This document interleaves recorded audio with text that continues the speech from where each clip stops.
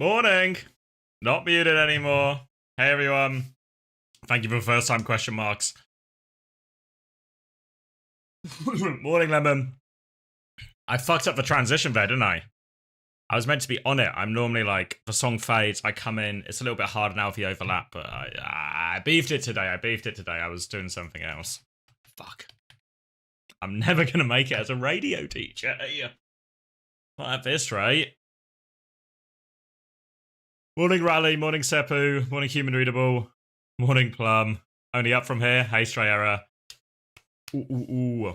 Afternoon? Or you must be Australian. Morning, BZ.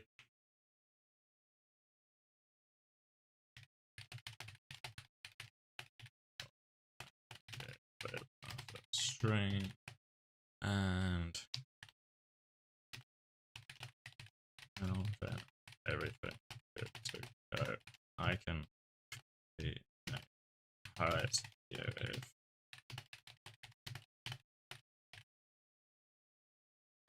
I just need to send the calendar to the team.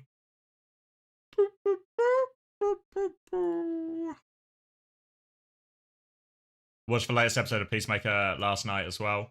Continues to be class, continue to be infuriated, and there's not more of it to watch immediately. I mean, technically it's always afternoon. Hey, Nog Friend. Morning, Hyper Mega Muffin. Hope you enjoyed your birthday. Hey, Wannabe. Hey, Alpha. I'm waiting to watch it all at once. Fuck, I wish... I fundamentally agree with you, Seppu, and I always feel the same way. But, you know, sometimes you just, you just work against your better judgment. I've been doing the same with things I've successfully saved. I've saved all of Foundation. So all of Foundation Season 3 is out now, and I've got all of that. Alright, let me close all the stuff I don't actually need. The EMEA highlights video on from over to OWTV is coming out later this morning, so we can watch that together maybe later. Rowan's done a crazy job. I don't know if anyone saw the NA highlights last night, but they were kind of fucking mega, actually. I really liked them. Yeah, I'm glad you're enjoying the interviews as well. I've actually still got a couple of them to catch up on. I've not listened to the Vega one yet.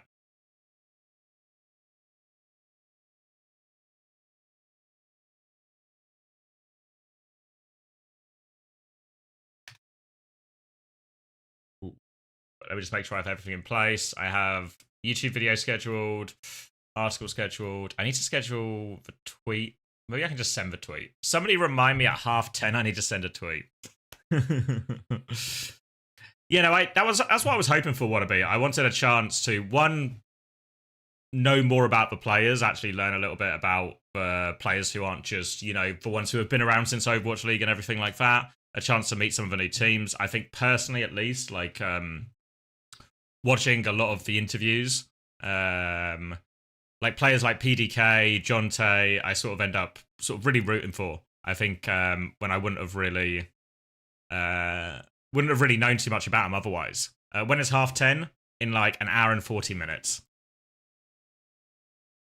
So that's all been really good. It's been interesting hearing the sort of,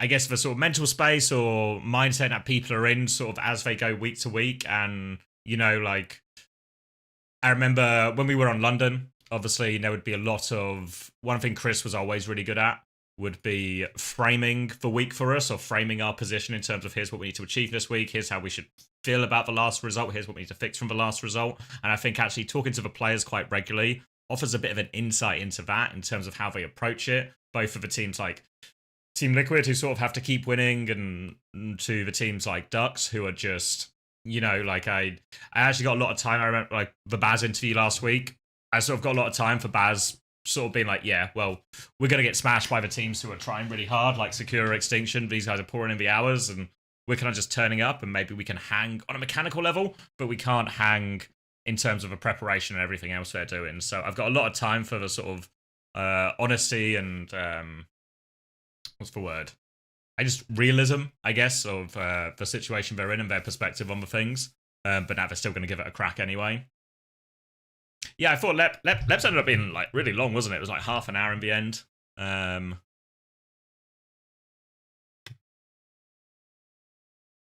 Meta fan in me, yeah. I mean, that's been some of I've looked at some of the comments on YouTube, which maybe in many ways is a death trap, but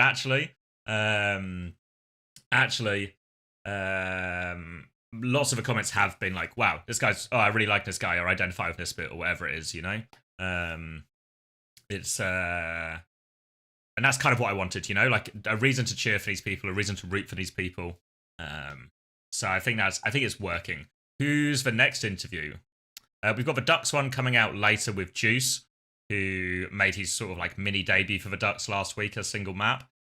Interesting to get his perspective as a sort of very much a new, it's a cliche, a new and up and coming player. But it was really nice to have to hear from him, and him sort of going from sort of missing out on playoffs to joining the Ducks and everything like that. Psycho's coming out later today as well. So Psycho and the Ducks later today, and then we have Cinnabar and King tomorrow.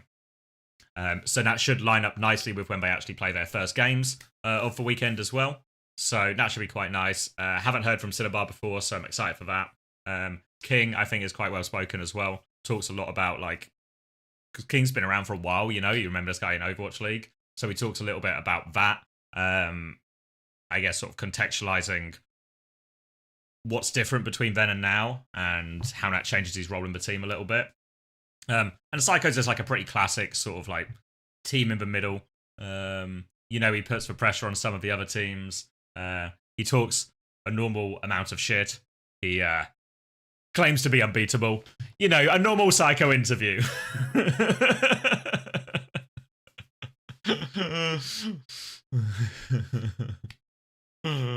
Nice nog, friend. Dual wielding.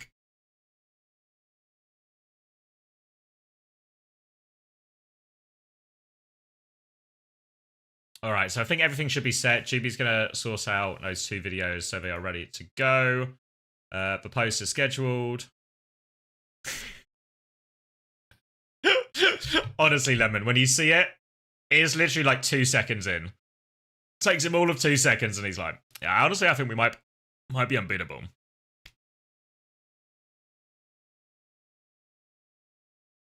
So yeah, you guys can, oh, I feel like I've shared the wrong thing. Hold on. Where even is that tab?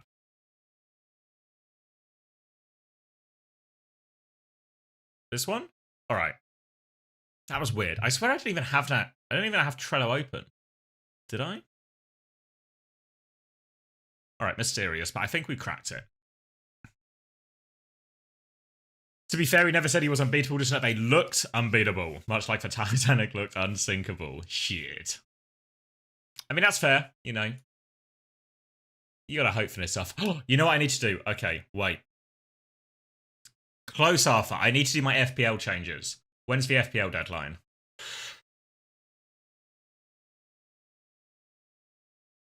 $11 today. Right. Okay. I need to do my Overwatch fantasy changes as well. Okay. Right. Lots of things are still happening this morning. To give you a quick what's going on type of loop, I need to figure out my fantasy changes later as well. But if I show you the week's 4 schedule, we're right in the middle here. And this is the last week of the regular season. Today we're going to watch Crazy Raccoon against Mergaming. Mergaming without a win. Crazy Raccoon only having lost or even dropped a map, I think, just to T1. Zeta Division against Way is probably looking like it could actually be a decent game. Zeta should come in favourite still after Way. Disappointing result yesterday. Onside Gaming versus Old Ocean. This is the battle of the mid. If we look at our overall standings table as well, the important things to know going into this final week of the regular season is the top 4 teams go directly to the regional playoffs. The 5th to 8th teams enter a last chance qualifier in which 2 of them, let me write LCQ, and then out of the LCQ, that's not a G, that's a Q, I promise you. 2 of those teams will join in playoffs. And the last place team, we're killing them. We're killing the last place team in the streets, never to be seen again, at least for a few months. All right, so those are all the stakes for today. That's the little setup. And yeah, I need to make my FPL changes. But I've gotten to 11, so I can do it. This first game is obviously going to be not that exciting, so I think I can squeeze some FPL changes into here. And then later today, I'll be doing my Overwatch fantasy changes, as I have to think, what the fuck am I doing with this Sakura double?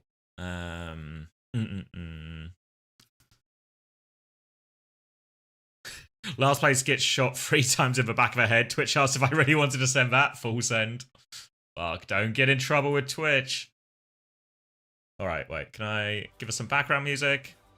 That'll be nice. Can I give us some predictions? That'll be nice.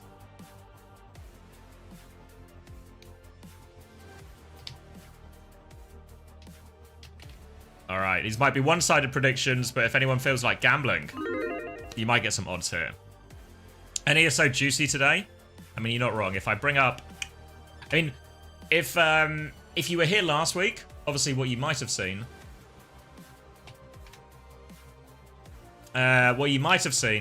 is a pretty underwhelming week of Overwatch, give or take a couple of Korean fixtures. But if you look at this week, if I show you the matches, let's just kind of ignore China out of respect a little bit. Today's matches, we got a couple of nice ones in Korea. Later we have Genji Peps. That one's actually... Fuck, that's a big one, actually. And then we got OWCS Virtus Pro. If you thought the Genji Peps was a big one, that's the real fucking big one, you know? Stage 1 winner versus Stage 2 winner. Kevster, the Kevster version of Virtus Pro, this is the real fucking test, you know? This is the one they have to win. Then Sakura versus Dildux. Dildux still searching their first series win in OWCS. Then Geekay versus Nightmare. Nightmare really desperate to prove they actually still belong. That it's a top 4 and not a big 3. And then tomorrow... Oh, actually, sorry. Time zones. But actually, tonight still, then Team Liquid play SSG. 2 unbeaten teams in North America. What a fixture. I will be rooting for SSG. Obviously, Max will be sort of rooting for Team Liquid. And then on Sunday, we have Cheeseburger versus Mer Gaming, which will be most likely that life or death game to stay alive. Then T1 versus Falcons. We'll see how much resistance Falcons have. We saw T1 drop their first map yesterday. Old Ocean versus Crazy Raccoon.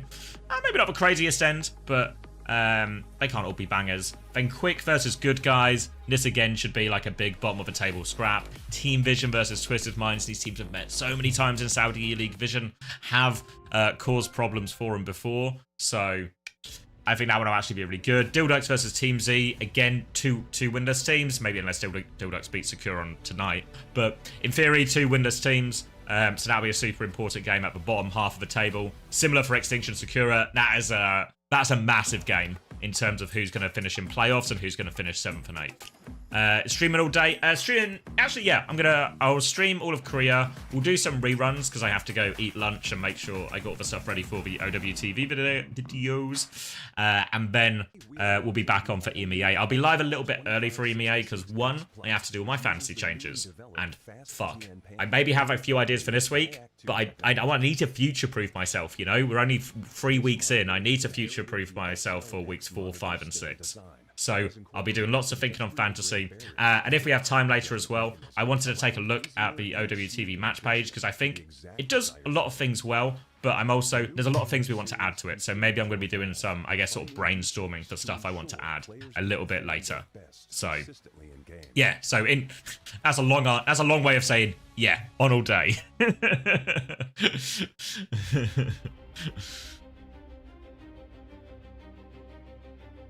You missed week 2 of fantasy? What do you mean? As in you didn't make any changes?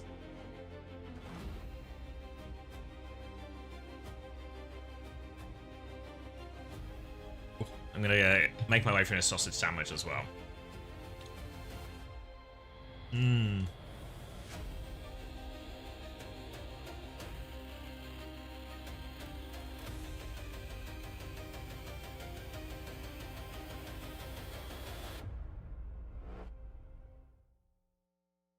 I had scissors. Oh yeah, maybe big trouble. Maybe big trouble.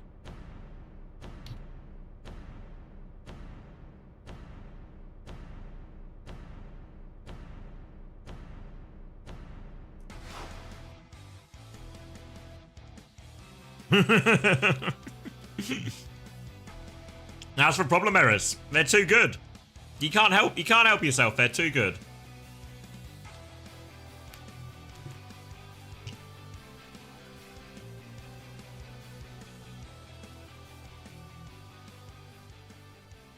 But yeah, you might be in trouble, Lemon. But there's still plenty to play off, plenty to play for left in fantasy. Don't forget as well, what happened last year is we're going to do it for playoffs as well. And the playoffs is a huge swing factor in terms of how you score in fantasy. Because teams are going to get eliminated. Some things aren't going to be worth as much as others. So really, really, really all to play for still. Are the Rhino rumors still alive? I don't know. I'm not certain, but my plan has changed and involves hunting a rhino later today. So that's, you know, if you want to take that as gospel, that's your call. But I'm yeah. I took a penalty to get Hawk out and Crocs in. That's reckless, Mama Hunter. Fuck, I think Hunter's really sold people on the Crocs bandwagon. Maybe me too. I'm certainly considering it at least.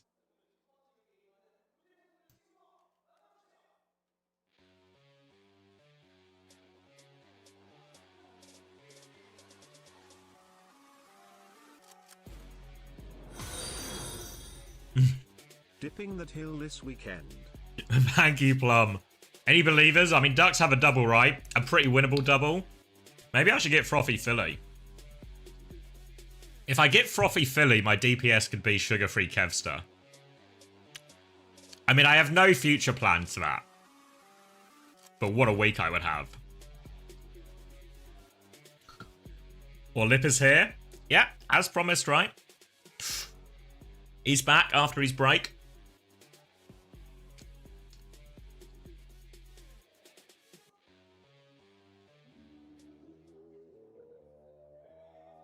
A nice, easy return for him, isn't it, Mer Gaming? I think he'll be alright, you know?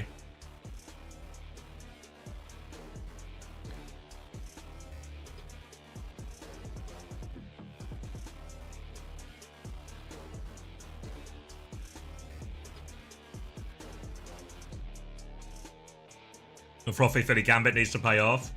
My problem isn't the Frothy Philly Gambit. My problem is what happens post this week, you know? What do I do with Philly afterwards?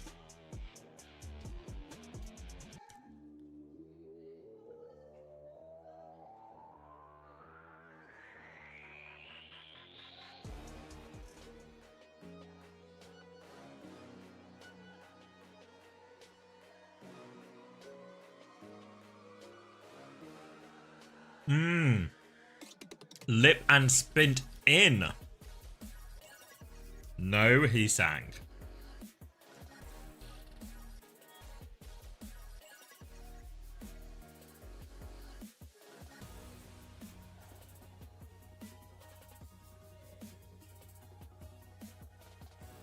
Interesting.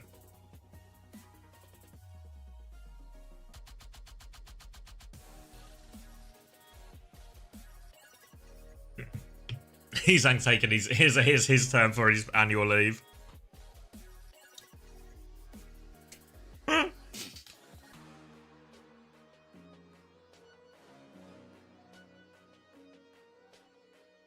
I know, I think, you know, he had his break. He's back.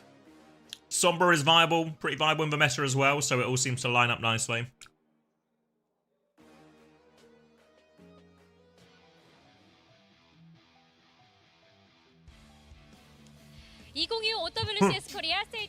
I think the interesting bit is the spin over Hisang. Why is that? Is it because they want to play Genji? So yeah, if it's for Genji, I feel like that kind of makes sense. But if Hisang, if Spin is just playing Tracer or something, this feels like a very different indication. 어디 가신지 모르겠어요. 아, 감독님의 좀 부재 관계로 오늘 희상 선수가 이렇게 또 자리하게 된대요. 자, 그렇다면 미르 게이밍도 만나보겠습니다. 안녕하세요. 미르 게이밍 코치 레온합니다. 네, 레오나 코치님도 반갑습니다. 먼저 크레이지 라쿤 팀 플레이오프 진출을 확정지은 가운데 이제는 정규 시즌 1위를 노리고 있는 상황입니다. 자, 현재 T1이 전승 행진을 달리고 있기 때문에 자력으로는 1위가 불가능한 상황인데요. 이제 남은 경기는 단 2경기죠. 미르게이밍과 올드오션. 상대적으로는 좀 순위가 낮기 때문에 크레이지 라쿤보다는 낮기 때문에 절대로 좀 그래도 방심할 수 없습니다. 자, 이게 바로 프로의 세계인데요. 이 와중에 오늘 립 선수가 복귀를 했죠? 그렇죠. 오늘 립 선수 경기 시작 전에 좀 한마디 좀 해줬나요? 어땠나요? 어떤 얘기 나눴을까요? 재원 형이 오랜만에 대회를 뛰어서 그런지 좀 신이 나 있더라고요. 네. 근데 신나지 말고 경기 잘해서 이겼으면 좋겠습니다. 자, 신나지 말고 오늘 경기 잘해라 라고 따끔하게 희상 선수 한마디 해줬는데요. 자, 반면 미릅게이밍도 마찬가지로 정규리그 단 2경기만을 남겨두고 있습니다. 라스트 찬스 퀄리파이 Hisang slowly becomes magic. 1승이 간절한데요. I don't know, it depends what heroes he plays. If Spint just plays Genji, it's kind of whatever, you know? Like, that was always a hero he had over him. If Spint comes in and plays Tracer, 여러분들도 그렇고 뭔가 이대로 maybe this is an indication of more things to come. 아쉽다는 생각을 하고 있어요. 그래서 뭔가 여러분들의 기억 속에 남을 만한 팀이 되자라는 생각으로 남은 경기들 준비하고 있습니다. Excited for the jumping hog. Yeah, I mean, I feel like Milgaru really set the standard. Set the standard yesterday for what you want out of your hog player. So we'll see if Jumpin just goes blow for blow. 자, 그렇다면 마지막으로 최선을 다하겠다는 팬분들에게 한 말씀 부탁드립니다. Milgaru lost though. 저희가 Yeah, but he won in our hearts, really. 남은 경기 다 이기고 좋은 모습으로 부산에서 만나도록 One in 하겠습니다. our hearts. 원해주셔서 감사합니다. 네, 자 그렇다면 미르게이밍도 들어볼까요? 여러분이 보내주신 Morning, San. 응원과 여러분이 저희들을 봐주신 시간에 뭔가 보답을 할 수 있는 Hisang is still cute.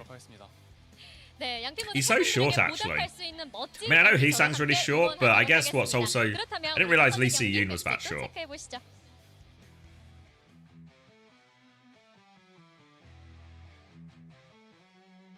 I've not played or watched Overwatch in 2 weeks. What's being played right now? A lot of Ball, a decent amount of Hog, actually. Flex DPS still pretty viable. You know, Tracer, Reaper, Genji, Sombra, stuff like this. All in. A lot of Wu Yang Kiriko, a lot of Kiriko Lucio still as well.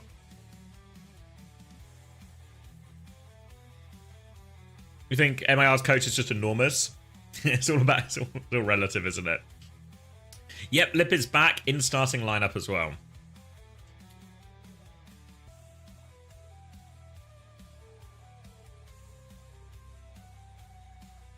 I saw your TFT Liquipedia has a lifetime earnings of 22. I mean, it's just inaccurate prints. It's not true. I remember all my LAN winnings. I mean, it's CF2, so it's not a lot. But we won $600 at I-48. And we won, it must have, it's weird with a currency conversion because it was in liters, because it was in Lithuania. But it was probably around like $300 maybe. Again, like divide by 6. So it's not like it's loads more, but it's 100% more than that. They're just missing some of the information. Is everyone in Fantasy going for Sakura games today? Yeah, I'm not sure. I'm considering it. Yeah, in many ways, I don't know. I'm getting a little bit cold on the Sakura double. I'm maybe thinking of a different option, but, you know, we'll see. I want a mouse pad I never got with Lego, really. I mean, I've showed this before, but you see this guy in the middle? Wait, look again now. Whoa. This is official Valve merchandise. I won this in Lithuania as well as a real-life Balloonicorn.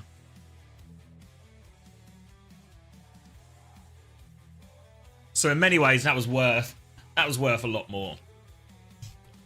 You know, like we won like you know, like $300 split 6 ways type thing. It paid for our accommodation, which we were more than happy with. But all the other Balloonicorns, it's up in the loft somewhere from when we moved. Because there was 2 prizes, right? We all got like a heavy figurine, or I think there were soldier figurines as well. So there was enough for one of us to have one of them each. And then there were a few big prizes. There was the real life Balloonicorn, the inflatable thing, and there was an in-game Balloonicorn. If you've played TF2, you'll know you can get an in-game Balloonicorn icon or item that follows you around as you walk around in game. So me and Extremer if anyone doesn't know Extremer, he used to play on Epsilon. He was probably the best, well, actually quite easily the best Lithuanian TF2 player ever. And me and him both wanted the same thing. So eventually we managed to negotiate. He'll get the in-game item. I'll get the real one.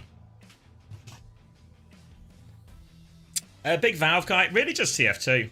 I mean, I've also had Steam for a while, and I've played like stuff like Portal and Half-Life 2 and like Half-Life 2 Deathmatch a little bit. But really just TF2 more than anything.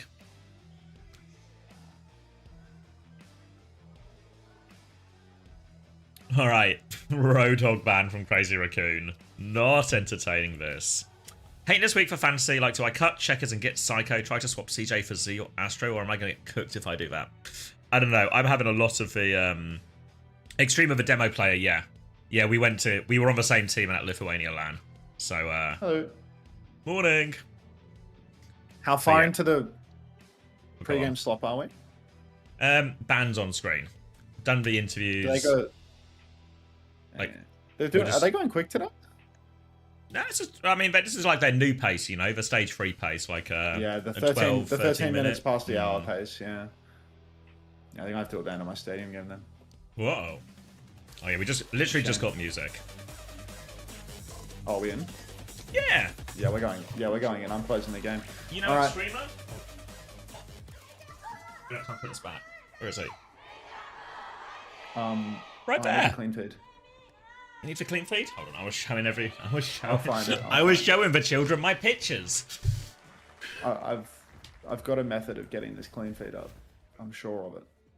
Is For the, day 2. is the coffee. method keep complaining out loud until I DM you? No, I'm getting it.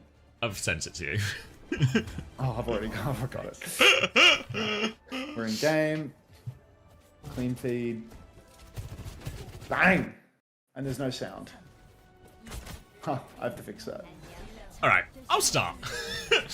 Yeah, you Roadhog banned from Crazy Raccoon as Lip makes his return to the roster. Lip and Spint in. Spint on Tracer as well, which is maybe potentially the most interesting here if Spint's coming in for Tracer. Jumping is on the ball against Ruler's Zarya as that first slam comes through, forces out some bubbles. Gaming will take a few steps forward, but they can't find any kills off that. You can see Crazy Raccoon harassing from all sides, waiting for Jumpin's timing, looking for something weak, but it's Jumpin who's taken the most damage. He's been forced out by Kane, and now Gaming a bit of space, but they need kills in this moment, Gaming. When they get this respite from the ball timings, they need to take some space, find some kills. Keep going, because I still got no sound. They've lost for cap here though, unfortunately. So Gaming are going to keep trying to rotate forward. That is Suzu out as well. And Guardian Wave low on resources as they rotate round, and that opens the door for Spint to come in and kill Univer behind. And you can see Gaming. They have to cross such big distances. Eventually they do close the distance with Shu. They've made it a 3-for-3 trade, but Ruler is out of bubbles. One more bubble hanging in there. Jumpin will take him down. Eventually Bled out, and Crazy Raccoon have also protected the cap while they've done this as well. So Crazy Raccoon win the first fight, and a healthy lead since they capped so early. Do you have numbers for me? Yes, 36, 37. Just works. Just 38. works. Yeah. Easy. The sound might not work, but the rest of it absolutely does. So here we are now. We've got Spint holding up on the left-hand side right now as Shu plays a very safe angle back of main. It's going to be incredibly difficult for Gaming to contest this angle. In goes Spint with the tidal blast, looking for a bomb, lands the pulse bomb combo, but looks to have been Suzu'd off or something of the sort, as no kills have been converted as of yet. Kitsune rush out from Univer, but here comes Lip with the EMP. It's a 5-man. Lip goes down with the ship, but all good captains should, and that is going to be Crazy Raccoon cleaning up this fight. Yeah, it's so difficult for Gaming rotating to this. You saw them use double support ult just to survive that onslaught, but Crazy Raccoon had them pinned in at that choke, just able to throw more ultimates at them. And they have more again. Nano and Mines as they come out in this choke, and with no sim, nothing like that, it's difficult. Kane has moved on to Sombra now, just for an opportunity maybe to bait out and punish Jumpin, clear a bit of space so his team can walk. Yeah, I mean, now you can just see everyone's trying to set up for Gaming, but Crazy Raccoon, they never let off that pressure. Kane's already been slammed out trying to set up through the right-hand lane. Jumpman comes rolling through, but even getting hacked means nothing to the young man as he just rolls down to the point, is completely safe. Ruler is forced to tap. Minefield surrounds him. He solo grabs Jumpman, but of course Shu, he's ready with the counter nano. Jumpman still has 200 HP. He's rolling around, dealing all the damage in the world to Kane. Kane's going to be cleaned up. Spin takes down MCD, and I mean, that's just going to be the round with ease. Wasn't close at all, was it? This is obviously, I guess in many ways fortunate for Crazy Raccoon that they get to play Busan for their first map, as it suits their strength so well, but also there's a huge gulf between these teams. You know, Mer Gaming currently winless, and that's probably going to stay the case today. It's really going to be tomorrow where Mer Gaming have their best shot. For Crazy Raccoon, though, I think they've actually got it pretty easy last week. It's this game and Old Ocean, so I feel like Crazy Raccoon probably are just on for that 7-1 finish. Yeah, I mean, when we saw that T1 victory, it did feel like, you know, perhaps having a lip in the lineup would have maybe made that series a bit more competitive. Not sure if it would have turned it to the point of actually being a win for Crazy Raccoon, but definitely would have made things more competitive. And now you can see Crazy Raccoon, they're actually rocking with the Spin Lip lineup. Having Lip just enables a bunch of different hero selections for Crazy Raccoon that otherwise they really don't have the confidence to play. Top tier Sombra, top tier hit scan, and obviously a very, very serviceable Tracer if they ever choose to do the Tracer Genji approach as well. So, I mean, it's funny to see Heesang out of the lineup. Do you think this is just a case of getting Spint more reps, trying to develop him as a player, or do you think it's actually thinking that Spint is better? It's an interesting one, because when I saw him in the lineup, I was like, if he just comes out on Genji, then it's kind of whatever, you know? He is just the better Genji. And that's a key part of why he was signed, and that's the comp he played before. But if he's playing Tracer like he is, that almost feels like a little bit more. But hang on, Univer and Kane have found a couple of trades on the high ground here, and now Shu's in big trouble. Misses that sleep too. Shu's been forced to rotate, and maybe a sign of life for Mer Gaming here as they try and get themselves on point first.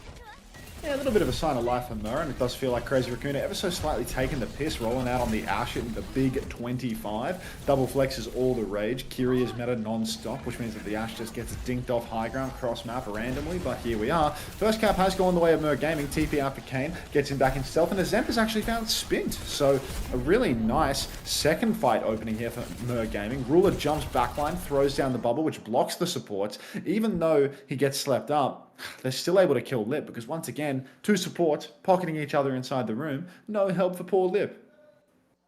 Yeah, I mean, we actually saw Ash yesterday for all of like 2 minutes, but it starts to become apparent why we don't see a lot of Ash. Oh, God. I mean, Ash is just completely outscaled by all of the new hit scans, right? Like, Ash was always having a hard time when Sojin was in the game. The only time that it was remotely doable for Ash was when you could like post up on a high ground position, like Ilios, Lighthouse or something, and like boot people off the high ground. You know, if you could stay on that high ground position, boot people back off it. But now, with the addition of Freya, there's just another new generation hit scan that massively outclasses the old. So Ash has really been left in the dust balance-wise. What's better than having a hit scan that can excel if you can maintain control of a high ground for ages? Is a hit scan that can just make their own high grounds at will by flying. Yeah, and I rate Freya for that one. That and the fact that you can double bolt people across the map with your projectile before they can even see you is another, that's pretty chill. Bonus. Yeah, I think it's quite chill indeed. Mer Gaming, they have traded 1-for-1 right now. You can see Jumpman's in the backline. The backline for Crazy Raccoon's looking a bit worse for wear. Jumpman's not getting any healing as well. Can we catch a kill? Oh, Zent has fumbled the bag. Jumpman's still going to go down, actually. So, again, Mer Gaming, significantly advantage in this scene. Crazy Raccoon's backline just playing back now, trying to charge up their ults, wait for the next turn. Oh, Ruler! How has Lip been allowed to get that kill there? No heals for Jumpman, no heals for Ruler. And it will be Jumpman who's back in the fight first as well. MCD's been naded, so again, Mer Gaming conceding a lot of space. And Lip has just found a way, take over, get the nano, clean up everything. The Kitsune rush is just decorative here. So, feels like Lip might be back. Yeah, no, I mean, I don't want to get ahead of myself, not wanting to put the cart before the horse, but it does feel like Lip may still got it. Now He's not washed. Away from man. Yeah, no, he's not washed. Those 3 shots he missed, washed. But those next 2 shots that he hit, he's back. Couple of shots out from main. You can see the Kiri versus the Ash matchup here, where it's just an easy headshot every now and then, and too far away for the Ash to actually do meaningful damage. You can see Lip constantly being poked. It's really difficult to peek from that high ground. It used to be a strong high ground, but you know what? Overwatch 2, it's done irreparable damage to Ash players. Tidal Blast comes out onto his end. He's looking for a target in main. He finds Lip. He hits the Stomp, the Pulse. Lip, even though he gets the Suzu, he doesn't have the mobility to get away from the Pulse because he got knocked down. Jumbin actually pulls out the Primal Rage in the mix, but hasn't found anything at all. The hack from Kane prevents him from doing anything. Virus goes wide. Jumbin jumps deep now. Chirong has dropped the Kitsune Rush on the point. Might be time for an EMP here. Might not, actually, as another trade comes through. MCD catches Chirong. 5v3 situation. Make it a 5v2 as MCD is going absolutely crazy on the Wu Yang. Actually, Merc Gaming stealing another cap. That's really nice for him as well. If it was on Chirong's Kitsune Rush too, so they can walk to a spawn, get another couple of kills too, save that EMP, save this Primal Rage for the next fight, and they have Kitsune Rush advantage. And actually, Merc Gaming, they have all the tools to close out in this round. It's just about nailing these ultimates.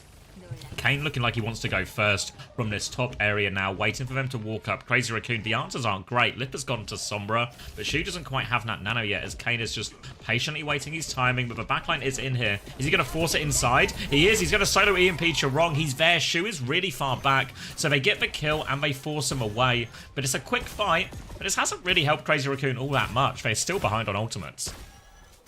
Yeah, now, Crazy Raccoon, I mean, they're down to their last life for this point. Spint setting up for the touch on the flank right now. You can see his ends trying to mark it. He spies. Spint starts doing a little bit of damage to him. We're actually going to see Univer TP over to the point to try and reinforce that side. But Ruler's playing in main. He's got Primal Rage, so he can play solo. Already, the overtime wick is in a case of being a real ping-pong situation. Both backliners locked up in a corner with Jumper, but Jumper does not yet have the Primal Rage to fully commit on this. Shu's caught Ascent in main, though, so Merc Gaming somehow letting this one slip. Chirong finds... well, Ruler finds a trade onto Chirong, but 4v4, and Crazy Raccoon have stolen the flip.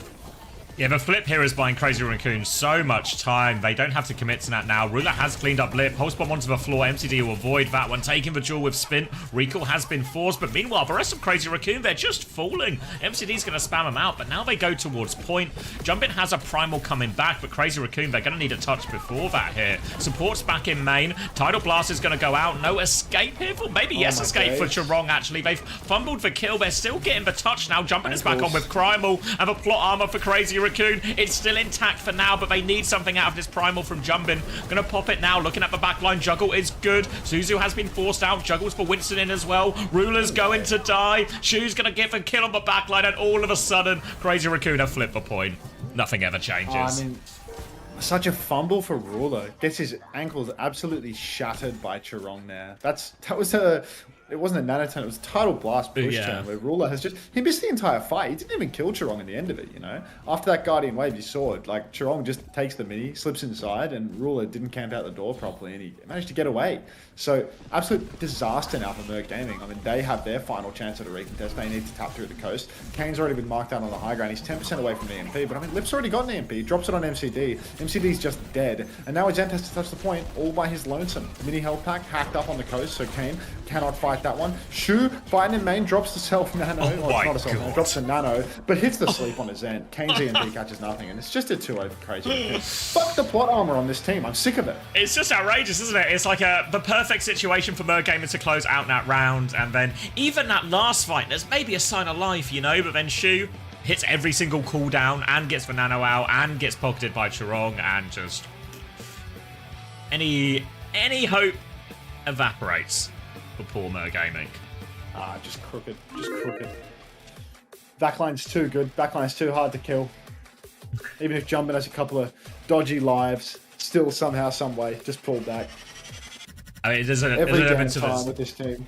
There's no surprise that is when they're playing Ashe and getting traded every fight, and it looks a little bit rough, like Ashe, Ana, Kiri, and then they go to Ana, Wu Yang, Sombra, and everything suddenly feels super clutchable, and they turn it all around. Crazy Raccoon's going to beat Falcons? I mean, I wouldn't be surprised. Do they play each other? They've already played each other. I mean, obviously they're liable to meet again, but yeah. Crazy Raccoon's other game this week is Old Ocean, so it should actually be a pretty straightforward week for him. Yeah. T1 Falcons might be underwhelming. Yeah, I feel like that should just be T1. T1 close out the not quite perfect stage. Merit. Yeah. Let's keep playing fantasy. I was in the thick of it with the fantasy. Alright, I'm gonna grab a drink, and then I need to figure out mine as well, because I think I've got multiple options for this week that all feel like they could be good, but I have no way to transition it into a into a sensible future plan. Yeah. We're back.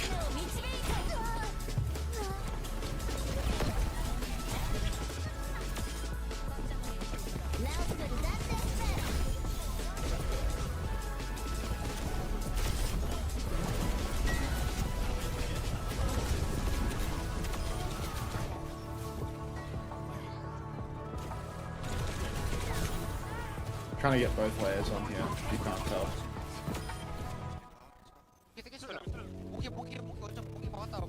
나공 줄래? Okay. There we go. So let's play fantasy a little bit. See what we can work out. Hi Cinnabar, how you doing?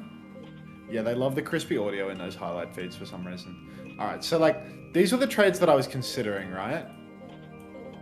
Where I was thinking Zomba Z, keep Violet, Checkers Crocs, right? Because then I have 9 budget for next. And I can make like huge moves in the coming weeks to like really expensive players that can like sort me out with doubles. I just need to know like how necessary is this, you know? Because like for me, I think I really want Infected for the final week, but I think Infected is quite pricey. Like he's 23 cost, right? So like that would pretty much blow my bank already. You got minus 25 for 3 transfers, no? Yeah, but I think that it's worth it. I think that I need to get 25. I need to get rid of Rhino. I think that both Zomba and Z will get me plus 25. But maybe I'm thinking about that wrong, about the 25 penalty, because Zomba and Z will both get me 25, right? But if I look at what I currently have, Landon will also get me 25, I think.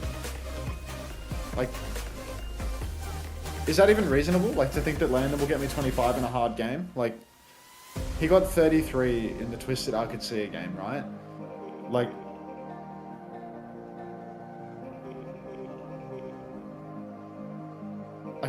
this guy scored really highly in these games. And he has a big game coming up. So, like, maybe the Z swap is actually unnecessary? Let's look. Take Crocs. Take Zomba.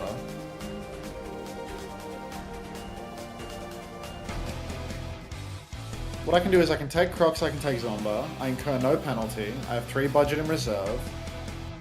I can trade Landon for Simple or Funny Astro in the following week.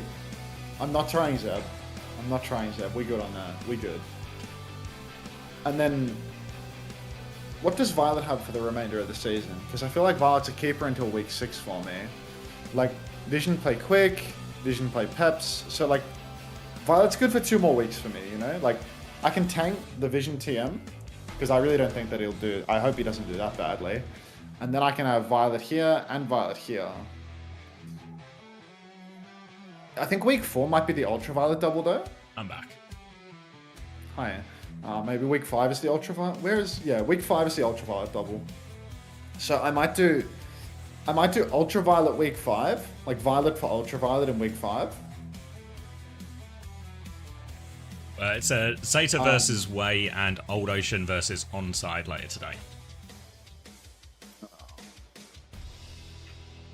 Just click back to the clean feed, oopsies. But I might be going cold on this point penalty thing, to be honest. Wait, why is that open? I might be going cold on this point penalty thing, because like, as in not if I'm committed to the this Crocs triple. double, yeah, like not taking the double from Z, you know, because like, how much is Z's double actually going to earn me this week, you know? Like, it could be a lot. I could be really understating the value of Z's double, because doubles can really get you heaps. And a support as well. Like, I think I've gone off the idea of double dipping the Sakura double, but I probably will still get Z. The way that I'm thinking about it is, I have Landon, right? I want to free up budget, that's why I want to get rid of Landon. With Landon being on my roster right now, 24 cost, like, he must be traded. He must be traded to free up budget, but because of the Crocs dip, I don't actually need to do that anymore. I don't need to free up the Landon budget. So what I can actually do is I can keep Landon here, not do the Z double, because like Landon plays who this week? Someone hard. It's a VP. Yeah, Landon plays VP. Like, that's a long series where he's going to probably earn, like, 20 to 30 points. Z would have to earn me over 40 points to be worth it because of the cost of the penalty. You know? Like, Z not just has to... Because you need to subtract whatever Landon earned. And I don't think that Z's double is actually going to be more than whatever Landon earned in one potential map 5 series. So I think this might be my keeper roster. Actually, I'm not going to incur the penalty. Now I have 3 budget in reserve and we're in the game, so we'll come back to it. Yeah, it's only really if you think you're going to transfer someone in, you might then keep for the rest of the season, where it then like offsets that a little bit more or something, because you get the points every week. But if you're just going to dump Z next week, not so much. But this is what people were hoping for. A bit of jump-in hog. It's going to be Torb Sim with it as well, a comp they've run commonly here. It was Milgaru tearing it up on the hog yesterday. Now Jumpin's going to have his turn. Lots of pressure onto Ruler already. He is going to have to back jump that immediately. And this might be a little bit of the game where Crazy Raccoon just look for these aggressive TP timings, try and keep on the back foot. Univert is already low, and Jumpin has caused a bit of separation here. Can't find the hook, but Chirong with the orb from across the map will do. They've gained a few meters, but they're losing people. They're all over this backline. Spint has taken that one. That's a 2-player advantage, and Mer Gaming are on the run. Yeah, Mer Gaming running for the hills, jumping, once again reinforcing my desires with the Crocs Gambit, as you can see.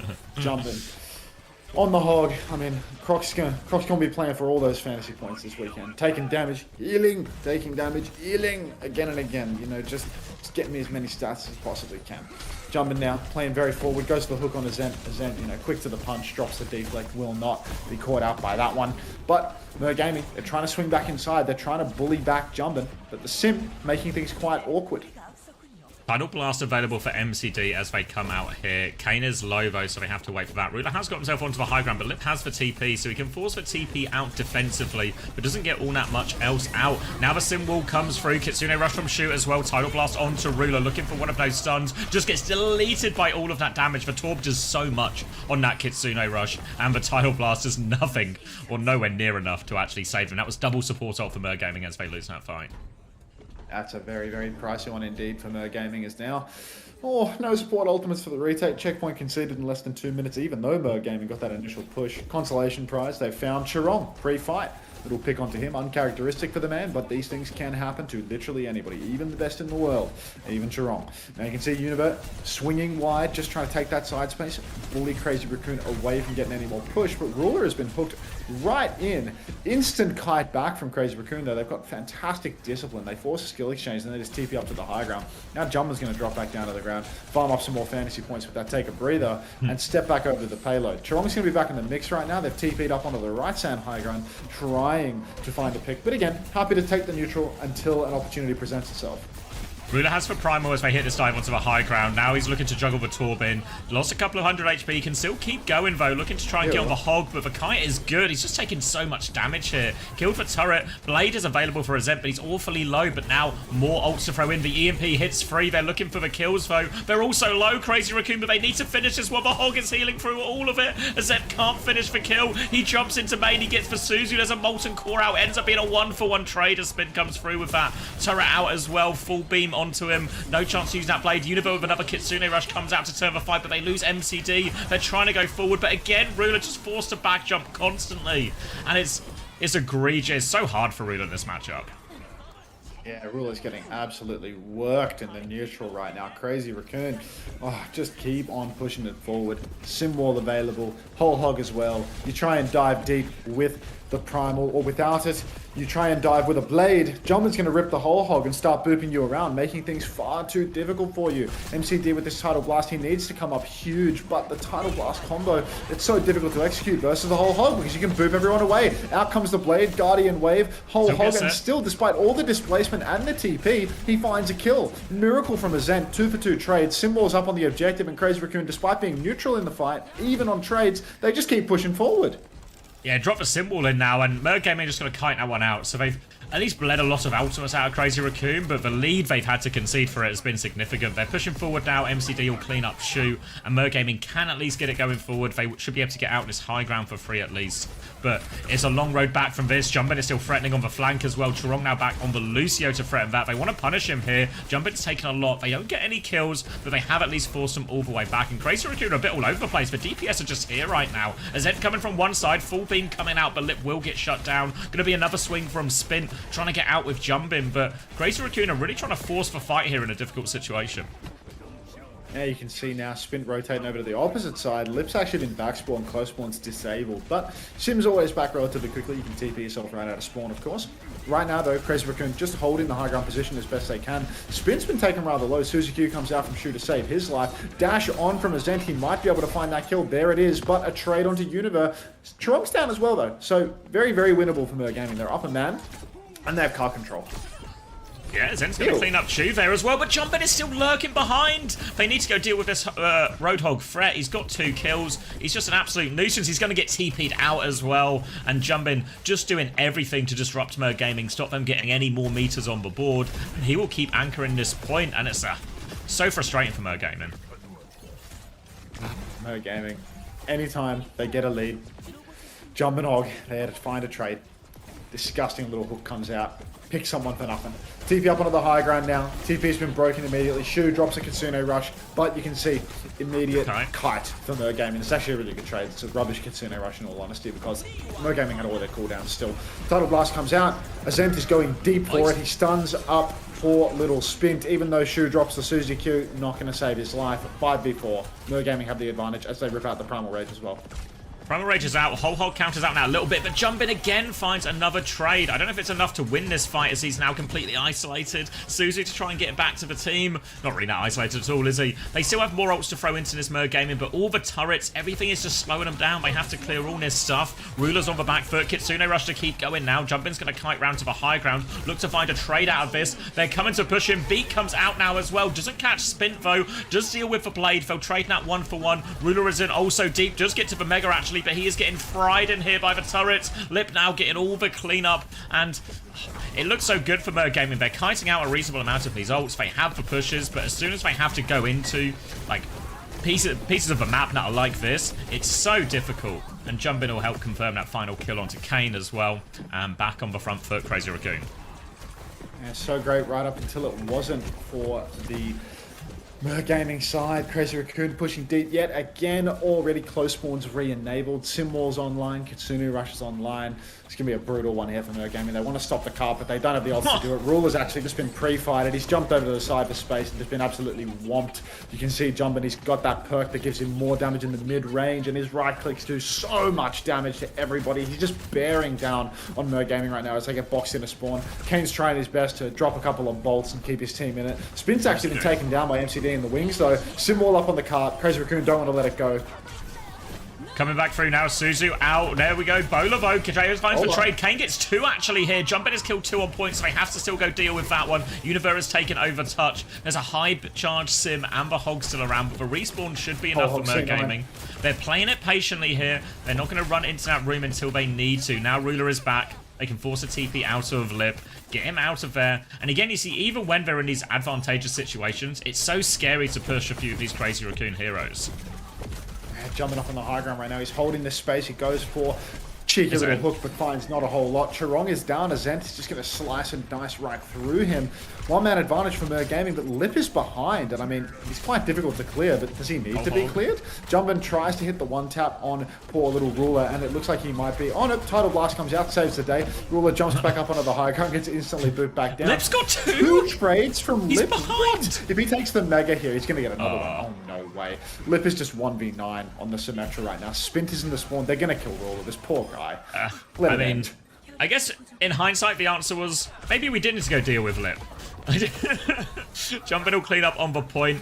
And again, Crazy Raccoon, it feels like a full chaos style right now. You know, Jumpin's in one position, Lip is behind, everything is hard to deal with. And what Mer Gaming need in this against this type of style? Decisiveness. Are we going to go clear the thing behind? Are we going to deal with the stuff in front? If you ever get caught between the two, you allow opportunities like Lip to 1v2 people behind you. Now, on the back foot, Ruler's going to jump for space. He has Primal behind him. It's a big push forward instead for Chirong. Looking for the Wu Yang here, hunting down MCD to the ends of the earth. Kitsune Rush comes out from Univer, though, and actually MCD will be really fine. Hook onto a Zed, denies that blade coming through. Ruler still has the Primal. 1-for-1 trade only, though, as they fight this hog. Primal will come out now, trying to chase it down. Forces him in. Does get the Mega, so can't finish that one. Goes for a squishier target instead. Helps Kane finish off Lip. And Jumpin is still there. Normally, Jumpin gets a late trade at this point. There's still more players behind as well. They have to be careful. Hook there onto Ruler as well. Turrets up too. Guardian Wave to keep Ruler alive. And Mer Gaming can clean it up cleanly for now. Thank you, Isaiah, for the 40 bitties. One last chance for Mer Gaming here. They're already down a map in the series. Overtime is about to start ticking away. We got 4 members for Mer Gaming on the payload. Somebody backspawned? I can only assume so. I was looking at the 40 cents rolling in, so a bit lost in the sauce, I'm afraid. Blades available for a Zent. No support ult for Crazy Raccoon, but Whole Hog might as well be a support ult in a lot of these turns. Chirong's actually been pre-fighted, but so has Univer. Jumpin on the Hog. He flanks, he finds a kill. MCD, he drops the Tidal Blast, but he will go down for it. Trade onto Spin, so it's currently 2 for 2 trades and check conceded. Univer and MCD have both secured close spawns off the back of this. Kane finds Shu, 1v2. He's 1v2ing Lip and Shu in the wings, and Ruler just needs to stay alive. Kane finds Lip as well. Kane's done it. Crazy Raccoon. I mean, don't call it a comeback. Oh, wait, yeah, they're getting the late kill onto Jumpin as well. They're staggering here, and all of a sudden, Mer Gaming, there's a bit of a window of opportunity. We're deep into overtime. Kane has for Bowler.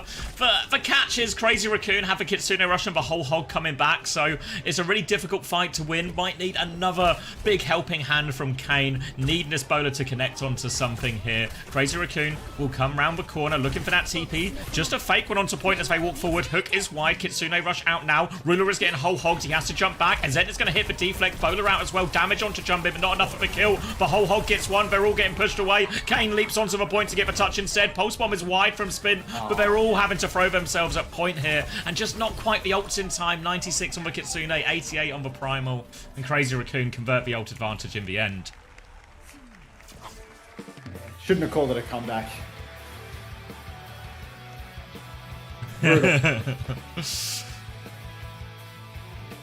You think we can get a Heesang map in?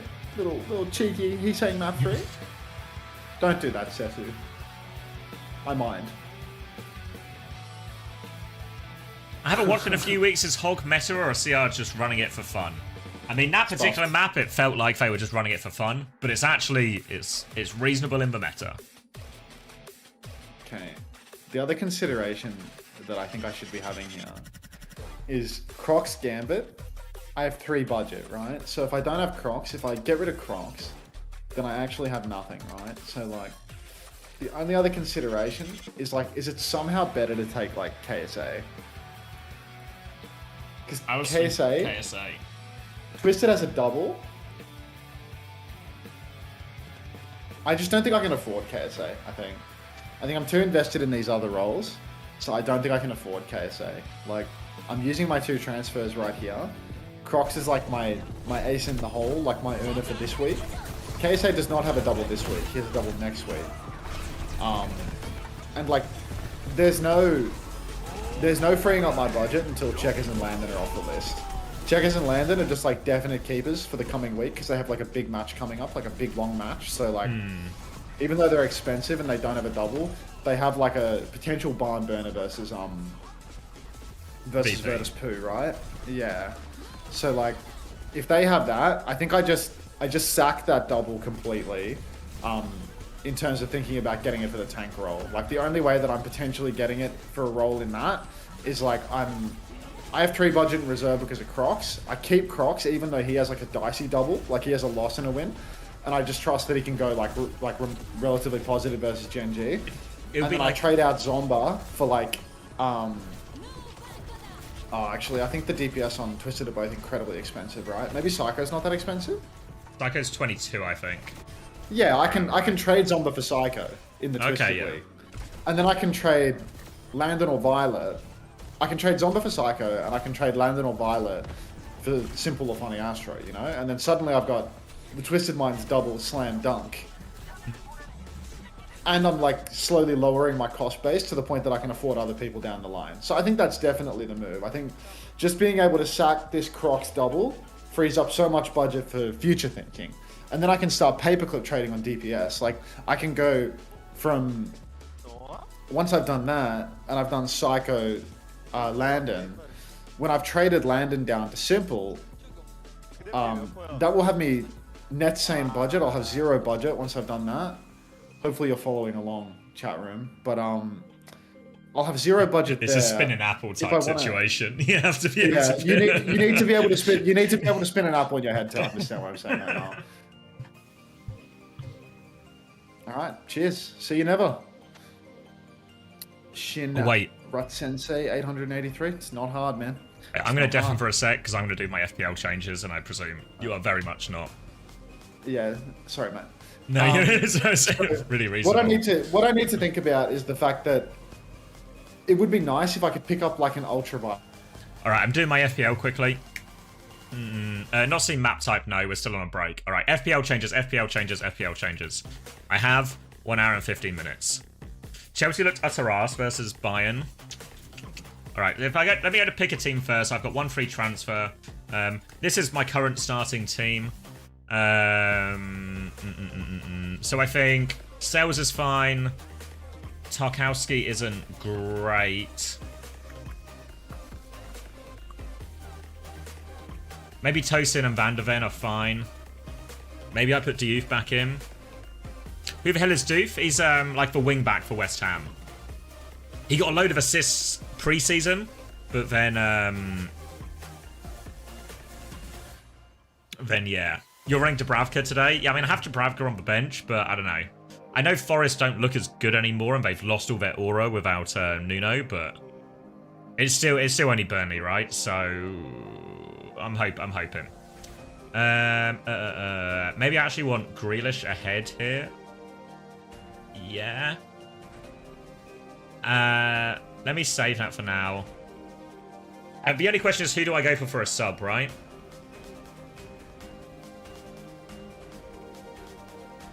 Gaikores, yeah, I mean, I can change for vice captain. It should probably just be...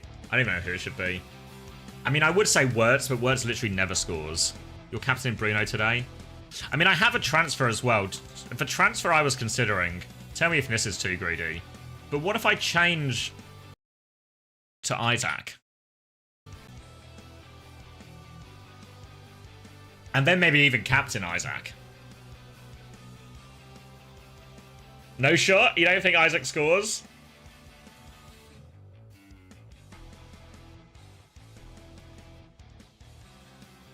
Not sure if he's starting today. You don't see him playing.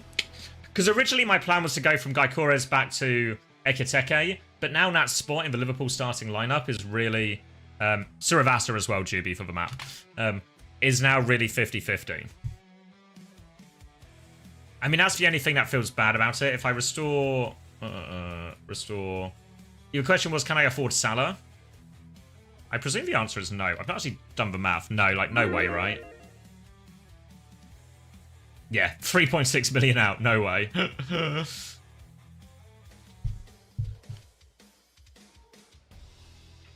You'd bank the transfer?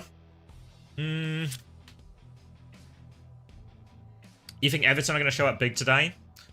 I could bank for transfer and then... Your pronunciation of these names is horrible. Yeah, I mean, the problem with a lot of these football player names is I mostly just watch... or I don't watch that many. I don't watch that many games is actually the problem. So I never hear anyone else say these, so they're just words I read. So I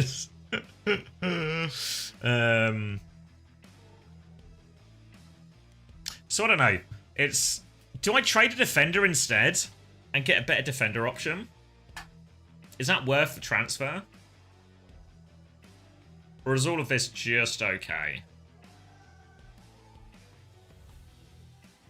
You don't pronounce the G, so it's more like Yokiras. If I gift a sub, can I get 1 fantasy point for my team? No. Oh, we're going into the map. Let me...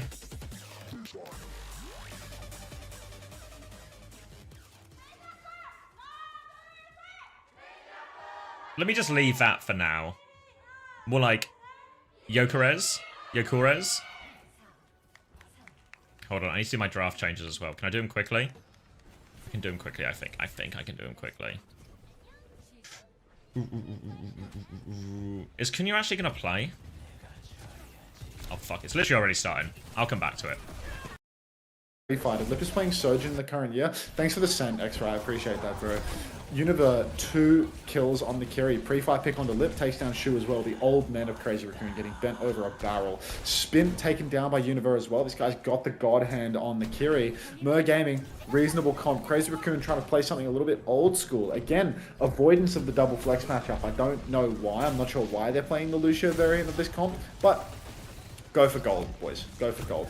Xavier still stuck in FPL right now. Can somebody tell Xavier that he needs to wake up and come to work? Oh, you're here. I'm literally here, mate. I'm literally sitting next and to you. You weren't even doing it. I just looked to my right. You're there. Welcome, mate. MCD taken down by Jumble. 1 jump, 1 die situation. Univer has to TP back, but Lip has gone down again, and Chirong is traded too. Univer goes down, says no supports left for Mer Gaming, whereas Crazy Raccoon have a much more healthy distribution. 1 tank, 1 support, 1 DPS. That's an easy way to clutch out, but they need to get on the point first. And Jumpin, stuck in a 1v1, might actually not be able to find the kill. Mer Gaming are going to be back in a flash.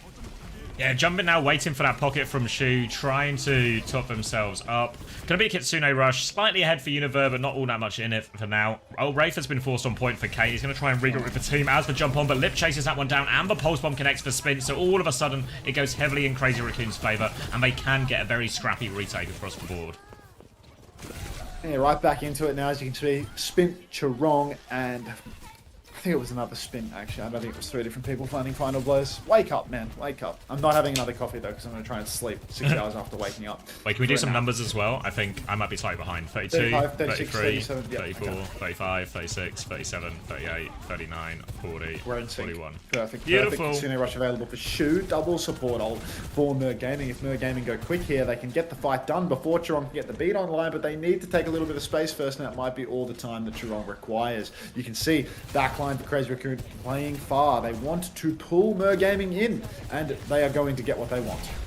Headshot onto Ruler as he comes up. Counter jump by Jumpin as well. But Jumpin's bubble doesn't land on the high ground. So Kitsune Rush trade. Overclock in the midst as well. Tidal Blast now onto Ruler. He has for Primal 2. Looking to find a connect. Zuzu is forced out. But now he has for Primal to keep chasing. Beat comes back in response. Ruler's going to try and keep him at bay with that Primal. But Spin is dived onto the backline here. Recall has been forced out though. So Spin has to go back to the point. They need for touch in all of this though. And Ruler's taking a lot of damage trying to contain this backline. Zen is still there. Overtime has been triggered. They need to get the touch. Jumpin's got a much later Primal. But struggling to find a true connect with this as well, but Spin has found the opening pick. Now they're doubling down to help Jumpin out of this corner. Lots of damage coming through from Spin. Univer is low. Jumpin gets the kill onto MCD. Spin gets the other one. That is the backline gone, and now Albina's touch expiring as well. Jumpin is playing Ring Around the Roses here with Kane. We'll get a bit of help from Spin, and Crazy Raccoon will finish that one off. Yeah, no, Crazy Raccoon. Thank you for the reassurance, Zach. I was thinking, like, it's just really, like, really, but no. I feel fine about that now. Okay, back jump from Jumpin, takes a hell of a lot of damage, but Shu drops the Suzy Q, keeps him healthy. Ruler jumps over to the side. They need to clear this space. They need to set up for their engagement. There's a spin online for Kane, but it's incredibly difficult to use it. But Crazy Raccoon already completely forced back. Kane tries to take that space, set up for the spin again, but now all of the cooldowns have been bled from Mer Gaming. Crazy Raccoon have a real swing timing for themselves. TP out off the point for Kane because he does not feel safe, and Lip takes high ground as a result. Now that Lip has this power position, you can see Ruler tries to contest. Jumpin, or I mean rather Chirong, playing bodyguard, just booping everybody off this high ground, giving Lip all of the space that he requires. Still, Kane's going to run him down. Chirong! A third boop to save Lip again, and Lip finds a Zen in the mix. Eventually, Lip does go down, but it's 2-for-1 trades. Chirong is doing it all right now. Everywhere his hit scan tries to go, Chirong is there bodyguarding, carrying the game. insane from Chorong actually there, because Merc Gaming, you saw Kaney had the opportunity if it wasn't for that boot to get that Blossom off, turn the kill, and then all of a sudden it's all to play for Merc Gaming. But Chorong plays Bodyguard, they'll get the first flip as a result, and now we'll come up to the big ult trade here. Double support ult on both sides. Primal's going to be in play, and that Blossom, Overclock, everything's going to be thrown at this one here. The key is actually, I think, a lot of the time in these big support ult trades, the beat can be the highest value one, so as long as Chorong can find a connection there, they can really go aggressively on MCD as he tries to cast his Tidal Blast. Lip slides in, goes incredibly deep. Big comes out for Chorong. Kitsune Rush comes out from Shu. You can see Merc Gaming swinging for the fences in this clash, but Lip has pulled the clock. He's found a headshot mid-air, mid-juggle. He finds Univer on screen, but can't quite convert the kill. Still, one-man advantage right now for Crazy Raccoon. Slide on for Lip. It's powered on nothing but aura. Doesn't get it done. And that's it. End up getting it over the line there on the double support ult trade. Kept hold of a Primal during all of that as well. Despite them having a Reaper on their own Kitsune Rush there, Jumpin was actually able to avoid a lot of that initial damage and keeps holding this Primal for the next fight. So again, Merc Gaming, they just have the Blossom to work with, but as we've said, difficult to get off. And I don't think they've actually got a touch here either. They're going to maybe... No, they can't make it. It was a Tracer getting marked on the right-hand side. That's just going to be the point going through. And now Crazy Raccoon, a single round from closing out this map as well. And they want to actually try and catch Merc Gaming on the rotation here. They want to fight. Okay. 2-0 lead, wanting to catch the rotation, but I mean, I think Merc Gaming are just going to get the free walk back over to the point. It's very, very far away.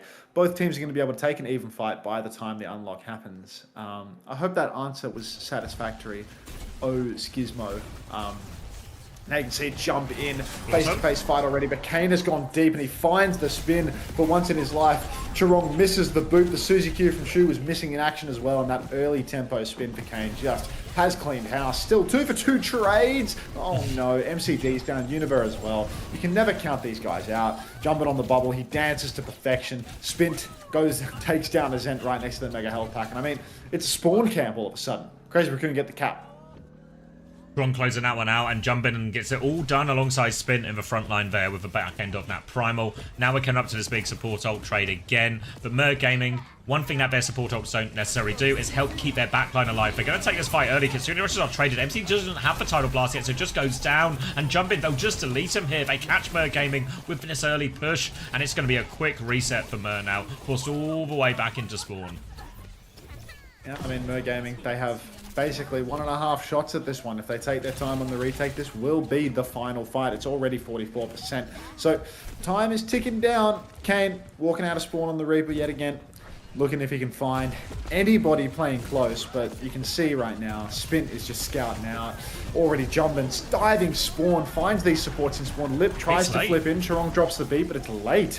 Very late indeed from Chorong. Back jump now from Ruler, trying to catch some of these Crazy Raccoon players that have pushed so incredibly deep. But now Merc Gaming, they're starting to realize Kane's behind. We need to get towards the objective. It's time to move. Bodies are on the point from Merc Gaming. Ultimates are there for them, but Jumpin, he's got a Primal. He's almost certainly going to rip it. He's going to Ruler's going to back jump. Jumpin's going to rip the Primal, but his Zent has fallen. One-man advantage for Crazy Raccoon despite the early lead. Jumpin has juggled Univer as well. Overclock from Lip.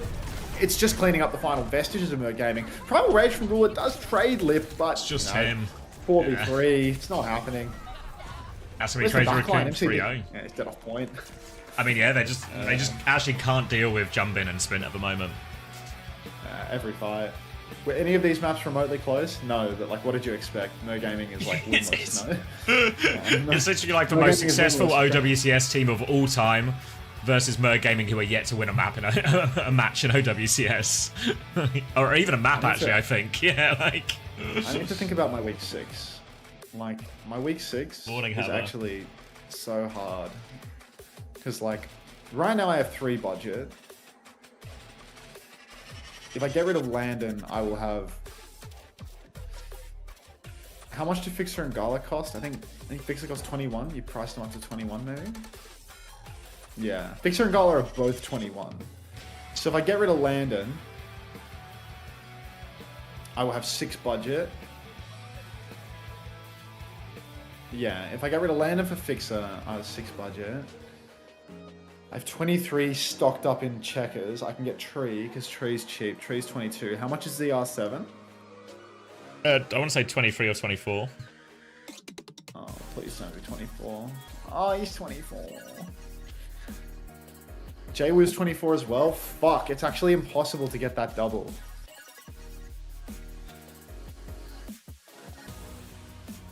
God, do I need to take fucking Maimone? What's wrong with Ramon? Oh. I think I have to go Maimone. Get Luvda. Shut the fuck up, Mama Hanta. I think I have to keep Crocs for the rest of the stage. I think I have to take Maimone, and instead of thinking only about the double at the very end, who does Maimone play in week 6? Oh god, he plays Lenny. If I'm taking Maimone, I can't even keep Maimone. That's the problem with these fucking...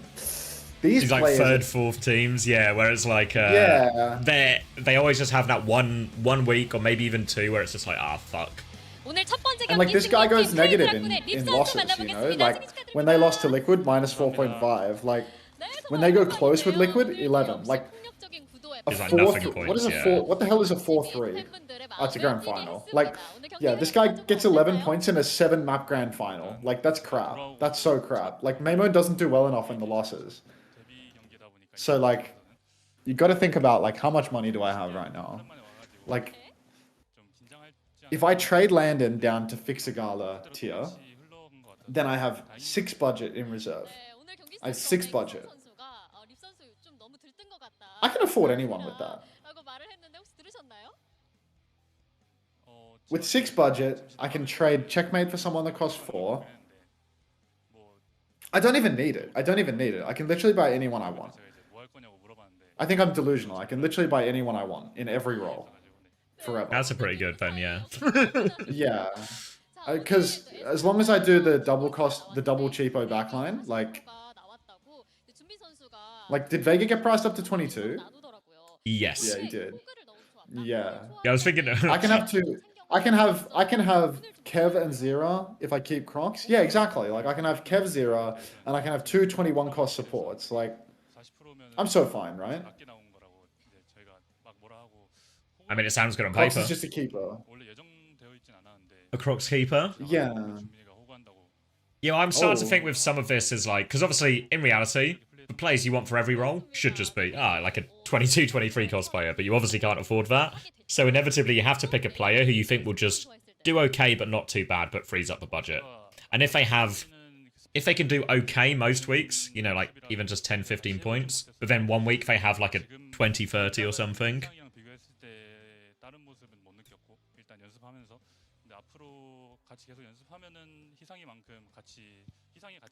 Alright, I'm going back into the FPL gulag.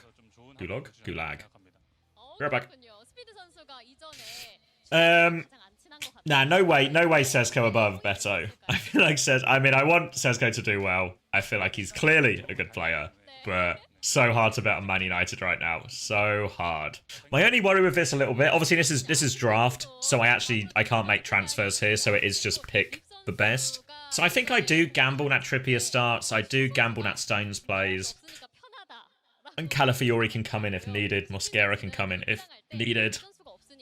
The only real choice is like Henderson versus Donnarumma, but I think Henderson will be forced to make more saves and Crystal Palace still solid defensively, so I think there's more likely points there for Henderson. I think it's a pretty 50-50 call though. Sesko, yeah, the risk here is just Bob or Cunha start, right? You know?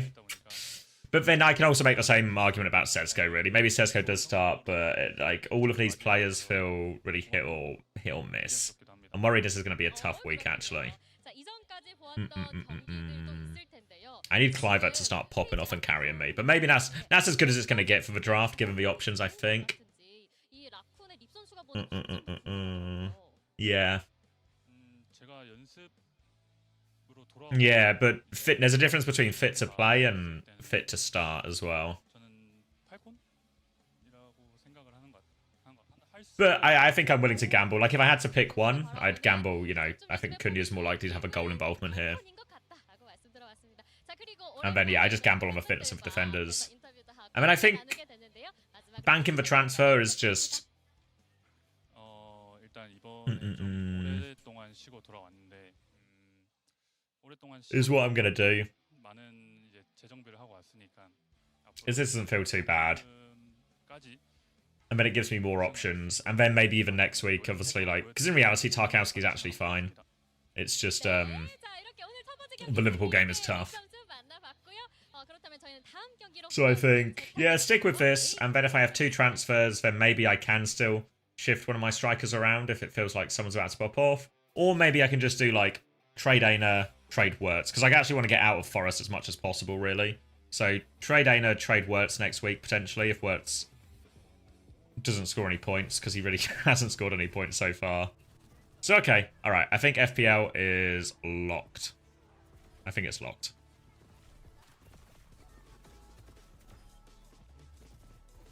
Still have wildcard and free hit for the next few weeks. Oh yeah, I forget. I keep forgetting that I have to use my free hit before... When is it? Is it before January? Yeah. I mean, I've not really looked at it. I mean, fantasy's very much taken, or like the FPL has taken like very much a back seat in my mind for other stuff. So I've not been really like forward planning at all. I've kind of just taken each transfers as they come in the week, you know?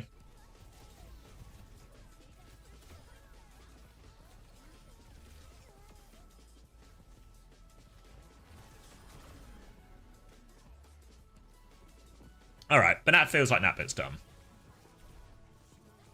Alright, I'm back. Changes sorted. Yeah, I'm also tapped in right now.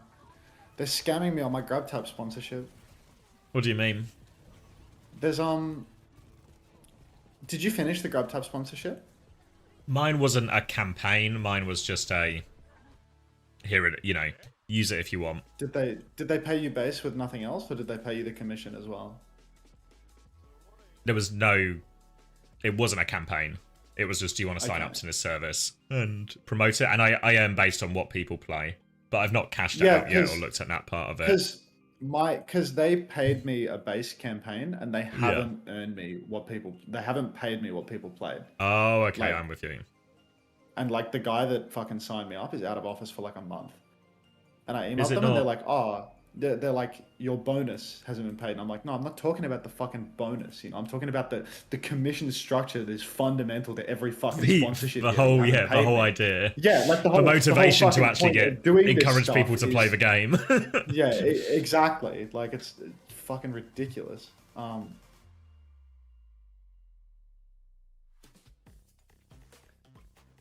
Yeah, you got a whole new monitor from it, Chugga. That's insane. In mobile game. Oh, Cool really? Punch Man, thanks for tier 1. Good Oh, it's, hustle. Continue your sub. Welcome. But yeah, I don't know. Fucking. You think the next game's going to No, be not way yet. better than this Not one? yet, no. Ha! Single laugh. I think Zeta Division might smash him, actually. I'd be worried if you're a way believer.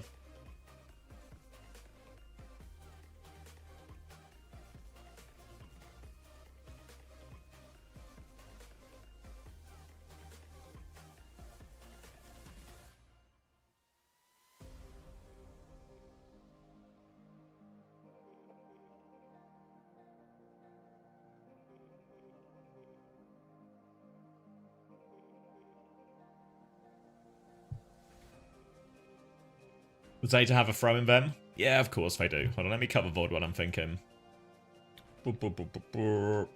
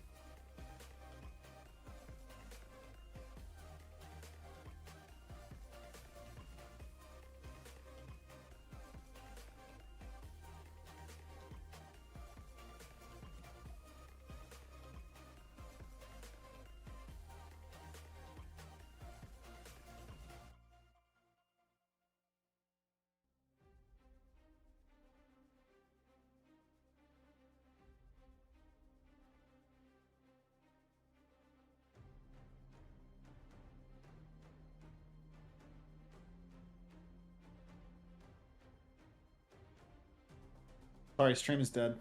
Let me put the marbles on.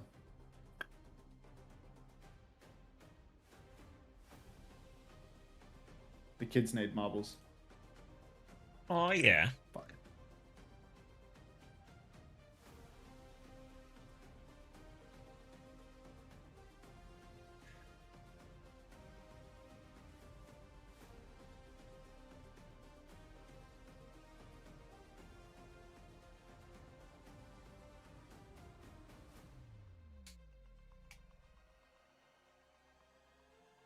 What's that? Ritz Mitz? Lovely. Okay. Let's get some marbles going. All right, I'm now 15. considering the ideal one actually is to double tap the Sakura double. You think so? Yeah. Does this work? No, the problem is I'm just trying to think is whether I go Crocs or KSA, right? Like the shift looks very different based on that decision. 60 seconds to race. Need for Frothy Philly double. I feel like Frothy Philly won't be the play. I mean, to be fair, if there is a week to get Frothy Philly, it's now. But all Frothy Philly does is create this same problem of like, I have to just, all my transfers have to be to just solve the Frothy Philly problem next week rather than to actually do anything to strategize for the future.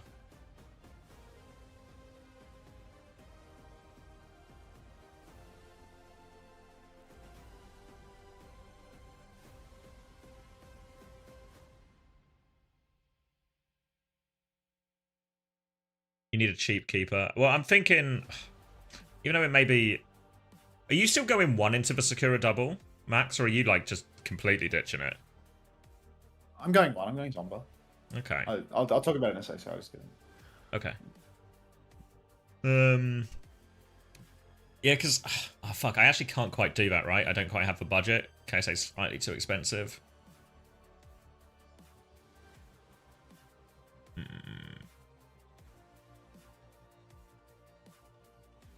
Like, it doesn't quite work. Fuck. I picked up Hawk, Checkmate, Tree, Frothy Philly, Gala. Yeah, I think you're good, actually. Until you need to get rid of Frothy Philly.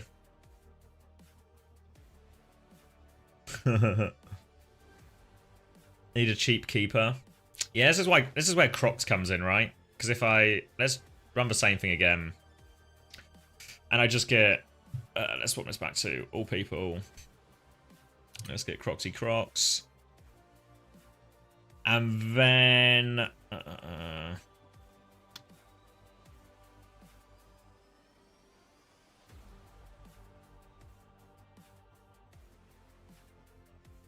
I believe TVNT should be 1 point cheaper than KSA. On what basis? What's the argument here? I have 2 extra points for next week, so I could always trade someone else if I need more. Vibes. 1 less hand. It's 2 less hands. You don't get any points for hands. I guess maybe you only get points for hands. Really? Taking Sakura against the Ducks? You'll live to regret it. No messages from Nog Friend, though, so...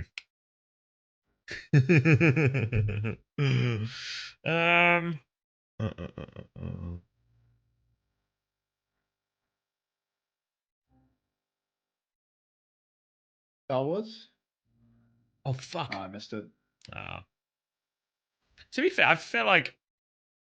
I mean, there's been a few times I've caught it, but then it's not triggered. Any, like, copyright thing. So I don't know what the rules are. I think I missed it this time.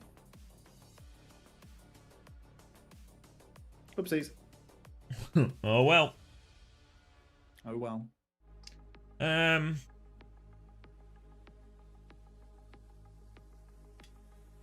Because I could just go Kevster, because that's like the most immediate dopamine. But then I've just got myself stuck. Unless I just commit... If I commit to Crocs and just keep Kevster the whole time, isn't that a system? That's basically... That just feels like your gambit with...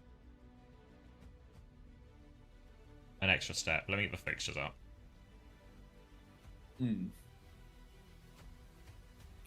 Oh, yeah, I mean, it's just because, like, I look at my roster right now and it's like, if I have. Oh. Cat, you've won. Nicely done. A marbles victory. How's it going, oldie hunter? It's going alright.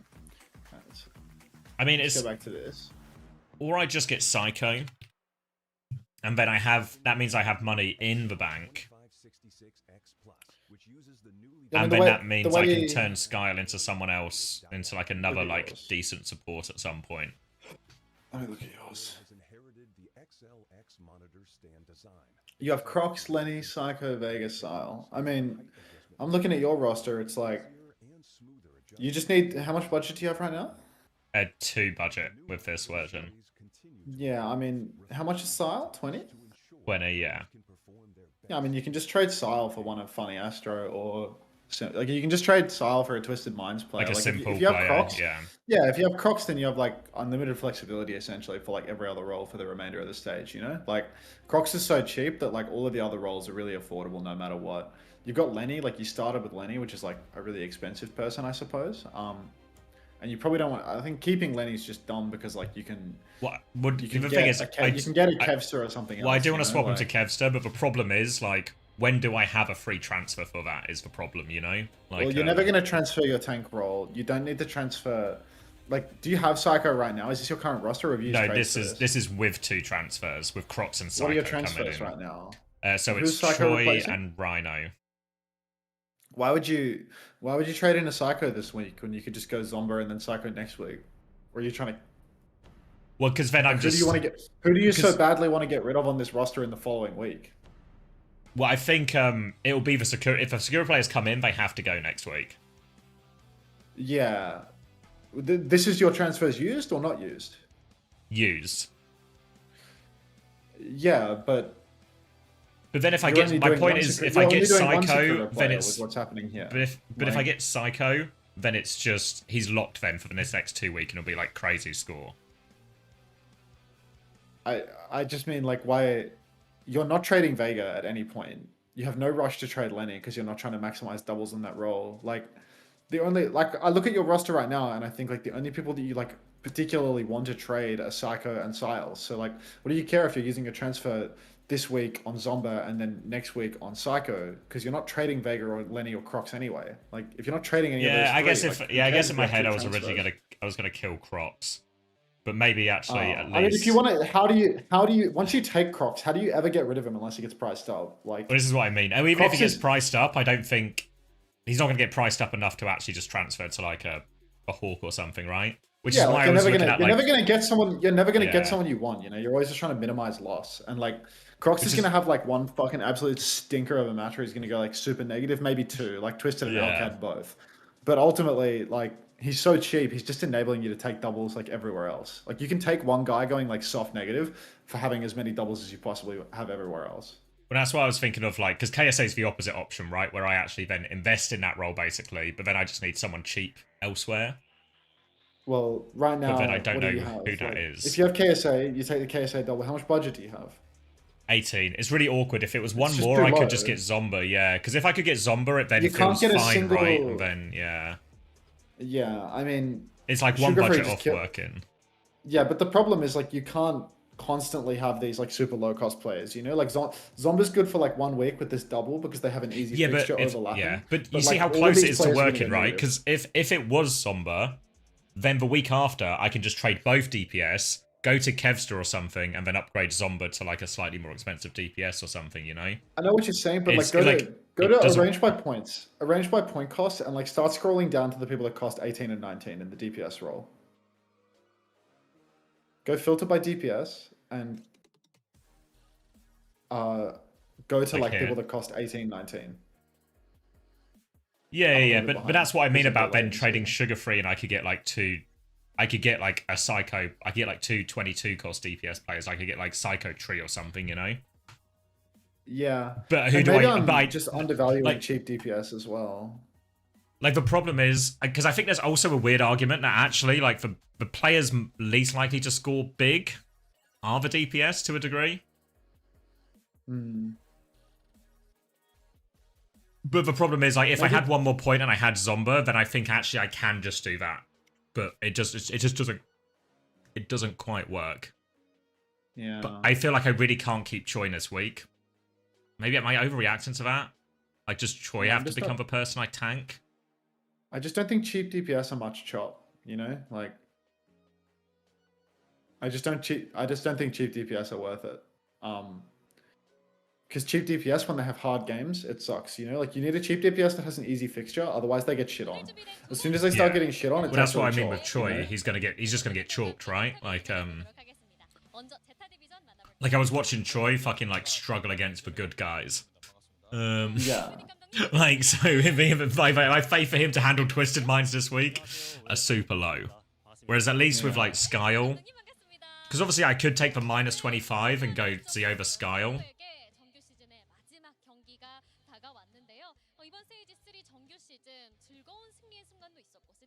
I mean, that's the other option, is I commit to the triple.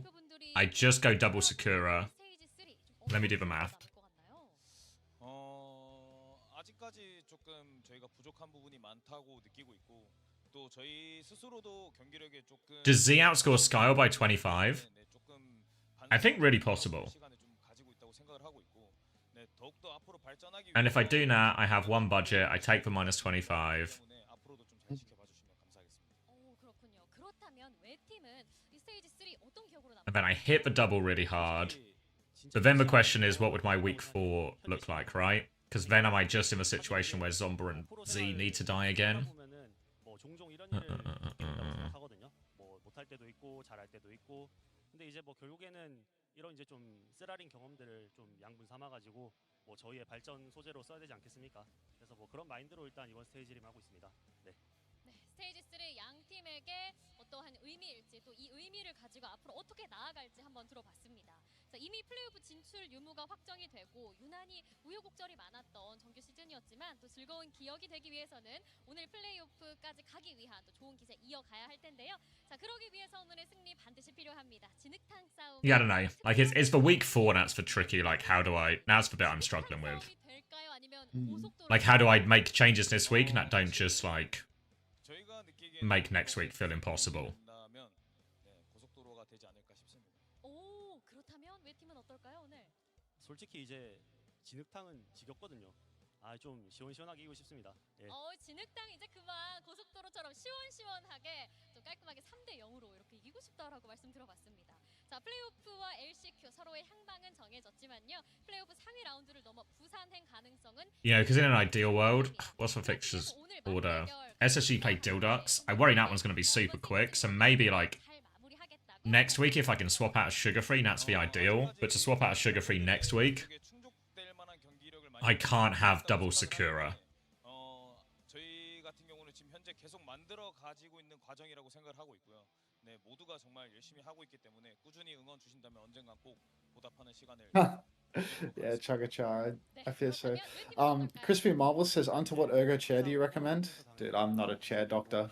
I bought a Herman Miller Aeron because they had them at work at LA Gladiators, so I kept it. I sat in it for a couple of years at LA Gladiators, and then I came back home to Australia, and I thought I was sitting in like some IKEA. I think I was sitting in an IKEA Marcus, like something that was just fucking terrible. And I had like a racing chair as well. It was like they were all crap, so I bought a Herman Miller Aeron. 어떤 팀이 승리를 가져가게 될까요? 웹세트도 확인해 보시죠. What if I go Crocs Kevster? This guy. He's trading in a Kevster in week 4 or like week 3. Like he's just doesn't have the fantasy brain. Like What do you think? What's the problem? And then I swapped you just don't have the Sugar-Free, fantasy brain. and then I get like I go into simple. No, like literally. Let me do the math. So let me do the math. Guy. What do you mean? This fucking every time I get back, Is he literally walks? He's stormed off. He's stormed off because he's scared of genius.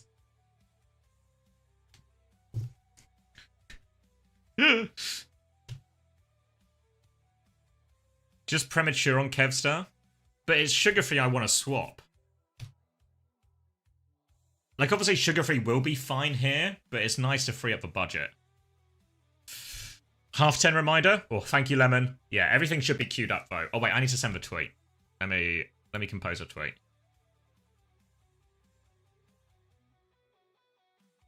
Good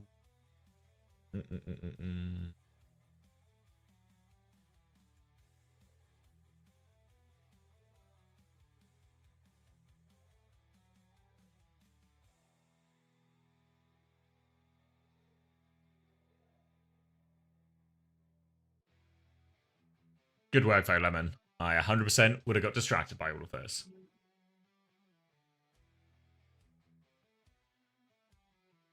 Let's just use the text from the last one.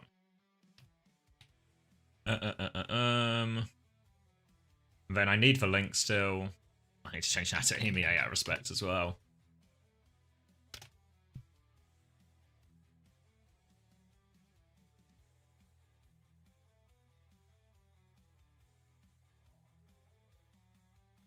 Surely this is a Chaos in Kaneo angle. Now we're talking. Now we're talking.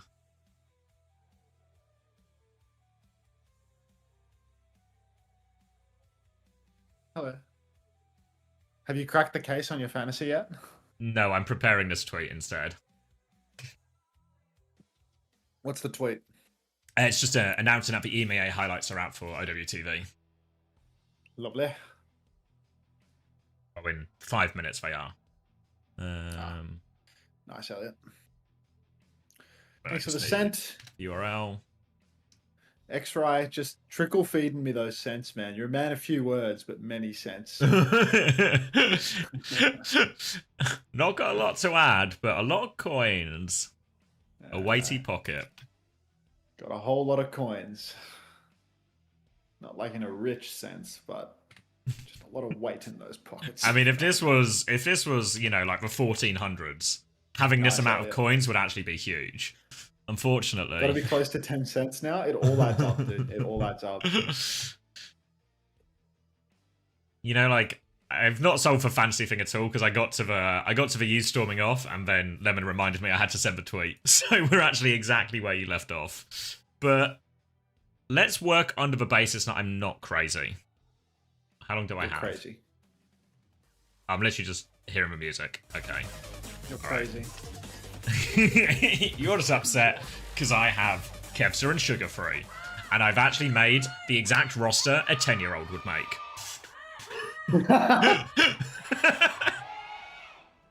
You've got the iShow finance. Yeah, but what if Crocs is for finance? Then you go, you know, like Crocs is for finance. It's a French, French finance. Roster. They're good with money. All right, Pelican, Sim is back. Magazine is on the wheel. 18, 17, 16, I wasn't 15. paying Tell me attention. it works. Keep 14, going. 13. It works. 12. Just works. It works. It just works. Mag rolls behind. Milk Gizzy. I mean, way not long for this world, for this match, I feel. They've had so much trouble with this double flex matchup where Aid has no longer been able to carry on the hit scan, and now Zeta Division, they just get to play double flanker again. Sombra's available, and he can use that to camp out Aid, who's playing hit scan wide at the moment. But Aid, for the meantime, has played coast and gotten a whole lot of damage in. He's being dived, and Sonjin is actually the first to fall. Nice opening dive from Wei. Like I was saying, they are going to make this series competitive as Pelly's going to go down. Really expecting an immediate Sombra swap here. Yeah, very much will just give them the edge in that matchup. Then Alpha, you can keep mirroring it as well. They need something to get onto Aid, because especially in this downtown, that high ground position, you can see Aid floating around Val. You see he's got full pocket from Lee Soo-min as well. This is the position that Zeta Division really need to deal with. It is tricky though. Again, Tracer Sombra can't necessarily affect that one directly all that often. Mag is going to be the one who has to try and find it. But while that happens, Milgari's just zoning this backline in the corner. Aid is taking pot shots as well. And it's difficult for Zeta to move forward. You can see right now Zeta Division rolling around. Milgar is incredibly low, being poked super low, and he will go down actually. Pelican just finds that kill right away. This Sombra swap makes things so hard for Wei because he can target both ends of their comp. He can make it difficult for Milgar, but he can do the same for Aid. So low on the coast right now as Blissey drops a Guardian Wave that's going to take down Lee Soo-min, and the flip has gone through. Now this is where the real struggle begins for Wei, because even though there's lots of high ground space, again, it's so difficult for one of Milgar or Aid to find value. One of the brothers is going to be camped out by Pelican in these fights. Yeah, choice for Pelican now. Mag is hovering top left as they're just trying to poke each other for a bit. But really, it's Pelican's decision which one he is going to mark. You see Sunjin is actually quite deep behind, trying to take some attention onto the backline there. But Finn doesn't seem all that scared at all. But maybe it was actually Milgaru marking Pelican. How's he found that kill? Big opening now as they come towards point. But Bliss has killed Lee Soo-min. Even trade now as Alfie still underneath Milgaru. Has that pulse bomb in hand. But the backline from Zeta, they keep finding kills. Aid is in awfully deep. But going to take a miracle to get a kill from here. On the coast, and Alfie can finish off that one. And started well for Wei, but couldn't convert that into anything.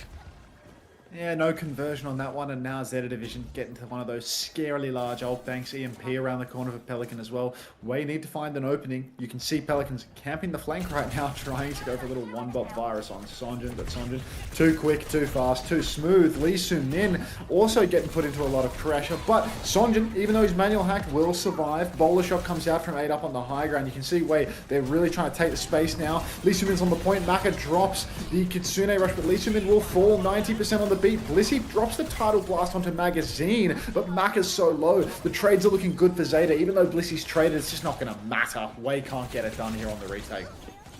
Gonna have to back out the choke now. Hack and Virus to clear him, and it's gonna mean one more attempt for Wei. They do have the beat to answer this EMP if they can get that one off successfully. Aid also going onto the Sombra now as well. Just not being able to survive, not being able to have the impact he wants on that Freya. But again, the decision making goes over to Pelican. He's gonna get the manual hack onto the ball here. Alfie is right there with him to force him all the way back as well. And now Pelican's actually gonna push this side. EMP coming behind Wei right now. Looking for Lee Soo-min. He's caught in it as well. Lee Soo-min dies with the beat. And that'll just be it, I think. That's 3 kills already out of that EMP. Perfect from Pelican. And Wei had no answer to this Sombra. Oh, so tragic. They flipped? The way there. Why did they stole the cap? Yeah, fuck it. Fuck it. Lee Soo-min comes back with the beat. Do it, Lee! Yeah. I don't know, mate. Like, Sombra swap comes through. Lee Soo-min can't get the beat online. By the time he has it online, he's in main and he's caught in a 3-4-man EMP. Just an absolute unmitigated disaster right there for Wei. Pause comes out. Some time to think in the scoreboard. Time to send a tweet.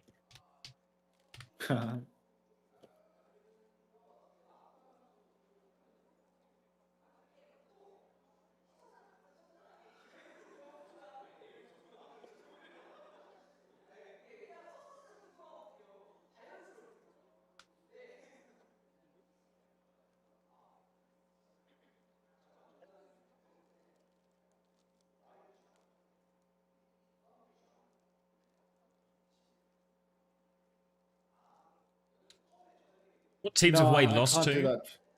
All the big teams. And also Onside Gaming. No offense to Onside Gaming, of course.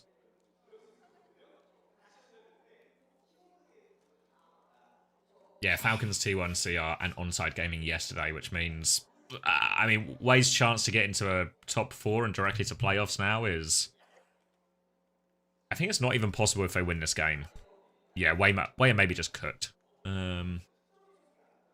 Obviously, winning this game will still give them better seeding going into the LCQ, so it's still really worth something. But their high hopes of getting directly into playoffs went away with that Onside Gaming loss yesterday.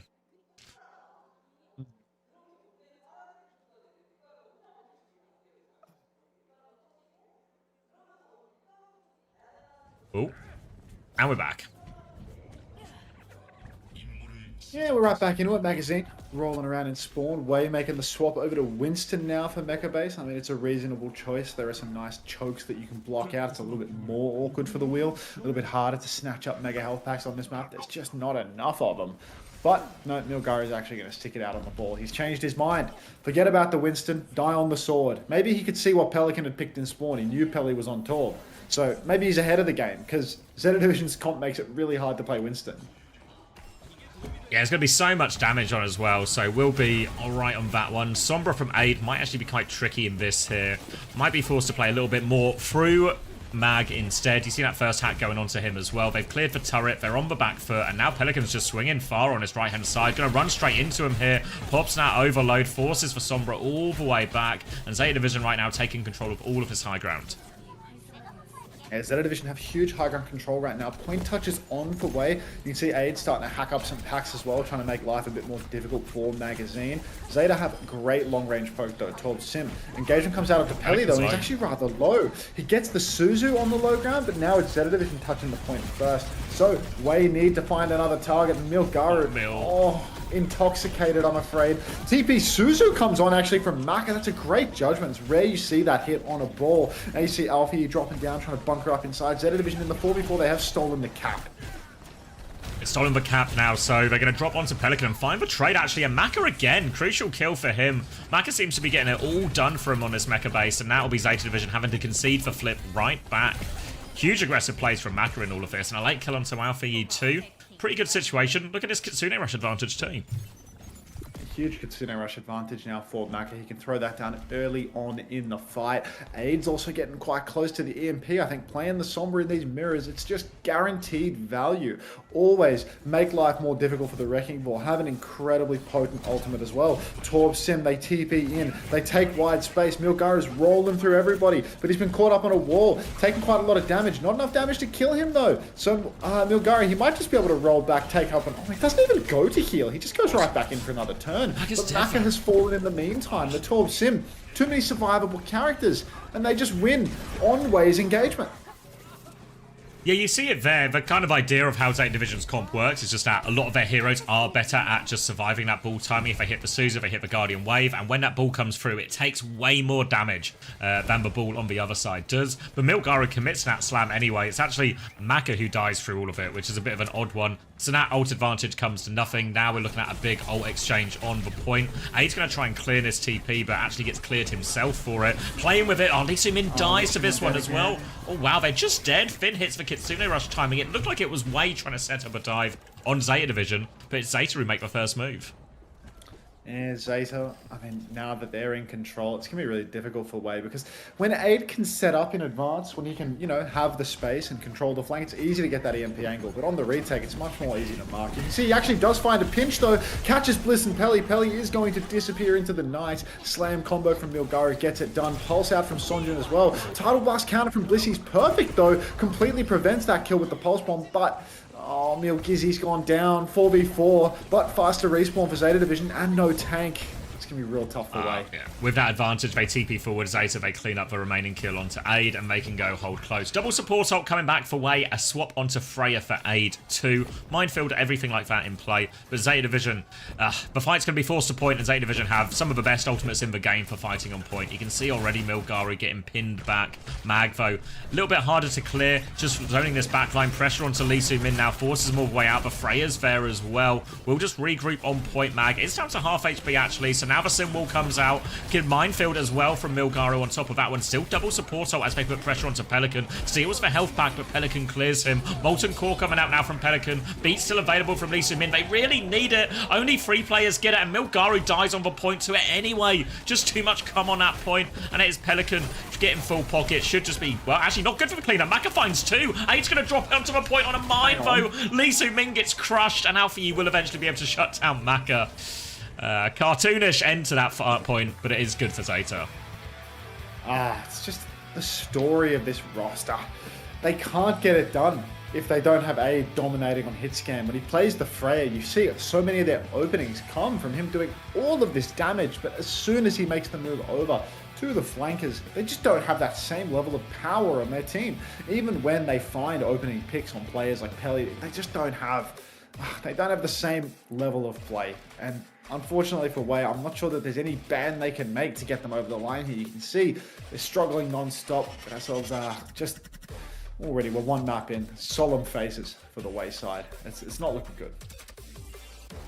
Yeah, you can see the sort of problem they're facing, where Aid plays Freya, then it feels really bad. So he goes to Sombra, and then he struggles. So then he wants to go back to Freya, and he's just struggling on Freya as well because of the nature of the hero in the meta at the moment. And it just feels no good option for Wei to get their star man into a position he can actually be the star man for this roster.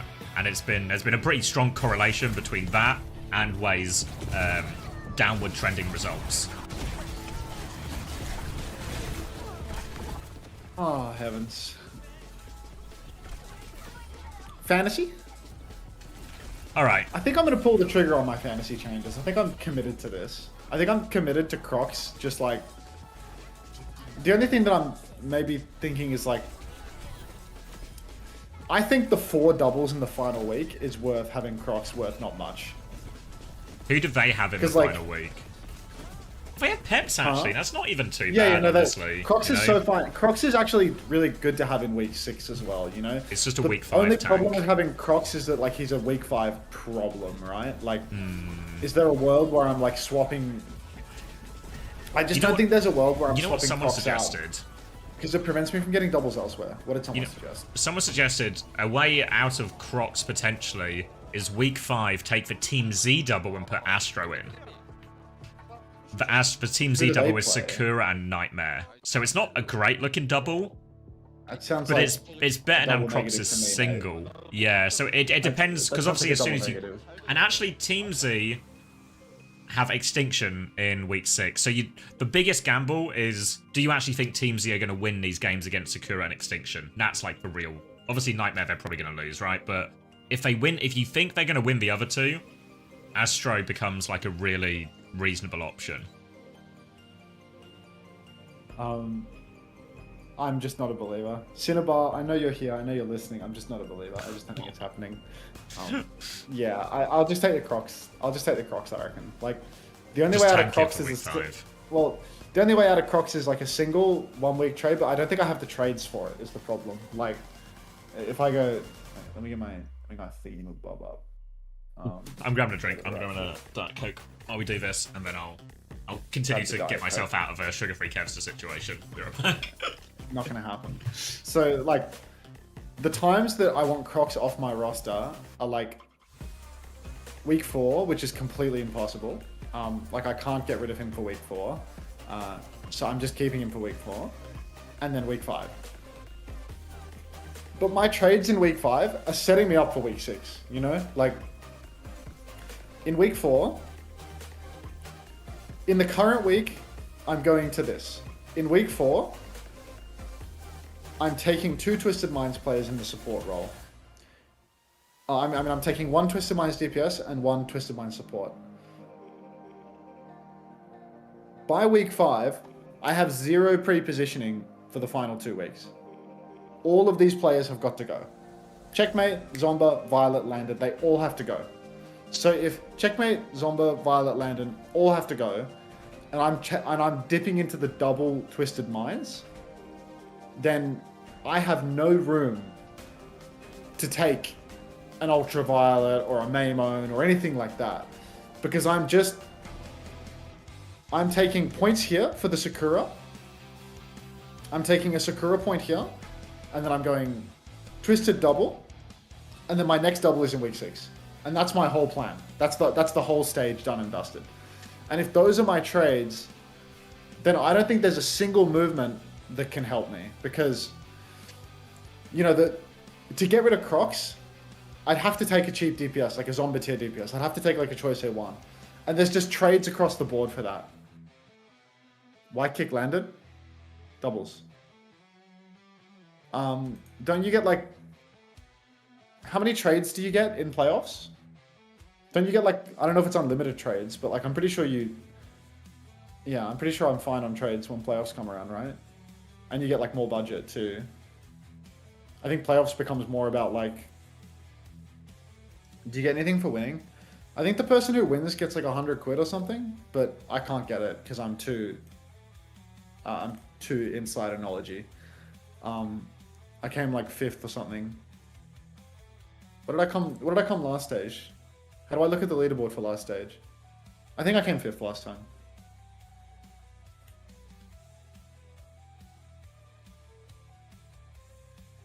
£200? Jesus. 3 each week and +4 budget? Okay. That's fine then. That's fine then. Because like I'd be really happy with my roster then. Because yeah, what I'm going to wind up having is just Crocs in week 6 is like so fine too. And I don't think there'll be a better move. And I'll be trade capped because I'm going to be using 2. I'm going to be using 2. Oh, fucking every time I click up top. I'm going to be using 2 trades. in this week and 2 trades in this week. So I have doubles here, and then I have 2 doubles here. So this is a big gain week. This is a passive gain week. This is a big gain week again.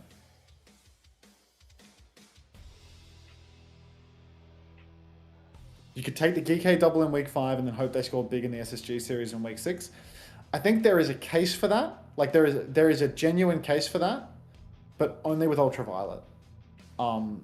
Like I think I could distribute the risk a little bit, where it's like I could take Ultraviolet, who like I have real high confidence will score well no matter what, because he'll do well versus Dildux. He'll do well even versus Team Liquid, even if they're losing. Ultraviolet will do well because Ultraviolet is just points.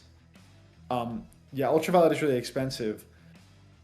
And then I could sacrifice one of the double players in the final week, right? Like, I don't need to hit everyone on a double in this week, but the problem is if I take UV, I'm stuck with UV. I might have the money to do that though.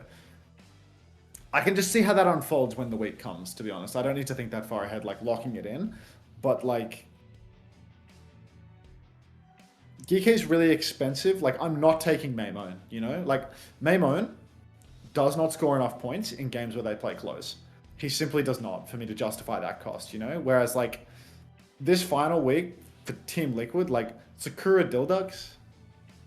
Oh, I'm back. the thing about this double, the Sakura Dildux one for Team Liquid, it could be a really underwhelming double, you know? Like, I do wonder, like, Sakura Ducks, am I just going to get fucking... Am I going to get cucked by the Sakura Ducks? Because they actually, like, are not good point-scoring teams. Like, they're just going to fuck them. Which one, sorry? Are you talking about Sakura versus Ducks? Yeah. I know, Ducks have... The Ducks is like, they have one good map in them normally. And then that's it, you know? So it'll be like a... Yeah. Like, I got screwed last week because SSG, like at Esperanza, Sugar Free scored like 4 points, and I think Hawk scored 2 points because the Esperanza was just over in 4 minutes. Yeah.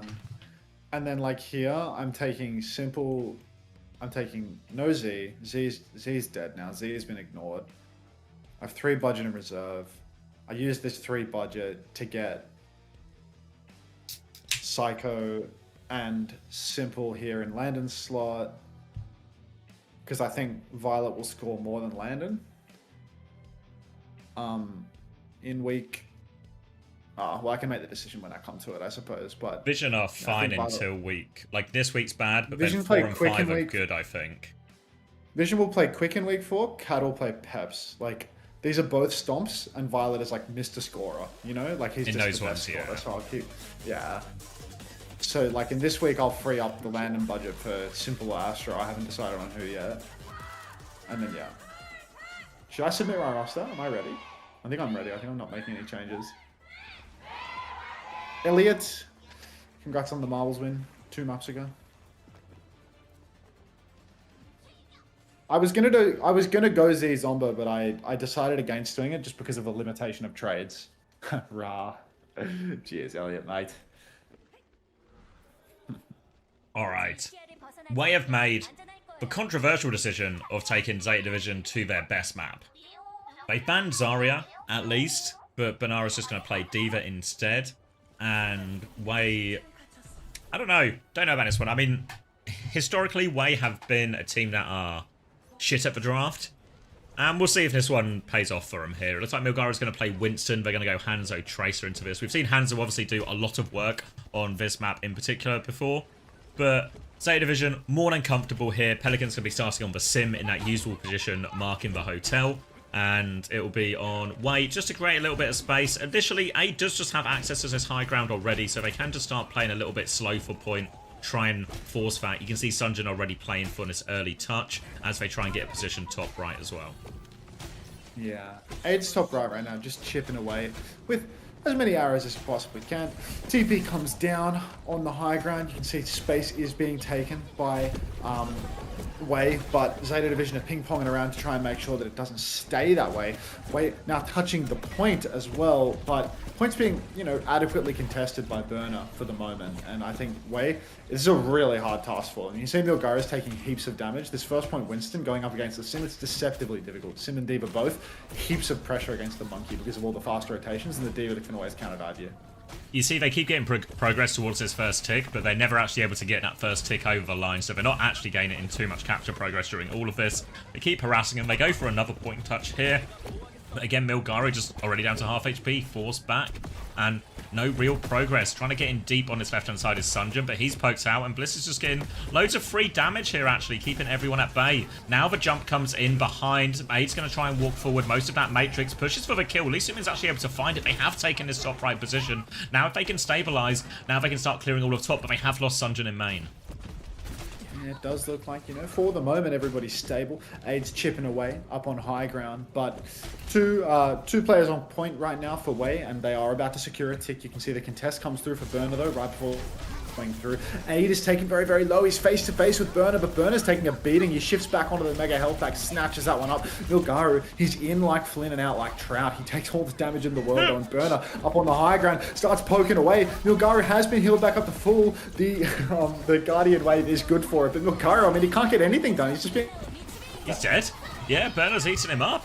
And that's going to be a Kitsune Rush on trade, but with no tank for Wave, they're going to have to slow it down, hope someone can find a pick or a trade or something. But Burner doing a very good job of maximising his uptime and his output while not getting caught or demexed or into any scary situation. And Zeta Division will reassume full control. Oh my days. High ground for Zeta Division. I feel like, starting to feel like Wei maybe shouldn't have gone to Zeta's best map in the entire pool, where they consistently always win, even versus T1. Burner marking the Tracer from behind. You can see Sondra trying to work his way in, but having not much luck at all. Dragon comes out now, though, trying to clear the high ground. What? Where is that Dragon going? It's going into a ceiling that nobody can play in. So, yeah, apparently Aid is completely lost in the source. Milgari jumps backline. Blissey, he dropped the Tidal Blast, but he will go down.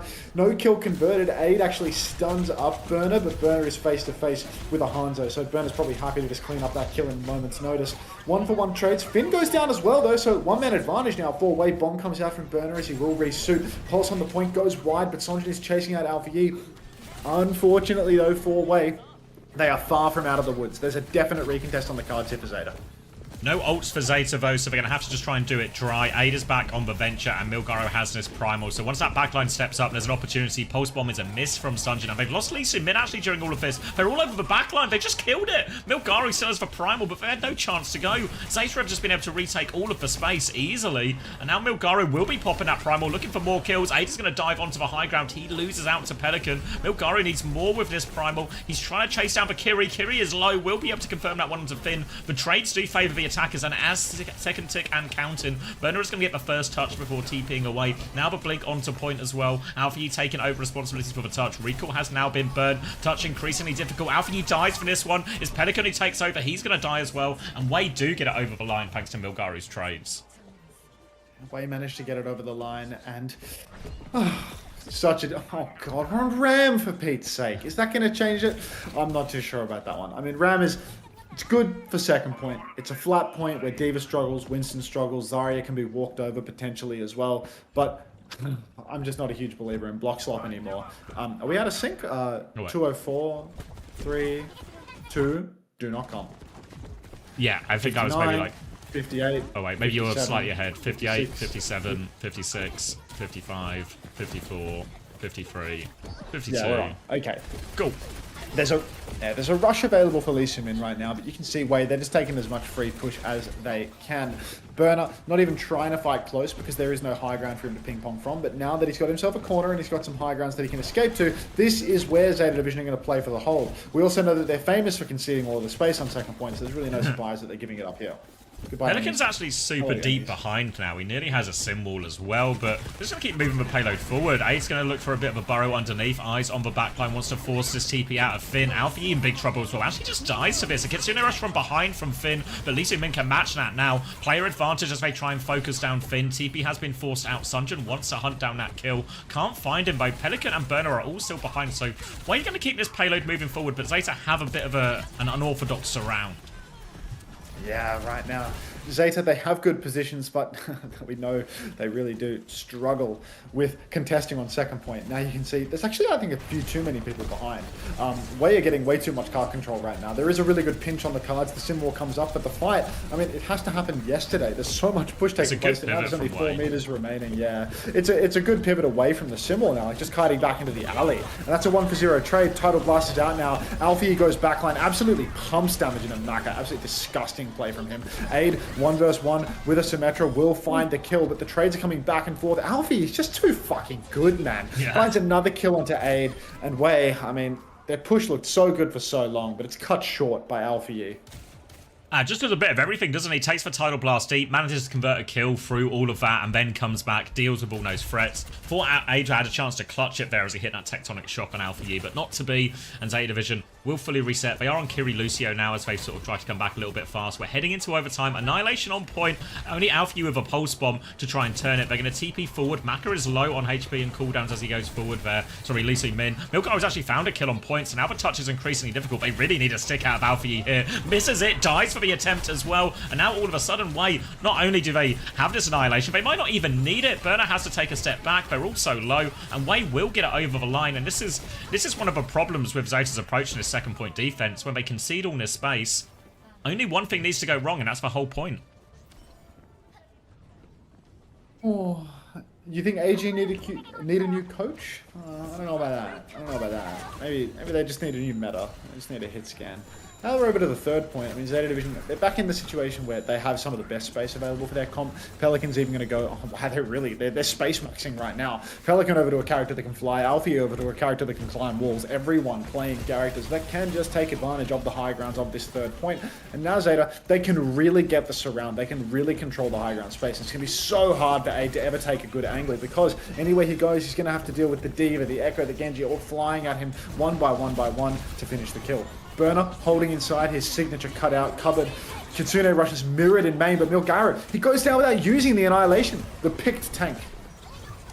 Disaster start for him as well, and it doesn't seem to be able to survive no matter what hero he picks, you know? On Winston, there's an excuse. It's hard against some of these heroes. But on Ram, with an annihilation, really feels a little bit inexcusable, but you can see some of the problems that way you're going to run into, where they just can't contest that high ground. Eight's actually going to go onto the sim now, so now all of a sudden they can actually get their Ramatra onto this high ground. They can play to clear that space before they go, but this has bought Zeta Division valuable time to get some more ults online. Tidal Blast and Copy both pretty close, but TP is just a fake actually, but Lisa Mina's got a pick onto Finn. There's the opening, they're going to clear it on point. The slow has been eaten, but the pulse bomb was not. Sunjun's going to find the kill. Burner's going to get D-Mex here, I think, as well. He's so low. Self-destruct has been forced up top. I think he can get back into the mech, so he can keep stalling out, but Milgaru's still annihilation, and they're threatening checkpoint.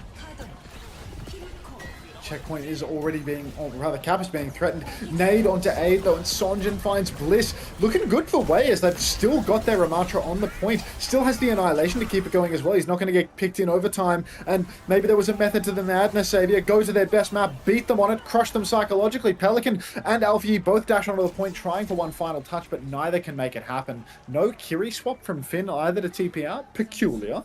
And that's going to be Wei capping them out. Yeah, that's actually really reasonable. It felt, you know, if you ask me how many fights did Zeta win versus how many fights did Wei win, I'm pretty sure Zeta won more fights across the course of that attack, but Wei get the full cap, so really can't complain about that. And again, we saw it a little bit yesterday when Zeta Division played in this map as well. Now, you can see a lot of space. The same kind of happened on third, right? Like, they lose 3 fights, maybe across the entire defense, but lose the full map. So now they have to do the same. Obviously, they did the same last time, right? They pushed it fully and then won in the overtime as well. So far from out of it, Zeta Division on their best map. But Wei, maybe a little bit of sign of life here. And it did feel like, for the most part, it could get Aid onto some of those heroes a little bit more. But feels like he is going to be starting on the sim here on the defense. Ram as well, actually. Hang on one second. Yes, Vis, we have been seeing some Roadhogs. Jumbin's been playing it. We saw Milgaru play it a lot yesterday, so we'll see if Milgaru's got it in him later in this series as well. Does Zeta know they can stop the cart by standing on it? Not yet. I mean, that second point is It was Just bizarre for them. Exactly the same as yesterday, right? In just keep backing it up, trying to set us around, but then, you know, it's a cart pushing game at the end of the day, and they just lose out to that. Now it's going to be Genji and Echo for Zeta Division here on the attack. Smashy told me that, yeah. Milgaro is anchoring this top right area, but Zeta Division, they have the option. They can touch point. They can look to go just behind for Ramatra here as well. Sunjun's already lost a few of these blinks as he gets forced out. Turrets will be cleared by Burner bottom left as they want to try and get Aid out of his position. You can see Alpha Yi's threatening that as well. So has to be very wary here, Aid, that he doesn't get overwhelmed. Yeah, I mean, right now, Milgaro just holding down the high ground. This is a very solid position for him, but with the DPS angles for Zeta Division, it's going to be hard for him to ever swing. He will be poked out very, very heavily if Aid can never get a TP up top.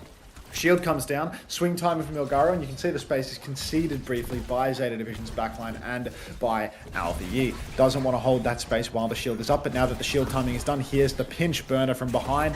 Alpha Yi, Pelican swinging top, Blissey jumping over to throw in and pile on to this fight, and you can see now Zeta Division, they've claimed the top right platform. Way getting boxed into a corner, but they have the TP to get them out. Dash comes in, but it doesn't connect for Alpha Yi, so he's a little bit stranded now. Back up the wall, pulled back down by the slow as well. Alpha Yi having all sorts of trouble, and now the chase is on. Milgaro is on his case. Disaster for Alpha Yi, and Wei have a pick to help them stabilize his first point, and crucially, they have actually denied that first tick as well as Milgaro drops to ensure they don't let that one go. Yeah, that one is extremely tough for Alpha Yi. He had the right idea. Pull the enemy tank forward, wrap around him, and then get on the back line. Unfortunately, dashed into a wall rather than a ledge, or rather into a player. So these things can happen, even to the best in the world.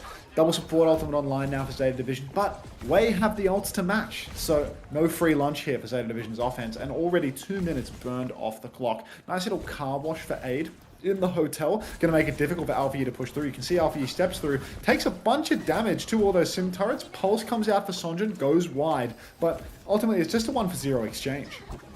They really want to come through this bottom left area now. Alpha Yi's going to run into another car wash as Aid TP's away as well. They cleared that one and got Burner into top left, so now they can start to set up a pin. So you can see Pelican on the far right of our screen looking to come from the other angle. And actually, Milgaro's going to drop out a bit. Defensive shield just to hold that position. But Zeta, now they've cleared a bit of space. They're going to start forcing the objective and even look to go deeper. They're up top behind onto the backline. Tidal Blast defensively from Maka comes out. Wants to turn this one coming out. Guardian Wave there to try and finish the kill. Lee Min finds one of them. Pelican has copied the Ramatra on point, but Burner is in deep, just looking for the backline with Finn. They've dropped the Kitsune Rush and everything. Pelican will be forced out of that. Lee Min actually gets the kill before getting traded by all of that. Lots of trades, though, but Zeta still with player advantage, looking just to clear up this Ramatra now, but Milgaro has an annihilation if he wants to keep going, but no, opts out of it.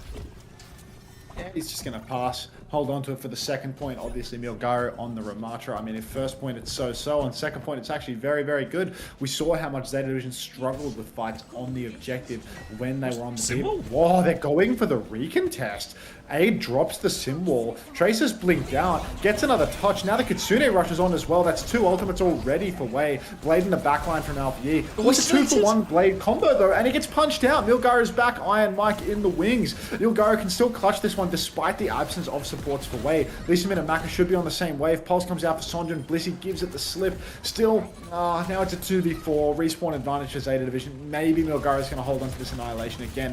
He's currently just blocking on the corner of the point. He drops it. He's getting back shots from Burner, but Burner's actually quite low. Lee Min and Maka are both back in this one. Guardian Wave keeping Milgaro healthy, but God, look at the repositions for Zeta. They just sneak into every open crevice of space. Sonjun's found Bliss. No way. The recontest is so on now. There's nothing left for Zeta Division. Only Finn's Kitsune Rush. Milgaro has fallen. 4v4. The rush is about to come down. The shield expires on the objective as well. Sonjun a second away from recall will go down, and Burner might just have clutched it. Oh, they get it over the line just about at the end there, Zeta Division, but really forced to work hard for that. Surprised Milgaro dropped that one, but he did have double pockets, so it actually really was on. A couple more trades and it would have looked a lot different. Now Zeta Division going to be limited on time for the rest of the map now. They have Kitsune Rush advantage for this next fight, and they have the copy, but Zeta Division, they need to win these next fights quite efficiently. They have to make up a lot of that time they lost on first. Yeah, now Pelican playing forward, poking up. He's already got his ultimate, but he just wants to apply pressure as much as he can. See if they can't secure a magic pick. You can see Blissey poking as much as he can as well, trying to get his Tidal Blast online. Shifts back to main though. He's just playing on cart now, trying to charge that ulti up and getting as much free car push as Wei possibly can. Burner over on the Diva still. But back, oh my god, Sunjin is just going to clip Blissey. Too much straight line and not enough sitting in the corners or something. And that is going to be an early pick that really helps to buy away some serious space here on second. Pelican under a lot of pressure now as well. Does have the copy if he needs it, but manages to avoid investing it for now and goes back to playing above the rooftops. But that pick means a lot of easy push for Wei. But just going to try and steal it out. But Alfie in the backline, important trade. Now the rest of Zeta Division can walk forward a little bit. Milgaro is still there on point, but they're surrounded a bit now. Trying to just get out of this. Pelican's enclosed on an angle as well. He's going to fly above as Burner goes in. Self-destruct available. He kills Maka for that one. He's doubling in that one. He will have to use the bomb Burner, but they're getting all the kills. Sunjin's hopeful for a trade. Cannot find it though, and Zeta Division will keep this payload rolling. Yeah, quietly optimistic Sunjin doesn't get what he desires, and Wei now one last fight for the second point hold. So many ultis online for Zeta Division, and Alpha Yi, I mean, you've got to be concerned when this guy gets a tidal blast on him. He goes backline, he gets that overshield, he's unkillable, and he just seems to hit everything. We see some other traces, they patiently play to get the stun off. Alpha Yi comes into the backline, and with the overshield, he one-clips you before the stun even goes off. Now you can see Kitsune rush out early from Finn, but it's going to be instantly matched by Lee Sumin. They can see they've got the neutral advantage. Suzu's out. Alpha Yi tries to catch the exit of the TP, but finds nothing with the stun. No value from that tidal blast. Symbol up grenade now. Copy's out for Pelly, but Burner's already lost his suit. 18 seconds on the clock, Xavier. This is the final fight, and the tank for Zeta Division has already fallen over. They're going to be forced all the way back here. Milgara's chasing them out. Late kills here will be brutal. Finn TP's away. They're trying to set up one final touch. Pelican's copy has been forced out. He manages to live, but Sunjin, he's going to keep peeking both on top. He lobs for Pulse out for Tracer there, finds nothing. Aid trying to mark in his top area. Alfie gets one more touch. Aid's going to push this one out. Finn has to TP away. Who can get the touch? They blink on it. Alfie has done so well to keep this point alive, and Burner is back on Hazard, but Milgara with Annihilation to finish the job here. They have all the tools. Annihilation will be popped. 1-for-1 trade as both Tracers fall, but Milgara with the Annihilation on point, just crushing them. They have no choice but to go forward, Zeta Division. They can't get the touch hiding from the Annihilation. And Wei are going to win the map. Absolutely unprecedented result, in all honesty. I would have thought that, you know, this is meant to be their best. This is meant to be where Zeta Division really gets to shine. Yeah. And Milgara's won the map playing bloody Ramatra. Like, do you think it's the absence of a hit scan that's hurting them more than anything? Like, every time they're making these swaps, they're going over to like double flex, you know? They're playing Genji and Echo constantly. But like, Hitscan is really good into ramp, you know? Like, you just shoot him everywhere he walks. You just match his rotation and shoot him in the face. Match his rotation, shoot him in the face. The reason that block slot is so dead now, like, it's not just because like everyone's playing Tracer Genji or whatever, but like with the armor nerfs, like you take so much damage on Ram now. But you have with to use Genji all your and cooldowns. Echo, you cannot stop the Ram from walking, you know? Like, they're just posting up a Ram on cart. They need the skip, that's what I'm saying, yeah. Well, even can't play hit scan. There's no even way when Alfie can play Sojourn. Even when they lose these fights, Wei, you'll notice Milgara is always the last man standing because they actually just can't really fight him or poke him out or clear him or any. If they do, they're just wasting their time. You know, Milgara can just win those types of matchups, so they're forced to go behind them, and it just means they're never really able actually just to. They can only win fights by actually killing all of the backline first, which just slows them down massively. And then you factor in Wei had a couple of clutch retakes on first point to really bleed out the time. And yeah, a lost King's Row, a big miss for Zeta Division now, who, I mean, they do love getting dragged into a dogfight, Zeta Division. It's kind of been their MO this stage 3 regular season. Looks like they might be forced into another one here as well. And this is the mental damage you were talking about as well, right? Take them to their best map, beat them on it. You know what we need now? We need a mag map where he loses. Yeah. Mag where he goes ball and just gets hooked by Milgaro on cooldown. G'day, Jasmine. Let's get a mag map with a Sombra ban, Milgaro on ball, Aid plays Freya. Like, where can we get all of those ingredients cooking? Well, the problem is it's Zeta Division's pick, isn't it? So they're not going to protect DPS. They're going to go to a mag map. That's their theory. Zeta likes to pick for that. Yeah, so just like a Surabasa or something, maybe. Yeah. Mag's good on ball. He just needs time to develop and a better team around him. We love an opportunist king. Oh, they're replaying this Alpha Yi bit. Oh no. Anything with the Alpha Yi bit.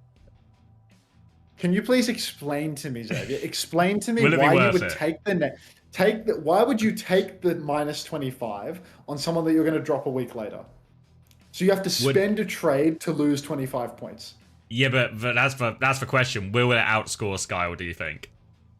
With the penalty in No, mind. I don't think that Z with a penalty and then a trade cost next week is going to outscore Skyle. What if I'm feeling lucky?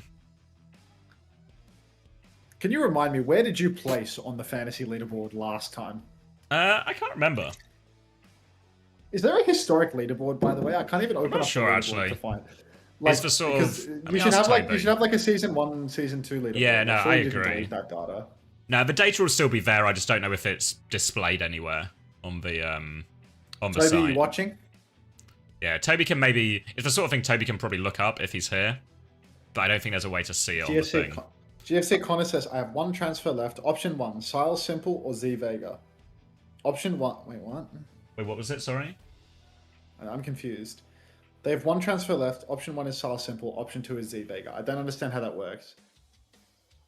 That's 4 players. And it can't be... Can you explain that? In the meantime, Toby says yes, he could sort something. Toby, in the meantime, if you're at your PC, Thank you, Toby. you tell me where I finished last time? I want to say it was like 400 or something, but that's like a real vague memory. Option 1 sets me up for TM double next week, but I need to keep Sile for tough game this week. Or option 2 gives me Z double this week, but I'll need to transfer both him and Zombie next... Zombie's she/her. I'll need to transfer both her and Zombie next week with fuck all to spend.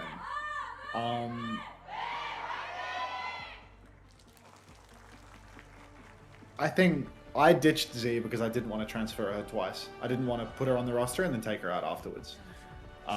So I would keep Sile because at least like you don't need to drop Sile every single week, you know? Like I'm keeping Violet for that reason. The same reason that I'm keeping Violet is why you should keep Sile, I think. Because they have a difficult match this week, but then they have like other wins along the pipeline. 4 and 5 is fine So you for should him. Yeah.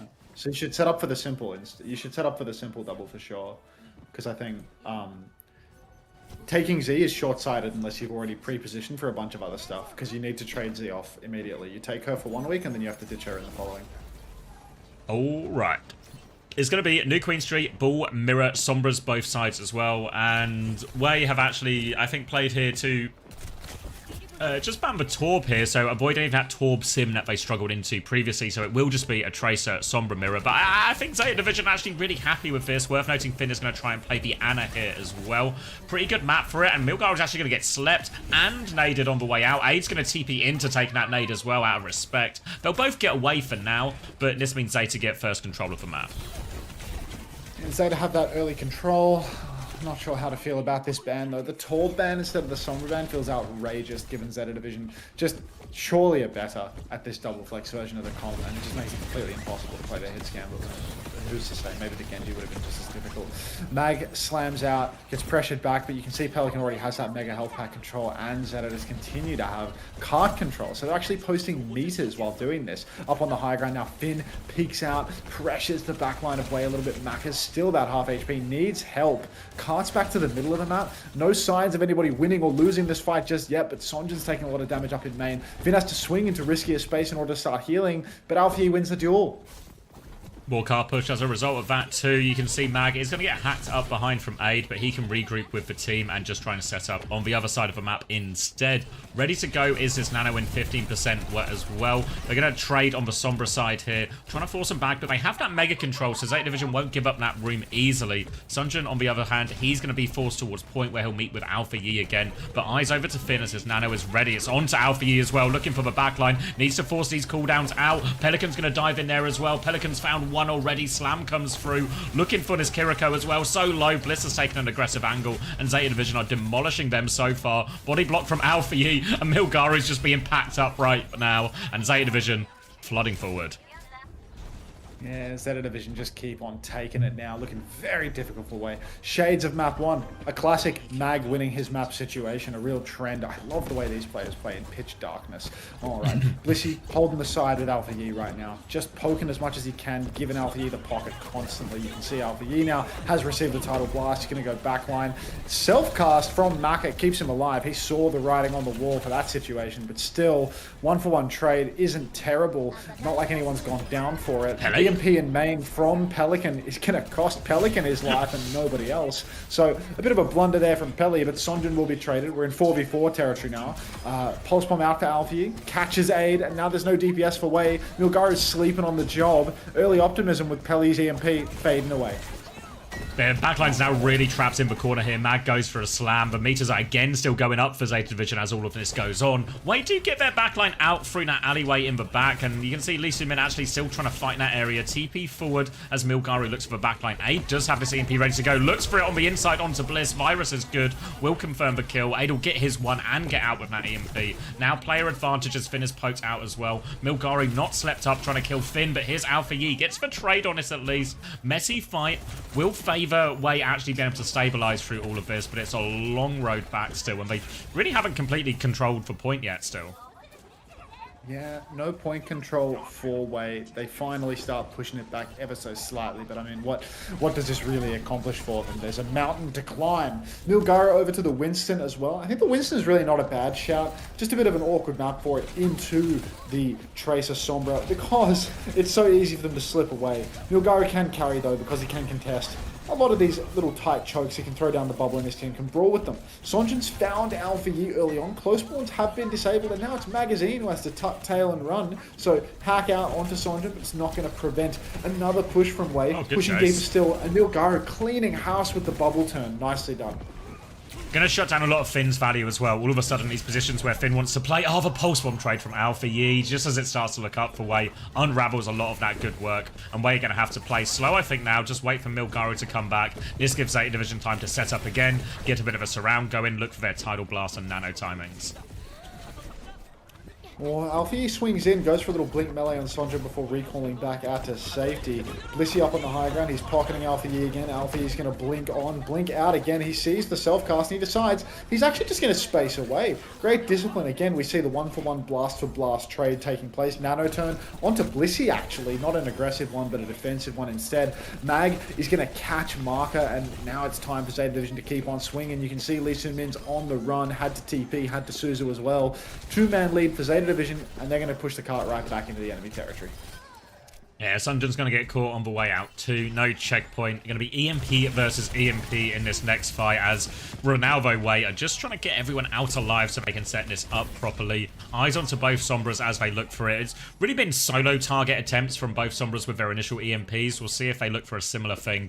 The hard part, they're just going to drop on point actually. Eight's going to hit it onto Mag. Damage there. They're going to bubble off some of the heals as well. Mag is going to get chased out, but gets that Guardian Wave healing. And now the counter EMP by Pelican is much bigger. Aid will die for that one, and Pelican will regroup. Sleeper's a miss from Finn, though, as Sunjin's able to find a trade. Milgaru's going to get in his room as well, and the bubble makes it so difficult for Bliss. All of a sudden, they're turning it around now as well. Mag's going to commit in for a trade. Maka needs help, but the Suzu is available. They can't confirm this kill. They've dealt with the Alpha Yi threat, and it should just be a matter of time until they get Mag too.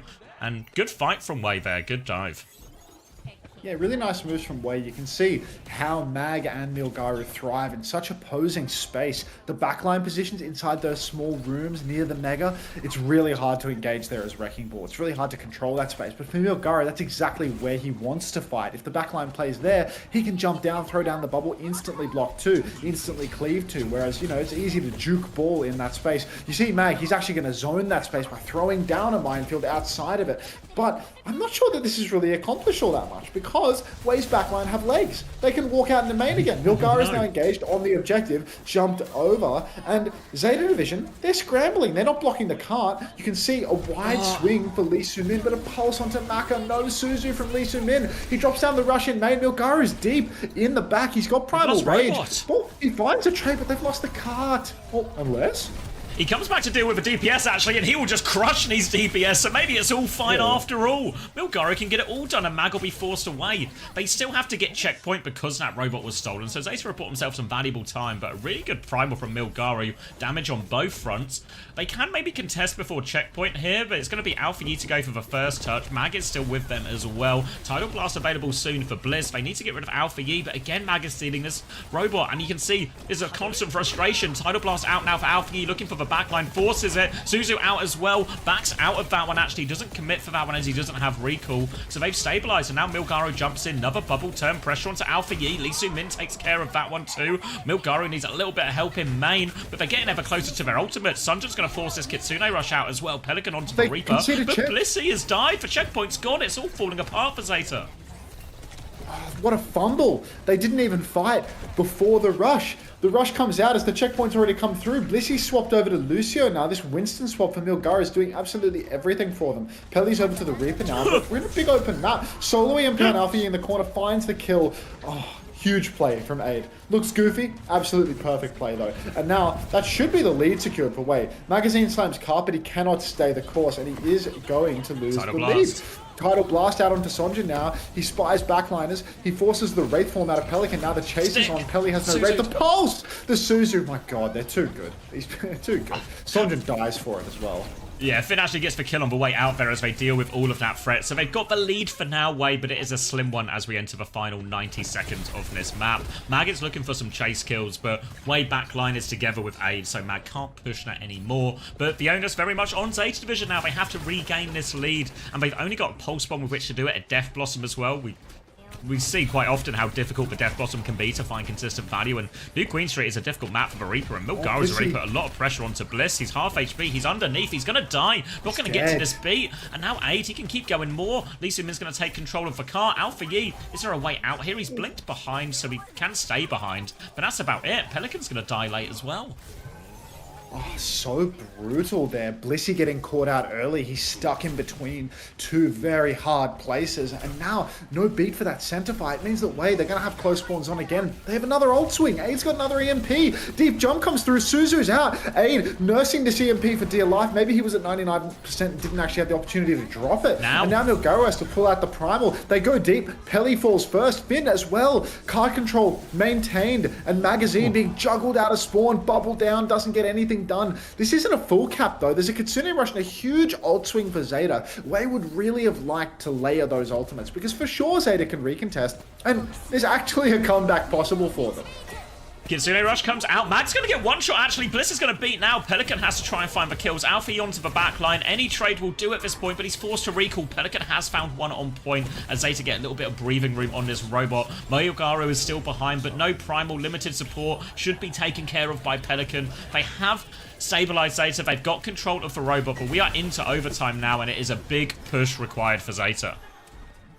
Zeta need a huge push, but they've really done well on this recontest. They've only had to use that beat by Bliss, which means now Zeta, they can just keep on layering these ultis. Wei, they overspent in their EMP primal turn. They've only traded 1 for 1 with the Kitsune Russian beat. So Zeta, I mean, the game is really on. Wei might want to take a fight before the close ones are even disabled, but Magazine is zoning the side where Aid wants to retake from. Sonjin flanking through main, Finn up top, pocketing Alfie on cart. Wraithform forced out of Pelly very early on, but the blast is out now. Pelly TP's back. Milgaro is just on the cart, trying to chase out Mag. But the ults are scrapping out on payload. Zeta Division, they still have Blossom and Pulse. They're still pushing cart. And Wei, they haven't found the kills they need.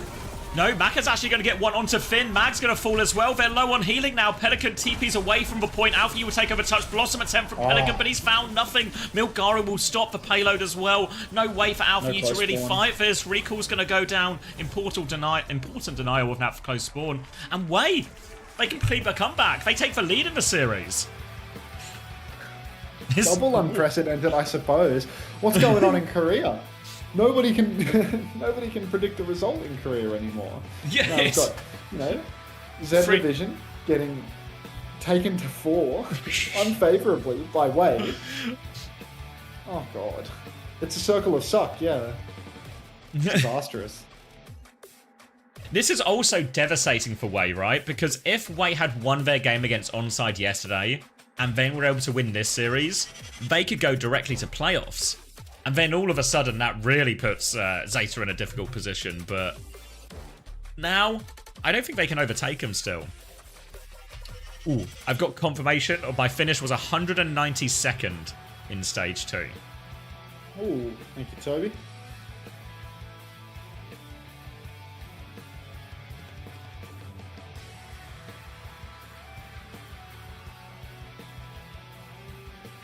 Imagine having Pelican and Alfie in a double flex meta and still being this fucking shit. I mean, I swear as well, it's not even just an on-paper thing. Like, from the eye test, Pelican and Alfie have been the best DPS duo in this stage as well.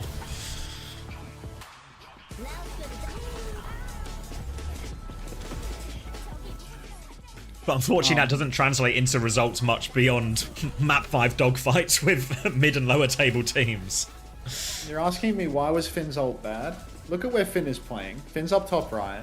So there's a chance to take a fight here. They get forced back.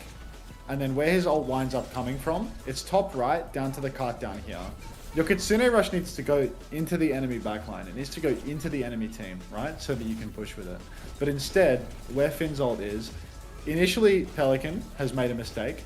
Maggot, like, you want to explain all the reasons why this fight goes wrong for Zeta Division, right? You look here, up on the high ground, Finn has a good angle to open. But Pelican and Mag have fucked up their ping pong in main. Because what you want to do as Reaper is you want to fight on this corner, poke on this corner, poke on this corner, but you want your monkey to put down bubble so you can keep fighting in this bubble trade, right? Bubble comes down from Milgaru first, and before Mag can actually bubble and Pelican can survive in the bubble trade, he's been chunked out really low. So he didn't ping pong very well here on the corner, and he got poked out and he lost his shift. And now here, it just goes from bad to worse because they go up on the high ground and they're in the train. The train is like good space for the enemy Winston. It's easy to block the backline. And the Kitsune Rush is now on the cart, which means that Wei don't have to fight into the Kitsune Rush at all. And nobody is going to be pushed by the Kitsune Rush. So now there's a Kitsune Rush on cart, and you see, look at where Wei are playing. Everyone is up on this high ground, and they just ignore the cart. They don't need to stop the cart from moving at this exact moment. So now Finn has put down an ult out of desperation that can easily be kited. Whereas if he had fought aggressively up on the high ground, if he'd been poking harder up here, and then they were rushing when Pelican was back shifting, when they chased with Milgaru, maybe they could find a kill that way. Or, alternatively, because I think that's a bit pie in the sky, to be honest, like if he rushes up top, then Wei can still kite back into the main lane. The alternative is instead of rushing like right here, they start flipping the map out towards the left. They start flipping the map out towards the left, and then the rush is on the ground in the open on a longer stretch. When they can pull the cart back with the rush. But this way they can't really pull the cart back with the rush, and they're all stuck up in the train, which is shit space because it's too easy to be blocked out. It's really weird they lost that neutral so hard as well. Like, meeting on that corner in that situation. Like, yeah, like, it should favour the Reaper one. Yeah. You know? Because in theory, I think that is Zeta Division's plan, right? They're going to hold that corner, and then in theory, if Wei try and push, they can just Kitsune Rush and meet it. But as soon as Pelican has like his Wraith forced and they have to concede all the space, now it's just full chaos and the Kitsune Rush just gets nothing, and then they are just stranded, not really knowing where to fight. And you can see Wei just do the kite as soon as the Kitsune Rush comes out, like a Milgaru back jump. The rush is here, and like best case scenario at this stage, they all flip out to main. You know, like they all just flip around with the cart. They trade the rush for that because Milgaru's kited out. Milgaru can't chase a kill, but like. Someone dies anyway, right? Because they are doing Finn dies, I think. They are doing that.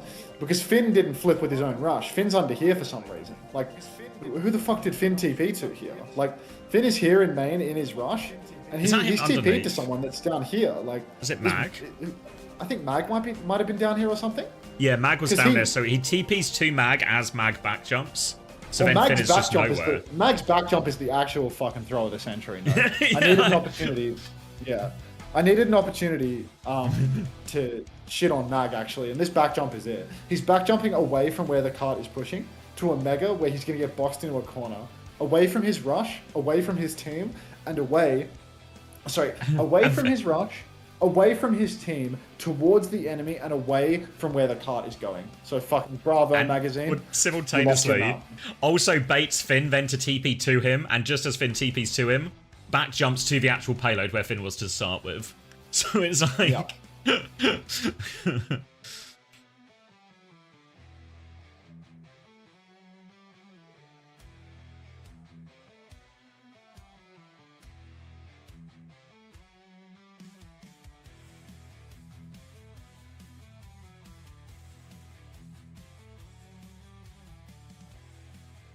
All right, Siravasa now. Ball ban, Sombra ban, all still open here. Probe is in. As we heard of Siravasa. If they on Diva, they win that, no? Pavo, just let Magazine lose this map, okay, bro? But Alpha E as well. Are they going to ban Tracer then? Unfortunately, just a little bit too much piss being taken right now.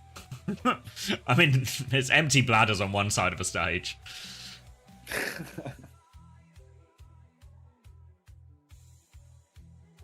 And this is a horrible situation for Probe to come into as well, you know, like, whereas...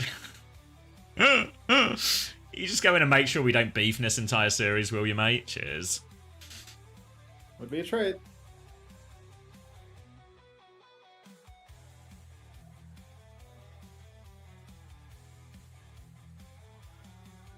Proby wins his win. You think Proby wins his map? I think taking one of Pelican or Alpha E out is the most insane thing in the world. Also, no worries then, I met you.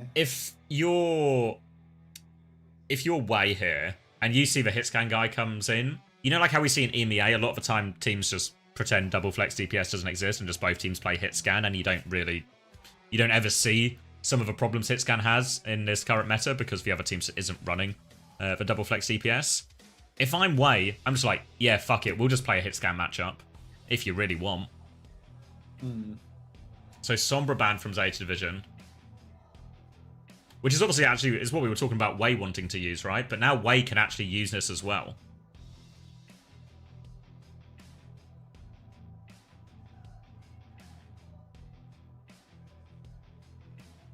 We're going to ban Lucio.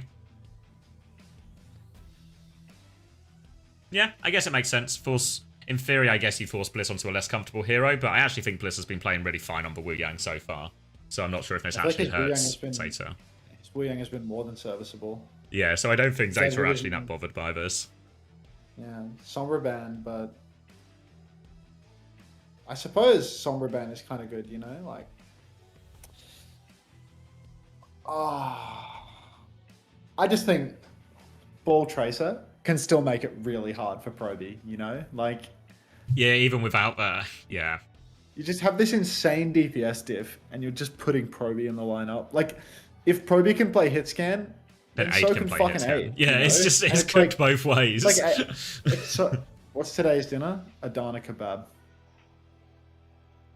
It's breakfast, by the way.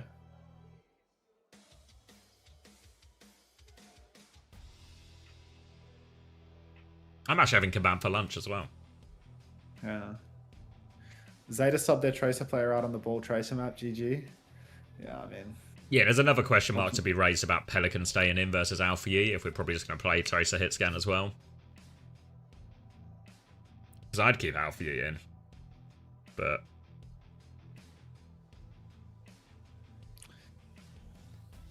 Until when did you last see the sun? 3 days ago, I think.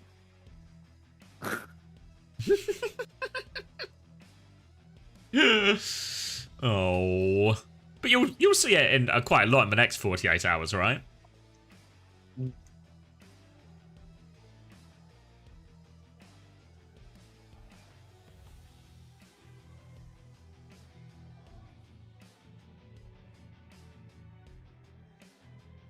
Could just run the Torb Sim here actually as well.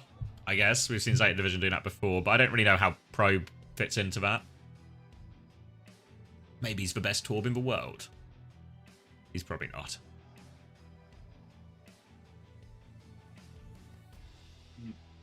Euros and doner kebab are just different things. Like, it's not like the same word for, you know, they're not like different words for the same thing. They're different things. What's that? Euros and kebabs.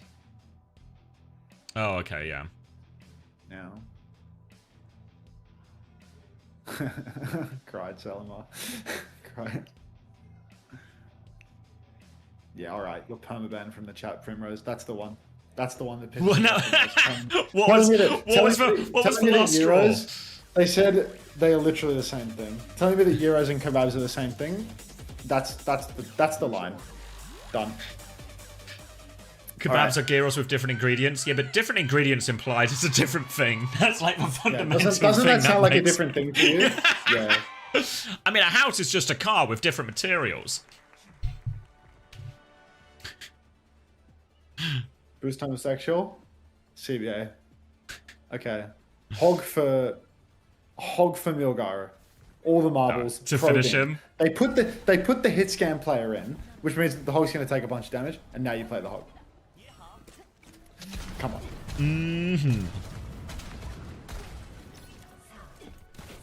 Alright, so Probe is going to be playing for Freya. Ada's going to TP out of spawn. Question of whether he goes back or not. He goes forward. So if we're going to be using the Sim with the Hog here, obviously a lot of ability to try and TP the Hog into positions to threaten Probe. Sunjin to set up a flank while all of that happens as well. Backline's completely mirrored. But we've seen Milgaru do a lot on this as well. If anything, this first point is probably the hardest for the Hog, just because the flanks are quite long and obvious where they're coming from. So unless they can get value out of these TP hooks, it might be quite difficult for Milgaru. Ah, Sonjin side fighting for the moment. TP has been broken, but he loses a lot of condition. Instantly gets bolted by Proby, forced back. Probably should have checked sync, but the hook comes out and Proby is gone. So forget about hitscan countering Hog. Milgaru counters hitscan. TP's up onto the high ground, gets it done. He has to heal himself oh so much though, and he will be taken out. But Zeta Division get the first cap anyway. Too low to get back on that point immediately, Milgaru. So they have to play retake now. Way they're trying to get Milgaru up aggressively now. Can't find that hook on the Sim. Will be able to take care of the TP though as he does force objective. But now the slam comes through. Self-heal forced as well. Trying to camp Mag as he looks for his another one. But this actually connects the orb onto point, and that's the point force going to be put an end to for now. Slam onto Maka in the backline as well. Guardian waves to save himself and gets away from any hook attempt from Milgaru too. So they can hang on to this point for now. Probe needs a bit of pocket on point. Ada's going to drop in for that one. Doesn't find the kill, but Milgaru has found a trade. But the trades, it's just kind of a messy fight, and this is going to favour the team that's in control of point. Proby right now, I mean, this is such a power position for him to be in. He needs to be contested up top. I really do feel like Way are taking the piss with this Hog pick, honestly, because it is just a huge source of damage. Bowler shot comes out, hits the wall. Now you can see Kitsune rush on the point for Lee Min. Way, they're going to muscle up onto it. They've got the Hog on point. It's going to be very difficult for Zeta to contest. They are just going to concede the cap, actually. Whole Hog's available. Hook comes out. Again, Proby has been hooked by Milgaru. This guy's good for it on the Hog. I'm feeling better and better about the Crocs Gambit every single day. Now Blissey has a Tidal Blast, but they're probably just going to wait for Proby. Play for the open angles. TP comes out. Oh my god, it catches Pelican out of the exit of the TP. That's going to slow Zeta's advance even more. More time off for clock. Zeta Division, they have the support ults now. They didn't have them in that previous fight to actually keep that point contested, but now they get to retake with both of them and a slight sim wall advantage. Milgaru has to take that TP back. Has to be careful as damage is being juiced into him, but we'll have the whole Hog soon to layer into this fight as well. So in theory, ult advantage for Way once everything is online. But need to worry about this double support ult timing. Hook attempt as well. Milgaru just a little peekaboo, but doesn't find anything. Now Zeta Division can walk up. Kitsune rush out onto point. Whole Hog to keep him at bay, but Milgaru has to heal. He's so low. Guardian Wave and Suzu invested. Tidal Blast for Maggie's just getting pushed back though. Can't find anything with that one. And Pelicans for one who dies with Simwall as well. Lee Min takes care of that one. Now player advantage for Way. Aid on the point, holding it down with the sim wall up. Way might just be able to take this one now. Hook comes out from Milgaru. It will go wide. Sim wall for sim wall is allowing Zeta Division to continually recontest, but Magazine is so low, and so I'm just going to chase him out. Now nobody can touch for Zeta Division. And an expensive failure of a recontest there as Way actually take the first round. Is it going to be a Way 3-1 versus Zeta? That would be... I mean, I don't think anyone would have predicted that coming into the day. After everything we've seen from Way so far, and Zeta Division feel like they're closer to punching up than punching down, honestly, but they're really struggling here. I think that symbol from Pelican was actually pretty rubbish. It came back from spawn, but wasn't actually on the point enough for them to keep that contest going. So they get the advantage, double support up. Milgaru's just killed Bliss before the fight has begun, and that should be first cap as a result. Oh yeah, first cap again going the way. Oh, Pulse is out. Starlit Zelda, thank you for the tier 1. Welcome to the Parasocial Friends Club. Appreciate that. Milgaru's in trouble. Milgaru's been anti-nated, but he will live. You get a bit of mitigation when you hit the take a breather, and he's just going to pop that. It's going to keep him healthy. Now, TP up onto the high ground. Proby's being poked. Already very low. Hooked. Oh, the TP hooks are disgusting. God, maybe I need a sim player in my lineup. Maybe I need to keep checkmate for the rest of time. This guy just going to be good for it. Magazine rolling around. Pelican has fallen to Maka, but the hook comes out from Milgaru. TP back. back again. God, the nade does nothing to save him. And it's just Zeta Division getting absolutely dog-walked right now by Milgaru. Present everywhere on the map, hook after hook. Yeah, the minefield comes out, but they just take a couple of seconds away, clear all of that, and they have to play retake again. Bowler out now from Probe. Doesn't look like we found anything there. Now the TP hook, this time goes wide. Asleep as well, attempts at a punish. Tidal Blast onto Pelican, looking for more. They've killed Sunjin during this as well. Ada's just running it down in the back, actually, with that Tidal Blast. Just killed Probe as a result. Poor Probey, getting everything thrown at him. Now the whole hog is out, looking to lock down one of these players in the corner, trying to find it. Dodges for sleep as well, but Finn is still alive for now. Hits for defensive nade. Finn on the run, will eventually get hunted down. Kitsune rush from Lee Soo-min, and he's finished it. It's going to be the second point. 2-0 lead now for Wei, and Zeta Division, I mean, God. Subbed in the hit scam player. Oh, God. Marissa! Finn's on Kiri. Everything's changing. Zeta Division down to the wire now. This one's going to sting. This one's going to sting. I'm sure some people's parlays are about to go up in smoke off the back of this one too. Now that I've got the Australian audience back with all this pack coverage, I've seen there's a lot of happy punters probably going to be burning for this one. TP out onto the side. A goes for another TP hook, but it's not going to happen this time. Next turn, perhaps. Sonjin backed up towards the point. Wei have initial point position, and they have the sim wall, which should guarantee them the cap, unless Maka gets pre-fired. Okay. Opening now for Zeta Division. They're going to drop a symbol from Wei in response. Mag goes flying through that one. Pulse Bomb is out onto Pelican though. And the hook is good as well. 2 kills in the blink of an eye for Wei. And all of a sudden, despite that opening pick, it means nothing. They can't do anything versus the sim wall. Yeah, Wei right now, just stealing this all the way through to the end. Zeta Division, I mean, if they can just poke up, take a long fight, they are going to have Magazine's Terror Surge online eventually, but we're not there yet. Pulse is available for Sonjin. Tidal Blast, Kitsune Rush, halfway there, but Pelican's been picked by Milgaru. Hog's OP. Hog's actually so good. It's actually so back. Now it's just completely fucked for Zeta Division. Magazine needs to charge up. Yeah, Mag needs to charge the Surge. Probe needs to get the bowler shot online, but where's the space to actually get it done? Milgaru's holding the main choke. How's he even going to swing versus this? No way. Oh, he's done it again! No Matrix, no way. They can't Suzu it in time, and Probe. Oh, but you're glad you got subbed in now, Probe. Last fight for Zeta Division. They have no choice but to try and make it work. They TP through to rotate. They want to try and clear that out. They walk into a pulse bomb. Damage is mitigated though. Another hook also mitigated. They're on the back step here. Maka has the Tidal Blast defensively. Lee Soo-min about to have a Kitsune Rush as well. They're going to get onto the point. They have the Terror Surge as well. Maka, Tidal Blast comes out to save Milgaru. They're trying to pocket him through all of it. They really want the kill. Terror Surge pulled in. Does eventually kill Milgaru as a result. Zeta have thrown everything at it, but it might just be enough. But Sunjin's got a kill in the back. Full beam aid on the point takes care of Mag. They're not out of it yet. Sunjin more kills in the back, and Wei are just going to sweep him on Suravasa. Wow. 4 ults thrown into Milgaru's face, and they only get the kill by the skin of their teeth. I don't know, this is an unreal result, honestly. Maybe Hog's better than we all thought, you know? Like, that's the secret ingredient. He just pulls it out and absolutely dominates. Like, holy shit. You could, yeah, I think you had talked about how it might be a bit difficult on first point, and you saw some struggles there. They maybe got a bit fortunate at the end, but as soon as we get to these other points, you know, when it's just these like little rooms on the right, little doors on the left, and Milgaru's just able to they rolled really high with like the points that they scored, because like the other 2 points on the map are like the long angle ones. The first point should have been good for them as well, but like high ground angles and long angles, where it's really difficult for the Hog to actually flank and find value. But on the 2 points that they got after first, they were just so easy for Milgaru to constantly pop in and out of these different flanks and find kills. Like, really did so much with it. And I mean, even on the points that have high ground and longer angles, I feel like the sim is kind of breaking that element of the pick. Like, Milgaru on the bell point, I'd say that's a pretty good point for Freya, and it's hard for Hog to actually flank because the flanks are long, but that didn't matter. Probe can't hold that space at all, because every time he does, he just gets threatened by a Hog TPing into his face, and he has to use all his skills to give the space again. Milgaru with a thumbs down for the player of the match. He's not happy about that, folks. It's just, you're right, it's just that brotherly synergy between the Hog and the Sim.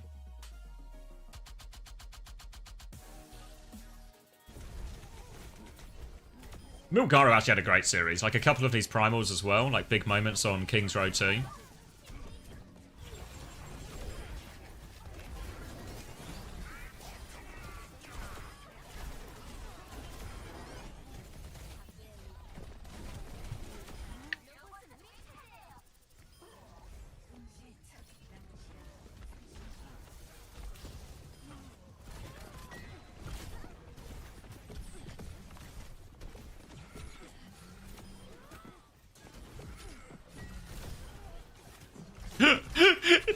These hook highlights is actually just such a good montage. They've actually just made a hog frag video with these highlights. I mean, it's so OP every time Yeah. he's just constantly popping into these flanks and finding a kill again and again and again. Hi, Clara Lover, 678. Emphasis on the 6-7, obviously.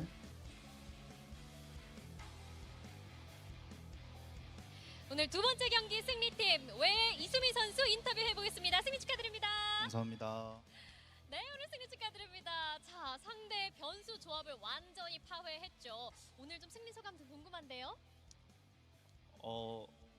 원래 지금 연승 중이었을 것 같은데 해야 될 것 같은데 연패하다가 오랜만에 한번 이기니까 그래도 기분 좋은 것 같습니다. 네, 그렇습니다. 자, 상대의 변수 조합 오늘 좀 깔끔하게 좀 담백하게 받아냈다라는 해설진들의 말이 있었는데요. 자, 전략적 담백함인지 의도한 것인지 좀 궁금하더라고요. 뭐 그닥 생각한 건 없고 Can Sakura play hog? 잘하는 거 하자. I don't know. We're about to find out. Do I just go back into the fantasy gulag as well? Let me...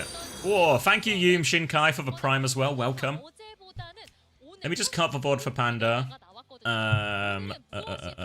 We can get that one uploaded. And then let me go into the fantasy gulag, because I feel like... 뭐 딱히 그런 건 I 없는데 feel like I'm on the verge of greatness. 어제도 이기고 잘 됐어야 I can't quite see the way out yet, 되고 but 틀리지 않았다는 we have to go 걸 보여준 deeper. 것 같습니다. 아, 시행착오를 거쳐서 우리는 틀리지 않았다. 좋은 픽이었다라고 또 말씀 들어봤습니다. 제타가 꺼내든 변수 카드 또 I was just saying I was cutting the board for you, Panda. 오랜만에 Zeta versus Wei should be uploading now. 좀 곤란했을 수도 있겠다라는 생각도 들었는데요. 어떤 점을 공략했나요?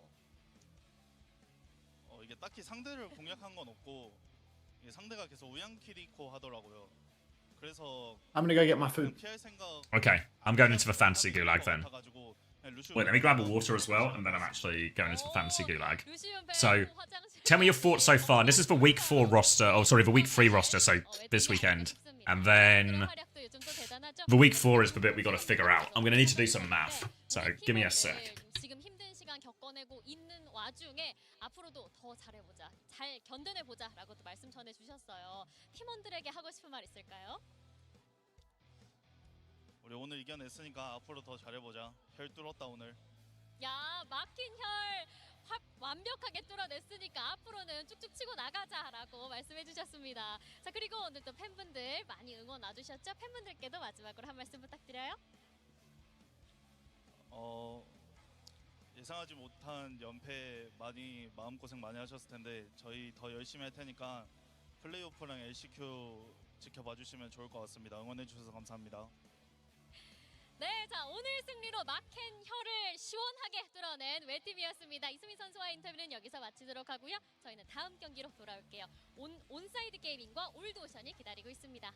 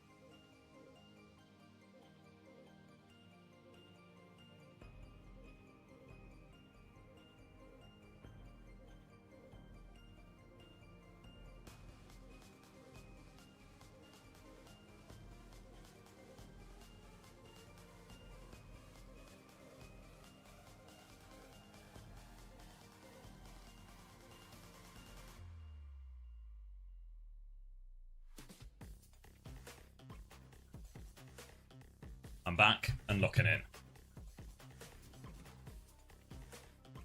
Alright. So if I do this, let me start writing some of this down. How long have we got? Oh, loads of time. So if I start writing some of this down...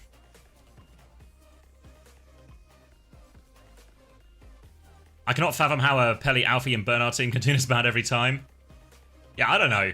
It's just... Like, the player quality's there. I even think, like, all of these players, right? Like, do you look at that series and think Pelly, Alfie, Bernard had a particularly bad series or anything like that? I mean, maybe part of the problem is there was no Alfie on that final map, and Probe, you know, what impact did Probe have other than being a prime target for Milgaru? Hello. Hello, hello.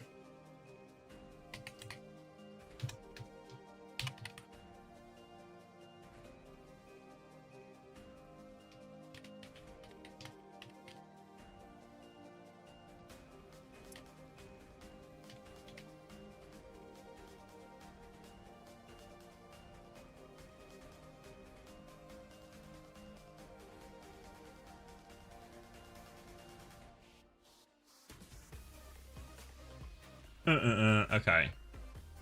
So then week 4 is the big, like, this is the Twisted Minds one above everything else, right? There's nothing too much. In North America is just a big teams against little teams set of fixtures. Vision is really fine, so there's no huge motivation to get rid of Skyle. It's just if I think like maybe Simple or something would be better. Because I could just go... If I do that, and I'm over budget, but if I do that and then go to Psycho, I'm in budget. Did I miss a Star Wars? I know we're in the Star Wars section. Oh no. Fuck. No, I just came back to it. Oh.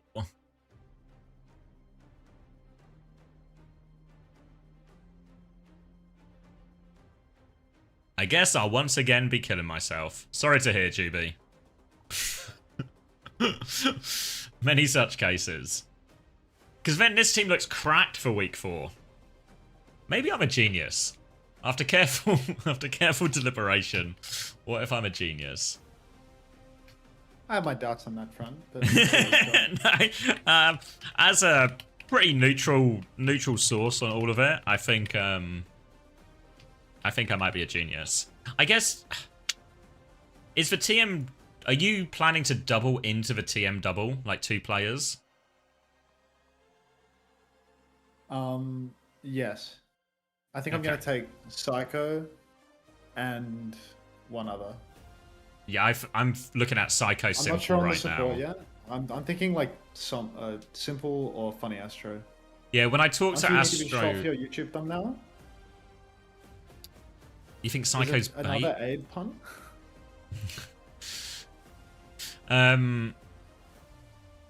You expect Psycho to be benched? Is this because of all the sim we've been seeing in Korea a little bit? People are starting to worry. Yubi is back on the cards. I've just seen your thumbnail. First aid. Ha! And they won too. So And they won. It's actually... Yeah, you've predicted this perfectly. Thank you, Mari. Because then this for week 4 does look kind of cracked, right? Like, I've got Kevster is playing against Psycho and Simple, so there's maybe a bit of anti-synergy there, but I think it might be fine, really. Because I think there's a chance now that TMVP is a long series, and then all of these players might just score well as a result. And then TM have a banker against good guys as well. Again, there's maybe a bit of, like, good guys are playing TM as well, so this week 4, a lot of my players are playing each other.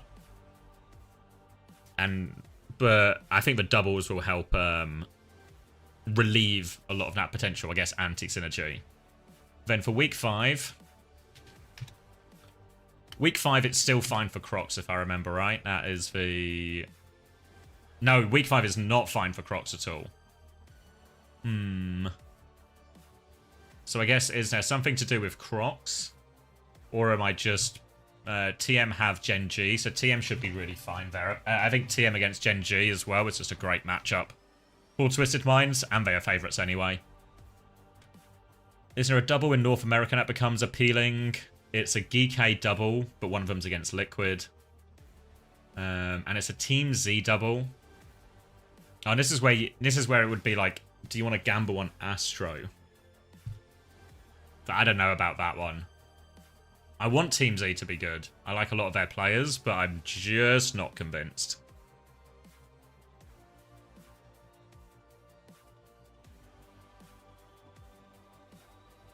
My team so far is Rhino, Sugarfree, Kevster, FD God, Jonowich. That is this roster looks good now, right? Because like now you can just pivot to Tree and want to fix Like a Gala and you're just done, right? Psycho to Tree, and then obviously I can only have 2 Team Liquid alongside Vega, so it would be like but I could just do that, and then do I just do that on week 5 even potentially?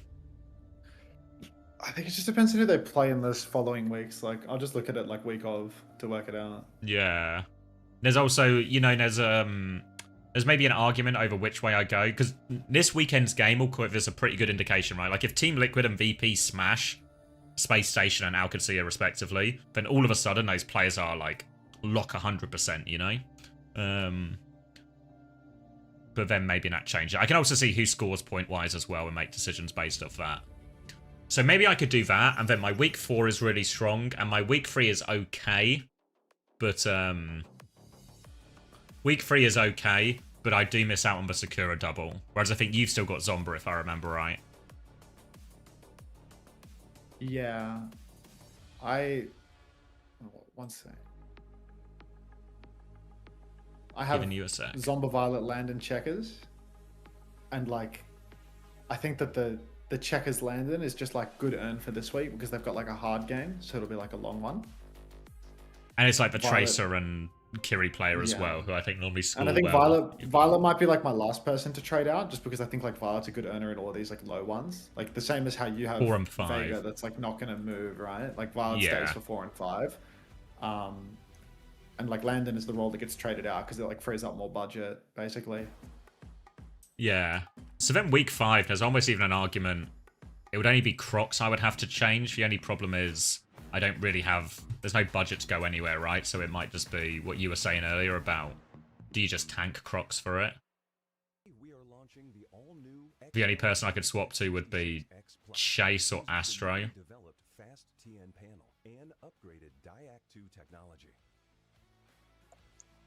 This monitor has inherited the XLX monitor stand design. It has GK do have a double. I wonder if that GK double is worth something. Like, could I go UV, actually? Simple to UV? Maybe that's the play, actually. So I go Crocs, and then I keep Psycho. I could even go... Kev set, and then I go Vega, and then I go UV. I could go Psycho to Wimone as well, but I feel like UV is, out. If it's between Wimone and UV, I think it's, UV has to be the choice. Where is he? And then this is my... UV's good, but the problem with UV is that he... actually, I was considering UV instead of one of the... Instead of one of the spenny ones, actually, because my thinking on UV was like, I think UV has a double, and then SSG. after he It's has a the tough double, end. I mean, he has Team Liquid in the first double as well, right? Yeah. But I think UV earns well even in hard games, right? But if that team sucks, which you actually like aren't going to be able to really tell until week 5. Yeah, you'll find out after the roster You'll find out in the double, and then you're committed for week 6 as well, pretty much, because he's so expensive. He like prices you out of other options. Well, no, I because was thinking maybe I'd take him and then trade out one of the double players for week 6 instead. Well, I was thinking, yeah, I take UV, and then on week 6, I could go Psycho to Tree, because that's just a straight swap. And then for UV, I could just go Gala, I guess. Gala or Fixer.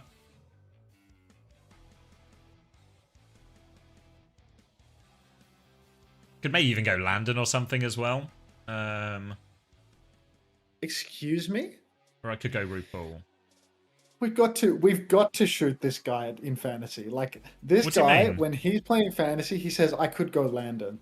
I could go Landon." He's looking at the final weeks of the stage. I could go Landon. When was Landon's double, Xavier? When was Landon's At the double? start. Well, that's why he was the last option, you know? That's why I said Gala and Fixer first. It was like... You can't What do you go mean? Landon when there's so many players with doubles in the final. Yeah, but that's why I'm thinking out loud, mate. I'm just thinking out loud and saying the players that come to mind. And then as I say them, I can then, I see how I feel about that. It's excluded. It doesn't. You can't do that. Yeah, but it's important to explore all the options or you miss the options, Max, you know? This is the creative phase. We're in the theory phase here where there's no bad ideas. You should explore all the options and then eliminate all the bad options until you're just left with the obvious option. Because here's one. I could go RuPaul instead, right? But then I would need a different DPS player.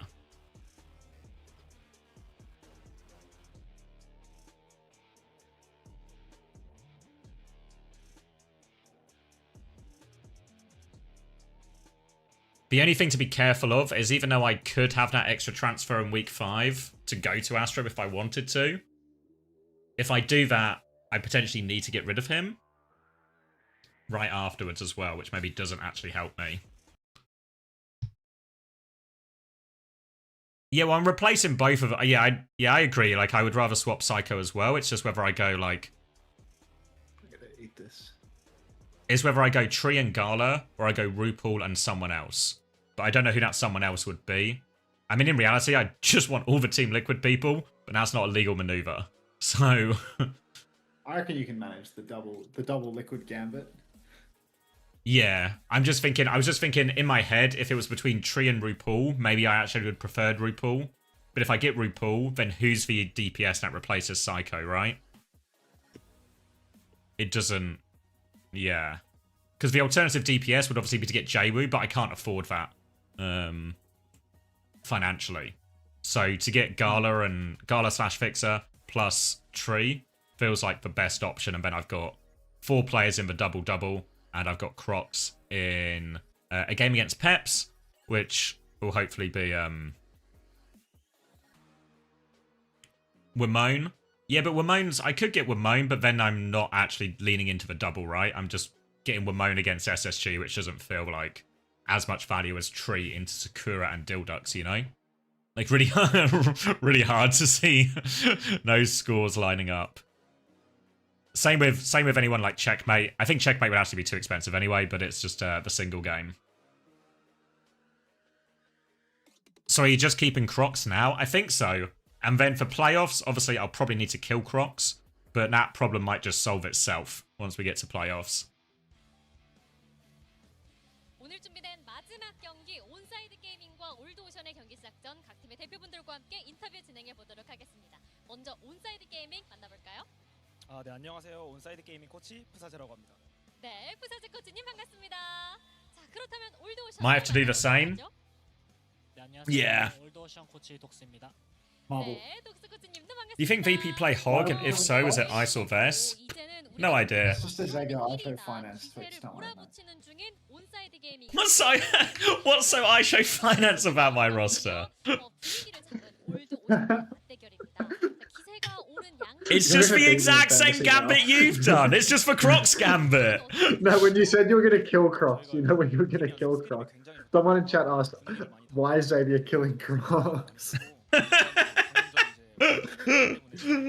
결정이 났는데 저희가 뭐 그날 제타 잡았으면 저희가 4등 아니었냐.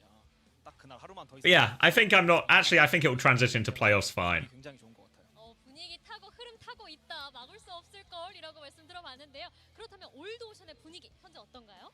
저희 같은 경우에도 원래 1, 2주차 같은 경우에는 일정이 Do I need to be thinking about playoffs? 경기를 결국에는 다 이기고 Yeah, I think my gamble is that actually it'll just become...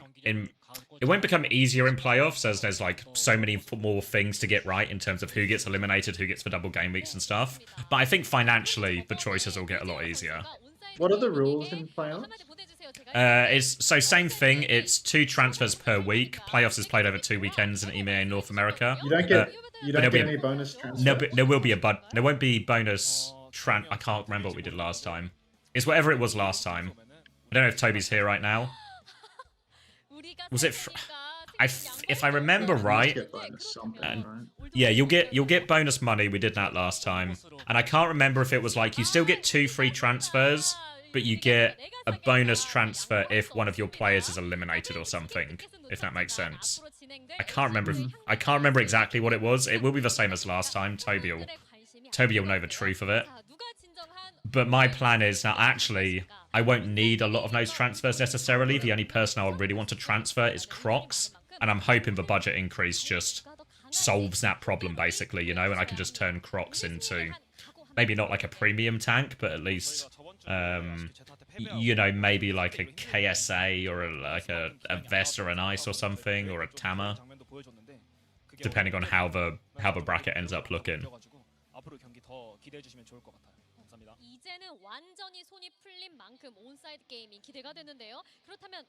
I thought it was free transfers. I'm trying to think. 저희 같은 경우에도 지난주에 꾸역꾸역 승리를 가져오고 있긴 한데 오늘 같은 경우에도 경기가 쉽진 않을지언정 결국에는 승리를 하면서 다음 주를 위한 그리고 다음 LCQ를 위해서 좀 더 준비를 갖춰가도록 하겠습니다. 네, 과연 오늘 경기 누가 분위기와 기세를 이어갈 수 있을 것이냐를 Look at the homepage of a fantasy site. Does it tell me? 자, 오늘의 힘겨루기 승자는 누가 될까요? 맵 세트 확인해. Oh, it literally tells me.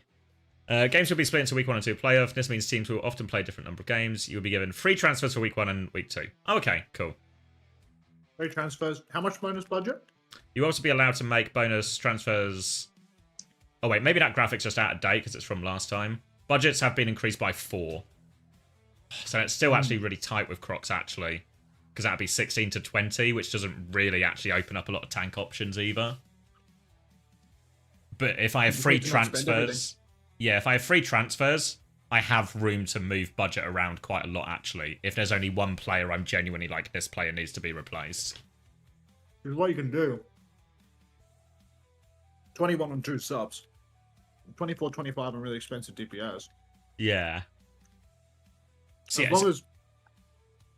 What's scary is winding up with both of the VP supports. Because then you're so all in on VP winning. And I'm not sure the VP's winning. From what I've seen thus far. We'll have a better indication of it after this week. Into this yeah. But yeah. And after their double at the end. Oh no, is their double at the end one tough, one easy? I've forgotten already. By the time that's happened, you've already lost the opportunity to prepare.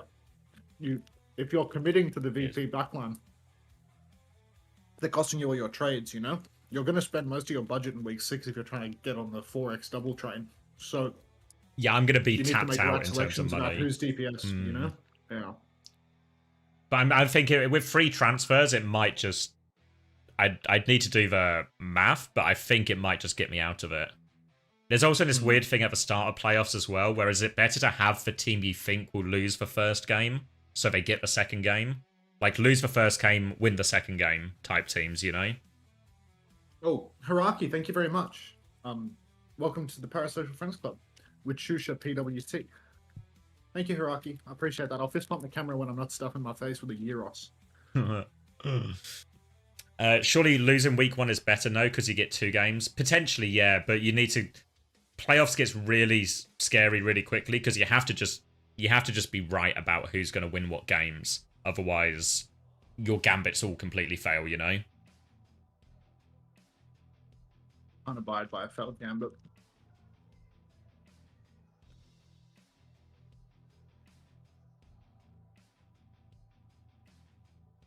I think things negative scores, yeah, because you get like Gen G is probably the good example of how you should expect to score when your game week contains 1 difficult game and 1 good game. I guess what's interesting in that is there are still scores like Violet and UV are all examples of teams that just won their games by a large margin and actually outscored the double game weekers.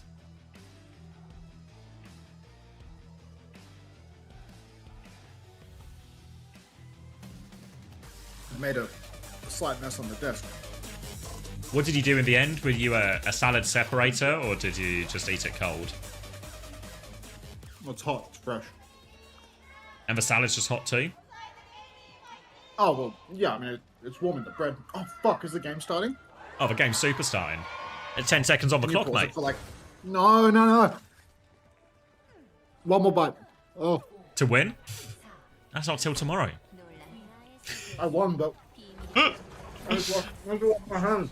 At what cost? Wash your hands. I'll take the first fight. It's Bull versus Bull. Heiser against Kellen. Old Ocean onside gaming. Sombra's in play as well. Alien actually taking up the Sombra for Old Ocean here, who's typically their hit scan player, but he's looking for some early pressure. And Old Ocean have taken this left-hand side of the map for now, and it's onside who have to reposition. 8, 7, 6, 5, 4, 3, 2, 1. Hold. Point is unlocked. Close enough, go. Okay, Alien's been found, actually scouted out on that. The transfer of shields from Heiser keeps them all safe for now. Both Bulls transferring those shields to all of their teammates. Kellen will roll back. They've actually got the first flip here on Side Gaming, so very happy with that. Now they can play. Virus will go wide, but Alien has been forced back. Jaehong is on Lucio, and he is in big trouble. Can't get out from Knife there. Converts that kill, and that should be onside good to secure this first fight off the back of that. And unfortunately, many a familiar situation here as we see Jaehong struggling on Lucio. Oh, again. Keep going. Opener. What do you mean keep going?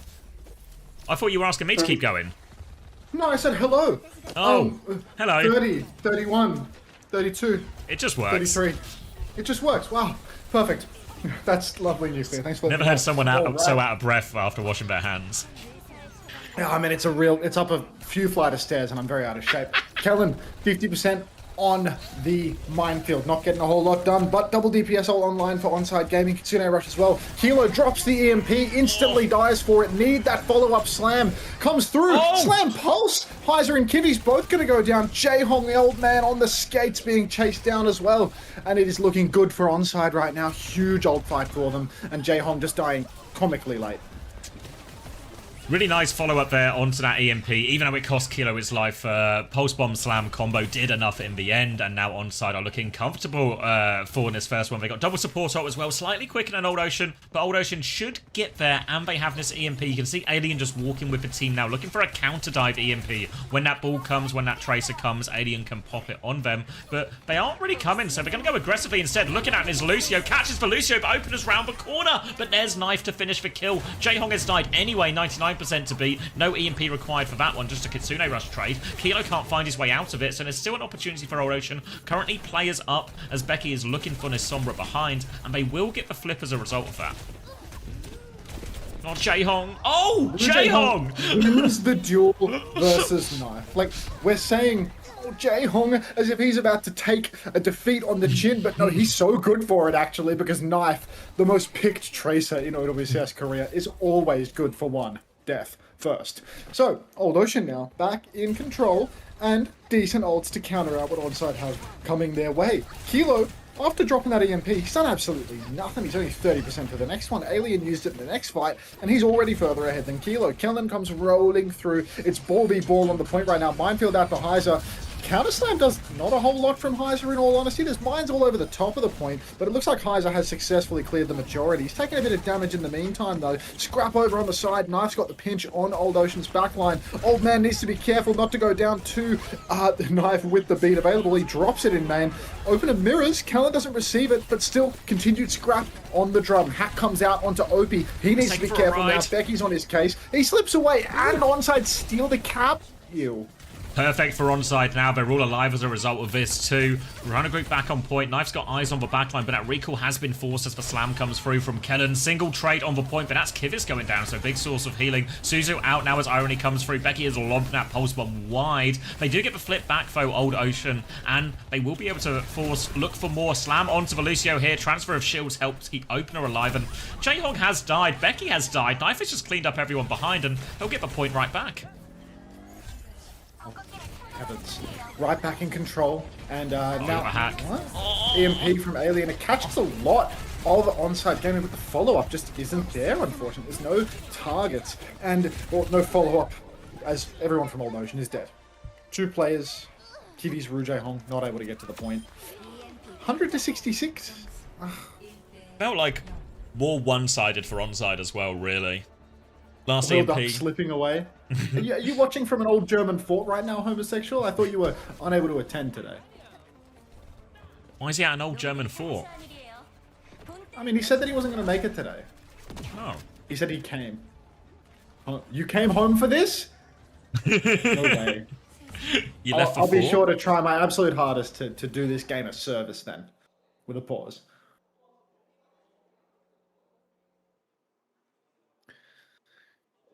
He's kind of homeless. It can We happen. love tech pauses. It's true.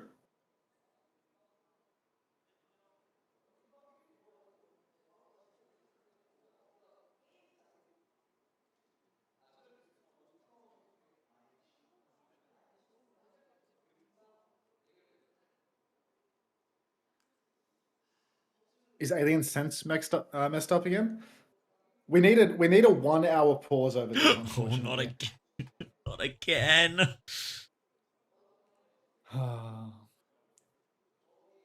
Oh, I promised Hiraki a fist bump. Oh, you did. Thank you, Hiraki. Yep. Clean hands as well. Delivered. Yeah, that clean as. Rinsed. I worked up a sweat cleaning these hands. Kind of undoes a lot of the good work of washing your hands.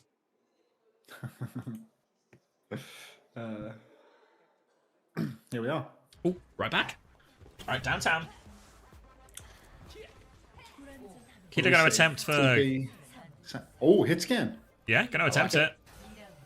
Obviously, we talked about it earlier when we were on Busan before. One of the harder maps to actually connect onto that Freya if they just play the high ground. But often you will see that Freya forced into places where they have to try and swing a little bit wider onto point, and that's when they can become a little bit more available. Kellen's going to try and dodge that first hack successfully. Kilo's actually trying to take the enemy high ground aggressively, straight into this ball now as they push through. Kellen's going to be forced back. Kilo has been also forced back. Nick ducks onto point, but now all of a sudden, Becky is within range. Does get that one cleared, and Kilo gets the shield transfer as well. Reset onto the high ground as Heiser hits the slam, but Open has slipped his way over that ledge. Now they're going for another one. Heiser's being forced back once more. Kellen's the one taking the most damage, but he's just dead on point. Becky still has recall as well if he wants to chase this Tracer, but an easier target in the backline is Irony, and they'll just clean this one up nice and easy, Old Ocean.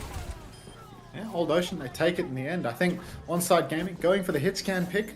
Kilo trying to be proactive, trying to play forward. It makes sense because there's not a lot of targets for him to actually shoot in the neutral. Sombra, Tracer, Ball, they're all so mobile. It's going to be kind of difficult to actually catch them out. But this swap from Kellen, I'm sure I understand it. Winston and Sombra, actually. So just going to what he knows, I suppose. We'll see if he can make it work. Already, Heiser's taken a hell of a lot of damage on point. The bubble trade has forced a health advantage, but Heiser's been healed all the way back up to full now. So OneSide Gaming, they've taken a bubble turn. They've not actually gotten anything for it. Overshield transfer onto Alien and Becky, and the EMP's already online to Alien. Opportunity now for Alien to connect onto this one. Kellen's next jump is going to be scary, but he jumps away from the EMP actually. Kellen outplays it, and this EMP has got nothing from Alien again. Opener now with the beat for the repush. Eyes on Jae-Hong, who is comically far away from beat. So there'll be no beat coming back for this one as they clean up the point. Irony's been hacked. Minefield on point from Heiser as well. They're trying to turn some attention behind the point as the Kitsune Rush is out from Irony. Kivitz has one to mirror now, but Heiser is awfully low. They're trying to clear Kellen off the point, but Becky has eyes on this backline. Another jump from Kellen just from a positive point. Heiser's rolled off the point. Okay, works out. Jae-Hong's going to die. Still doesn't have that beat, by the way. And onside will eventually get this flip. 2-player advantage now. Just need to clear Becky out, and there we go. Kellen, all the way forward now, 71% on Primal, so should have that for the next turn. Kilo's also got an EMP now, so Old Ocean entering a world of pain. Reliant on Ru Jae-Hong dropping the beat in order to save them. Irony finds Becky pre-fight as well, so really no openings for Old Ocean right now. You can see the push is on for onside. They're going to jump deep, throw down the bubble, force everybody from Old Ocean all the way back into spawn.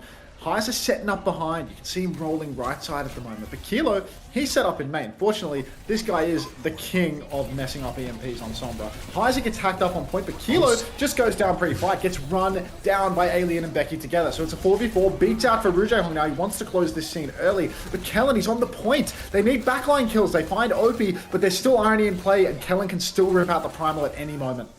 TP onto Kellen now from Irony to get away. He's going to get Pulse Bomb, pops that Primal, looks for a target. Now Eyes forces a TP out. EMP over the top as well. Now makes short work of Alien, but they're still getting traded. He's onto the Kiriko, but he's half HP, and Kellen just has to back it up with this Primal. They get it done in the end, Old Ocean, and now they're threatening last fight. Onside have to nail this retake, and they're coming up against another EMP soon. Yeah, EMP is going to be available for Alien. Let's see if he can, you know, get some value with this one. Old Ocean, really, what a steal from him. Getting the count, being able to have EMP for the next turn. OP might have beat to counter, but if Alien goes fast, he won't. Knife is being forced out early on as well. Has to sneak back over to the mini health pack, heal himself up to full. Kellen gets slammed out in main. Catches a virus on the chin, and that's going to be the EMP secured. EMP's on the cards now. It's about to come out. Drops it on Irony, who cannot survive. He gets booped off the map, but so does Alien. 1-for-1 trade Opener has for B. It comes back out. Doesn't catch Knife, but Knife kills Jaehong nonetheless. Now they're looking for more Kitsune Rush and a transfer of shields for Becky to fight in. Trying to force these kills, but the pocket is there. But no, Becky gets the kill nonetheless. Opener goes down. Knife looking to push this Tracer advantage now. Becky doesn't have recall, remember, but playing around that hacked mini, forcing him all the way out. The flipper's gone through for onside during all of this. The Knife will eventually close out that duel and now can come back. Mine's out on the point from Isa, but Jaehong up top runs into Kilo. Big trouble for him, and I think Heiser has to give this one up. We'll just get out. Yeah, gonna have to get out of that one. Old Ocean. Last chance. 69%. Beat for Rouge Hong is still comically far away. Open is very comfortably lapping him on that one. If they can charge it up, if they can just play real safe, real slow, get that beat online, maybe they've got a chance, but ultimately, Kilo's going to have the EMP, Cullen's going to have the primer to match that layout. So, playing slow might not be the move. They try to rotate bottom left, and it's just easy pickings for Cullen. Opie will take down Kibbies, and Rouge Hong is pulsed. I think this retake angle for the backline is just so risky versus the Winston, because the Monkey can play above you, zap you without even needing to use the jump, and you could see there, it was just the most free engagement in the history of all engagements for Cullen. Now Heiser needs to get the touch. He doesn't even get it. And, no. He perfectly drives around the point there to make sure he doesn't get the touch. So good. He stayed outside the white line. Yeah. Yeah, it's so hard, right? Kellen there with the bubble. You saw Knife behind as well, so they have the perfect pincer. Then Opener just comes flying around the corner as well, top rope, and just no chance to get those ults online. Obviously, this has happened to Old Ocean before. The Jaehong Lucio maps are just the ones they really struggle on, but that was the Wu Yang Bang out now for the rest of the series. So better chance now to play a backline. They'll do better on Old Ocean, and we've seen this happen before in some of these Old Ocean series where we get in a bit of tennis back and forth. Thank you for the first time someone get Uncle Lucio. Don't worry, he's getting off there. Don't worry. The tennis theory, please. It's just, you know, where you're gonna try and return their serve, but it's important you do more than just return their serve. You know?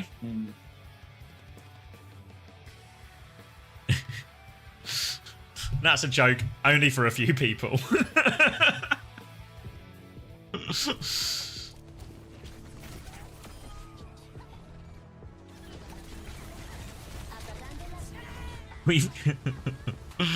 You saw the interview? Nice.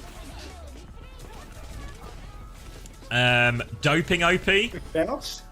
Yeah, let's get a quick marbles for that bounce.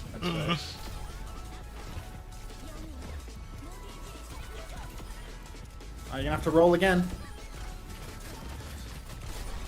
This map has a bloody intro.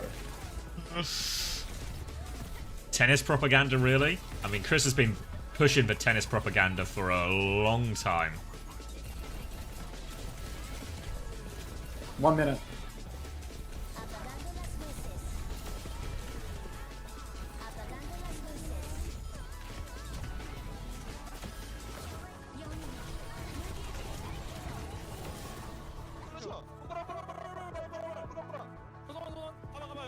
Payout Preds? Seems reasonable.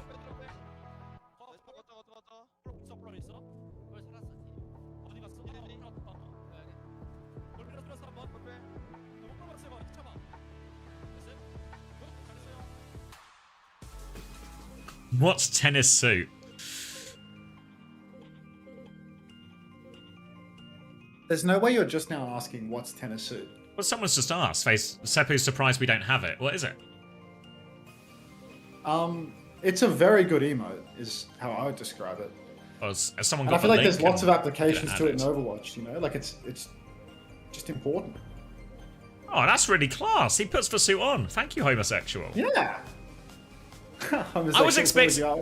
Yeah, I was expecting it just to be the same image, but it's got a suit jacket over it. But this has blown me away. This. Oh, I had a draw.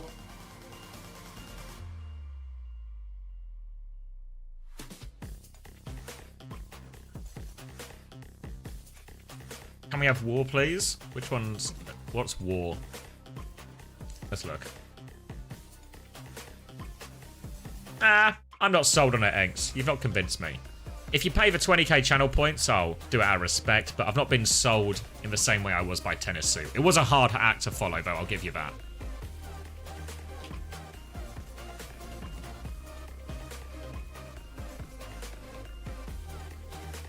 Nope. Most of the marbles race just died, but homosexuals plowing on ahead. They need to copy CS and do that. The series would just go on for so long.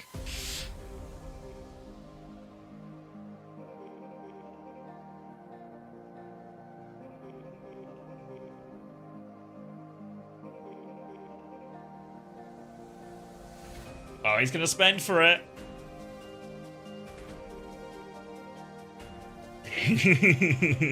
Fair enough, Eggs. I can't argue with capitalism.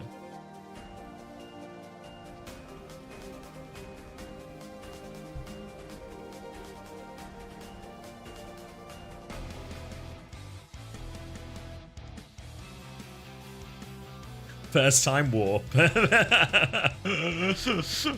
Maybe I underrated it. When Kellex goes Mercy, when your fantasy is in tatters.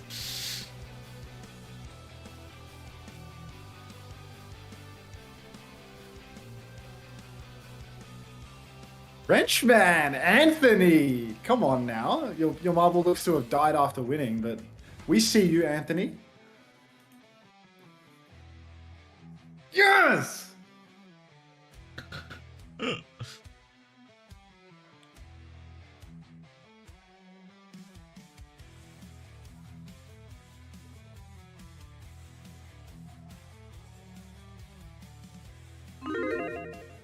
Can we get some W Anthony's in the chat? I'm gonna read my photo.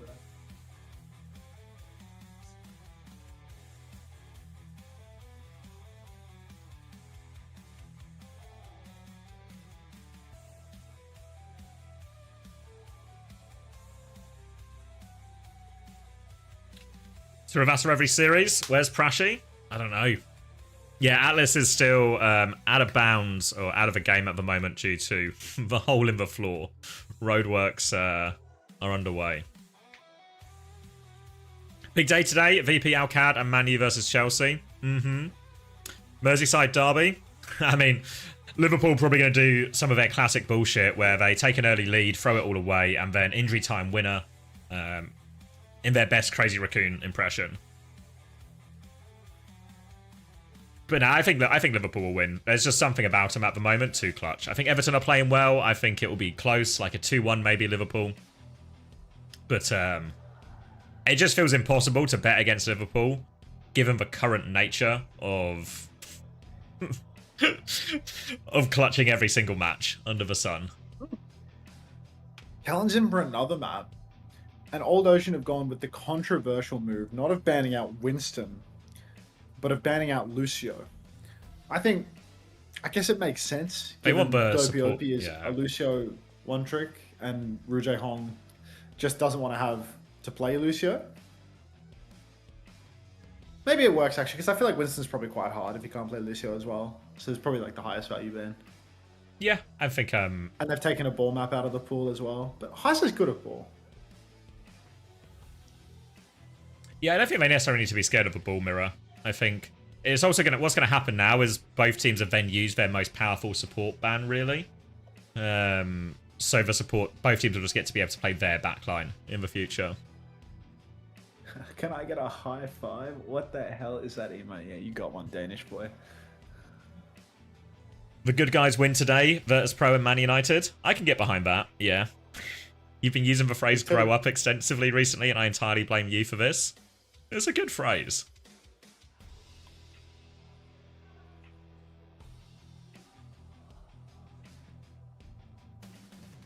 Thanks, Juby. Yeah, I've seen the tweet, San.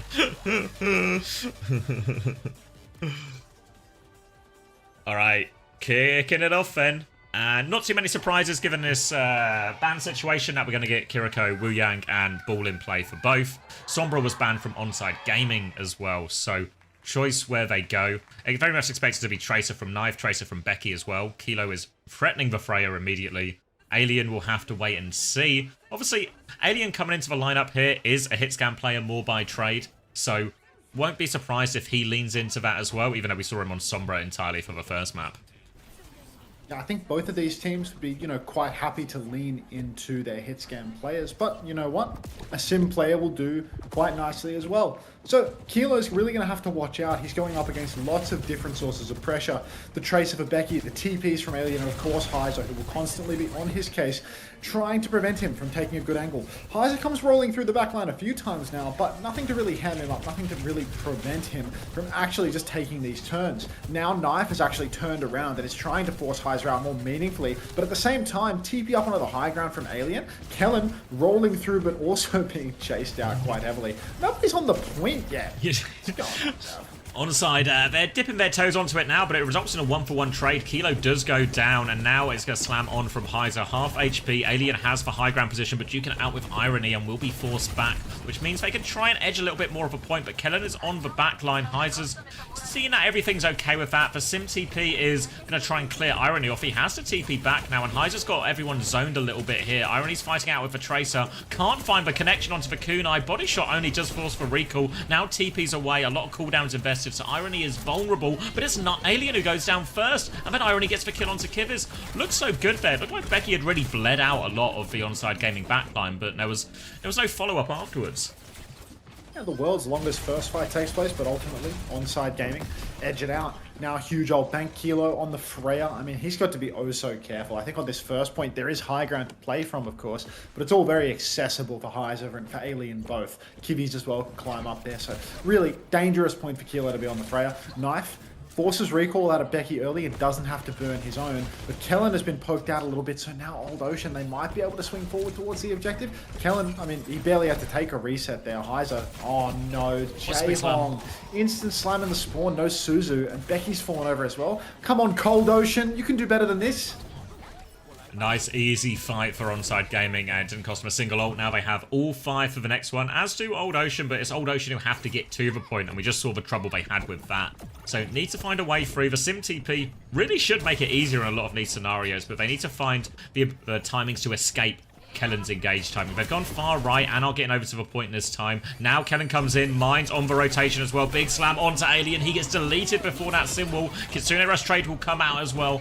Tidal Blast available, but Onside Gaming I think are just happy to mirror ults if they need to, but they really don't need to at all. We're into overtime, but there's no hope for this, and that was a dominant first point from Onside.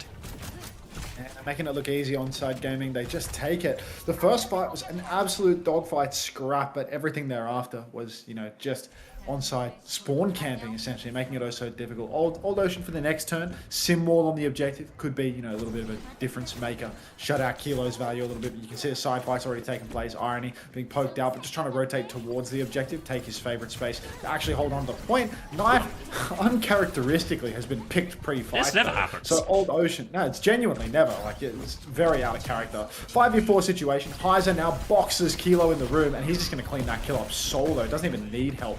He actually popped his mines on the point there, so they definitely want to take this cap. Yeah, it would be good for the cleanup now off the back of that opening pick, and we continue to see some of the trouble hitscan players can have in this type of matchup. First flip for Old Ocean, back in control. Did use for Minefield, not the most expensive thing in the world. Now it's going to be a Tidal Blast available for both teams, chance to be aggressive onto the Tracers here or use it responsibly. But Old Ocean do have a sim wall if that fight does break out on point as well, so they should have a significant advantage in this next fight. It's an advantage for Old Ocean. Tidal Blast comes out onto Becky. He goes back on, he catches poor little Opie, and he will take him down in the end. Now Kilo's trapped 1v1 in the Tracer, but that's a fake 1v1. Yeah, Heiser's right there with him. Pulse comes down to Rujo Home on the point. Symbol's being considered by Alien. He will invest it in the end. God, gonna want a refund on that one, champ. That was absolute wank. Now you can see Old Ocean, they're pushing forward to spawn, just trying to find some value. They're gonna get that value, actually. Heiser has been delivered a kill on Irony. Knife, no recall. Might get picked one last time, but there are bodies on the point. Kellen has popped his mines on the point 20 seconds before the touch, and Heiser should... No way. They give a flip? Oh, they give a flip? The genius of Kellen. I can't sleep on him. I can't sleep on him any longer. He's Wake the best up. ball to ever live. Now a swing from Kilo onto the right-hand side, as they do have. They only got 9% out at that point. Bowler is a miss from Kilo as well. They want to take this top right position. Kellen will roll through there, hits a big slam onto Alien as well. Transfer of shield helps keep them safe, and the Kitsune rush from Kiviz to now force onside away from point as they will get themselves back on it. Onside, they have to keep committing here. They need more touches. Knife goes down, so Kellen has to take the next one, but won't be able to do it, and they will tie us up, Old Ocean. Old Ocean tie the scoreline up 1-1, and honestly, I feel like that first point was just a little bit of a blip from Cold Ocean. They just weren't playing like themselves, because now back in control a little bit more, coming into their own with the Symmetra and the Tracer. I really think Heiser, this guy is the definition of next up talent. This guy is really solid on so many different heroes, and the Wrecking Ball is absolutely no exception. Kellen, what are we slamming up there, Slugger? What do we see? Slams up on the high ground, not sure what that's all about. Heiser booping back and forth. Gets a little bit of overshield, doesn't actually transfer it to his team. Irony drops a Kitsune Rush back of main quite early as well. Minefield out now for Heiser to counter out the rush. Knife recalls into a bomb, but not to two, fortunately enough. Still, nobody's going to be capping the point just yet, but Old Ocean, they got lots of bodies on the point. They get the flip. Great first flip. They've got a Tidal Blast quicker as well if they need it to. Slam comes through onto Alien. They'll force Kellen away from that. Now Alien TP's in aggressively, looking for more. Just harassment and TPing back. Tidal Blast out onto Becky. Knife has been run over, of course. Tidal Blast forces the cooldowns out, but nothing. Pulse Bomb on the floor only as well. They are getting the kills, nonetheless, here, Old Ocean, and will be good for the first fight. Chase Kellen all the way out. And there's one more player behind, two more players behind. They'll get both of those, and a great start for Old Ocean. Old Ocean, they're on it. They've got the cap nice and early as well. No shades of the first point where, you know, it takes 3 minutes for somebody to finally cap out. This time around, Old Ocean, they've actually just got the control. They've got the wall. Kellen's got a minefield. But Kellen, I mean, historically when I see him using these mines, I feel like he likes to drop it in positions that are either on the objective pre-fight, pre-touch, or, you know, doesn't use it with a slam combo necessarily. And I need to see him be smart. For God's sake, Min J. Fucking Heiser's gonna counter slam that. Okay, rolls onto the point, just poos the mines out with no slam, no nothing. Nobody's tapping with that. Symbol is up, Becky's caught opener. Old Ocean, pole position to take this fight. Tidal Blast was a complete whiff from Knife as well. Found nothing meaningful with that. Now they have to commit to point, but they've lost Kilo on the way in. Onside Gaming will start flooding bodies onto this now, but Kellen is getting full beamed. 1 HP on the coast. Turning around to clear the rest of the point now is Alien, and that is Old Ocean taking the lead. Oh my god. Come on, Minjay. Come on. We've talked about this. We've talked about this, man. Alright. Heiser, minefield available for the next turn. Just watch, he'll use it when the enemy has to touch, or he'll slam when he uses it. But Becky's got a pulse bomb. Jae-Hong closing on a Tidal Blast, but until he has that, he's got to be very, very careful. Irony, probably going to throw down that Kitsune Rush on the objective near the unlock. Knife gets taken very, very low, but it's Becky that's going to be picked this time around. Kellen rolling in behind, looking for his setup. He's actually disrupted Heiser. He's body blocking him a little bit as well, preventing any engagement from Old Ocean early on in the piece. And onside, they're just going to take the first cap unless Heiser... Is he going to go for it? He is. He rolls on, gets the overshield. Maybe he's just trying to donate to his team. First cap goes away onside. Yeah, he's getting hunted down by Knife and Kellen a little bit, who've cleared that one out. Irony's going to TP. They flip back towards the point. Keep themselves in control. Post Bomb sick is good, but I think it was Suzy there in the end. Mines on point now from Heiser. Trying to force the Tracer out as well. Coming through. Kellen with the counter slam onto the mines, but the counter slam onto the counter slam forces Kellen a little bit low. Kitsune Rush keeps him all alive, but Jae-Hong can keep going with this Tidal Blast. Gonna throw it onto himself here. Takes down Kilo with a bit of help there as well. Full pocket comes through. The stun onto Kellen. He's gonna take a whole load of damage, and the pocket onto Alien is good throughout, and Old Ocean will be able to get the flip. Old Ocean, they've secured the flip opener. AD strafing for dear life. Kellen trying to stall out as long as he can as well. Spin to win, Ninja. You got that, buddy. Alright, onside gaming back in control. Minefield available for Kellen. Can we get eyes on this? I need to see how he's going to use it. Heiser sneaking behind onside gaming right now. He's just drawing aggro. He's going to snatch up a couple of mini health packs. He's already got Kivis on the flank as well. Just holding so much of this side space, making things awkward for onside. They need to spread themselves thinner and thinner to deal with all of this high movement gameplay from Heiser and Kivis. They're constantly pressuring multiple sides. Heiser rolls through, gets a massive overshield. Kellen throws down the minefield once again on the point. And Jae-Hong is actually just going to swing into main. Drops the Guardian Wave. Symbol is up though for Old Ocean, and that means that their contest should be good. Another minefield wasted by Ninja. TP onto the flank as well, and now Heiser's going to commit with that one. Kivis with the angle to help out as well. They are all low here, and Becky will just crush them. Confident fight from Old Ocean. They take care of that. Convert the Sim will push, and this touch is going to be... It's not going to be too hard because they have the ball and Tracer, but they're going to be committed to it. Actually, Kellen's going over onto the Winston again. Kilo onto Sojin. They have to touch this as well. One touch is required. They get the touch. Open has got the Tidal Blast, but Callum has been taken incredibly low. This Winston swap. Oh no! Tidal Blast on the back. Disaster. Alien catches knife up on the high ground. One more touch is required. They're not even going to get it. What a horrific swap from Callum there. Like, just make sure that you take all the fucking damage in the world for the final fight. Imagine being a hero where you have to wait for your movement cooldowns, you know? So you have to jump in. They're just going to Kitsune Rush. If only there was a hero that could sort of, you know, go, roll in, roll out, be a little bit more active. If only there was something like that available to pick, but unfortunately not. Yeah, I mean, we're not living in a fantasy world right now. Let's try and keep our head out of the clouds. Imagine a hero cold, hard realities. That's shaped like a ball, right? And it can just roll around freely, and sometimes it can even roll really fast through some kind of like grapple mechanic or something, you know? If there was a hero like that, that's what Kellen should have swapped to in that last fight. But I'm skying the pie right now, so nothing Kellen could have done. Pie in the pie. I've Fred to fished it, oh yeah.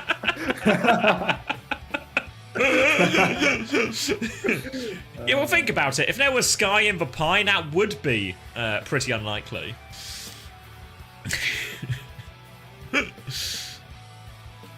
Alright, and we are in full tennis. We're going to have the most powerful support bands used from both teams, and both teams are to convert the advantage for that one. Too tired to watch the remaining maps? Good night. No, Setu. This is the series. Where's homosexual cheering on Cold Ocean as well? Where are the Cold Ocean goes when we need them?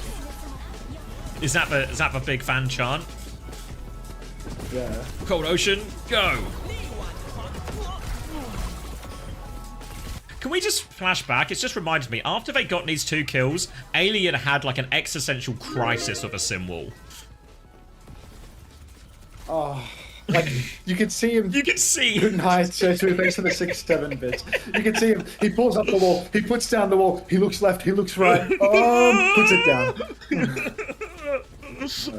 Deep in thought. You can see the cogs turning. It's a real hit scan moment, unfortunately, for Alien.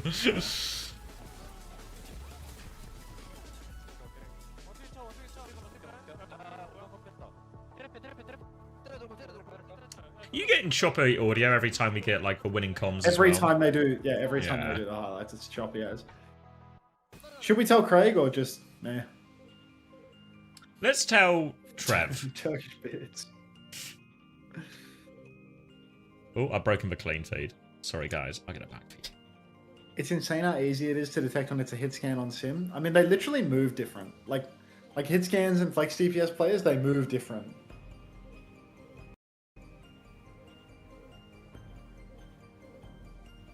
Flex DPS, they dance, you know? Hit scans, they lumber, they waddle. You've either got it, or you've not. Yeah. You have the same genes as Kevster, Japanese, selvage, or you got those hit scan player genes that make you stand still. What was I doing? Did you say Liverpool scored? Who scored? Gravenberch? Oh, it's only 17 minutes in.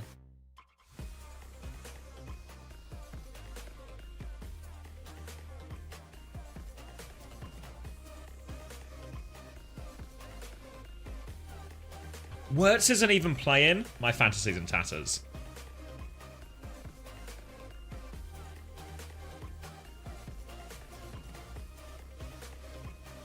What if we had a small Boston man who can double jump and run fast and had a little shotgun?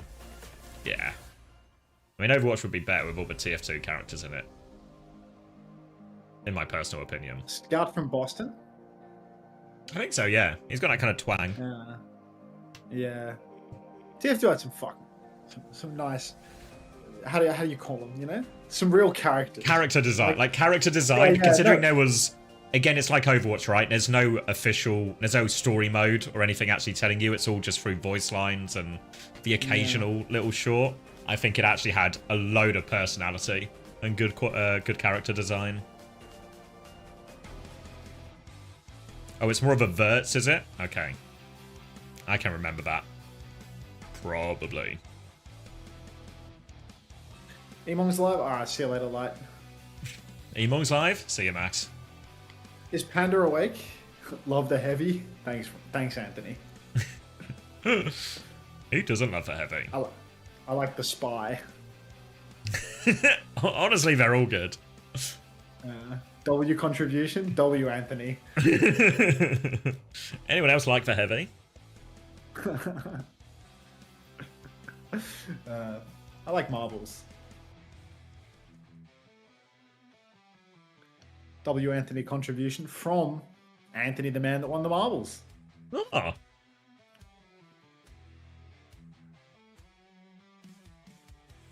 Oh, for fuck's sake, this course has got to go. Hang on. Main menu. Anything Not even joking, I'm watching the game and had looked at lineups and hadn't realised Verts wasn't playing. You know, Archie, sometimes you just need the eyes. Attacking. Uh-oh. Time for a play. Seeker or Squid? What's the third option, Toby? Probably Squid, if anyone, though. Squid over Seeker for sure. I think Seeker doesn't actually score that well, No, even when he don't goes take well. Squid. Squid's dead. Squid's dead? Yeah, Emmys was in my chat yesterday saying Squid's dead, so Squid's dead. Yeah.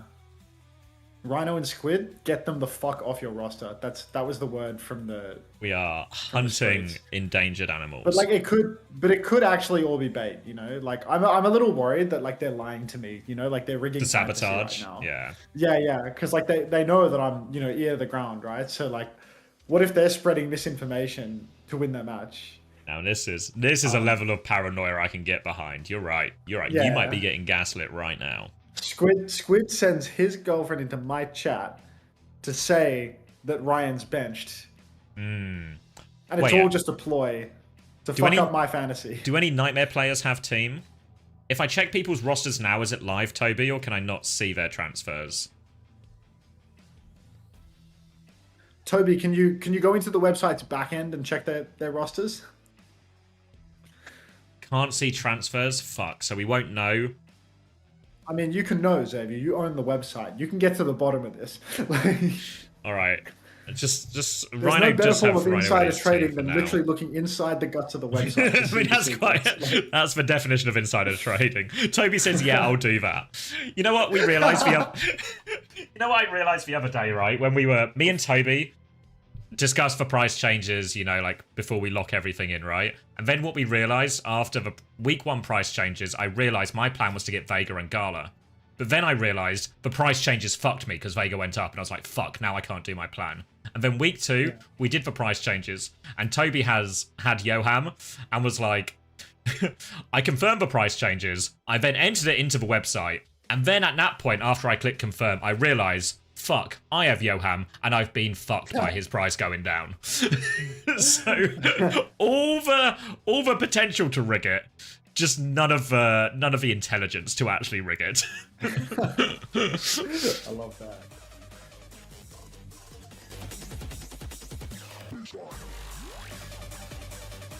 The dollar Rhino dump and pump. Yeah, I mean, I'm actually hard pump and dumped on Rhino. Like I've dumped him already now, but It's not insider trading if you tell us all. If we make it public. Does that fix it? I feel like Z is a good option. Yeah, I really want Z, but I don't think I have to like long term over short term.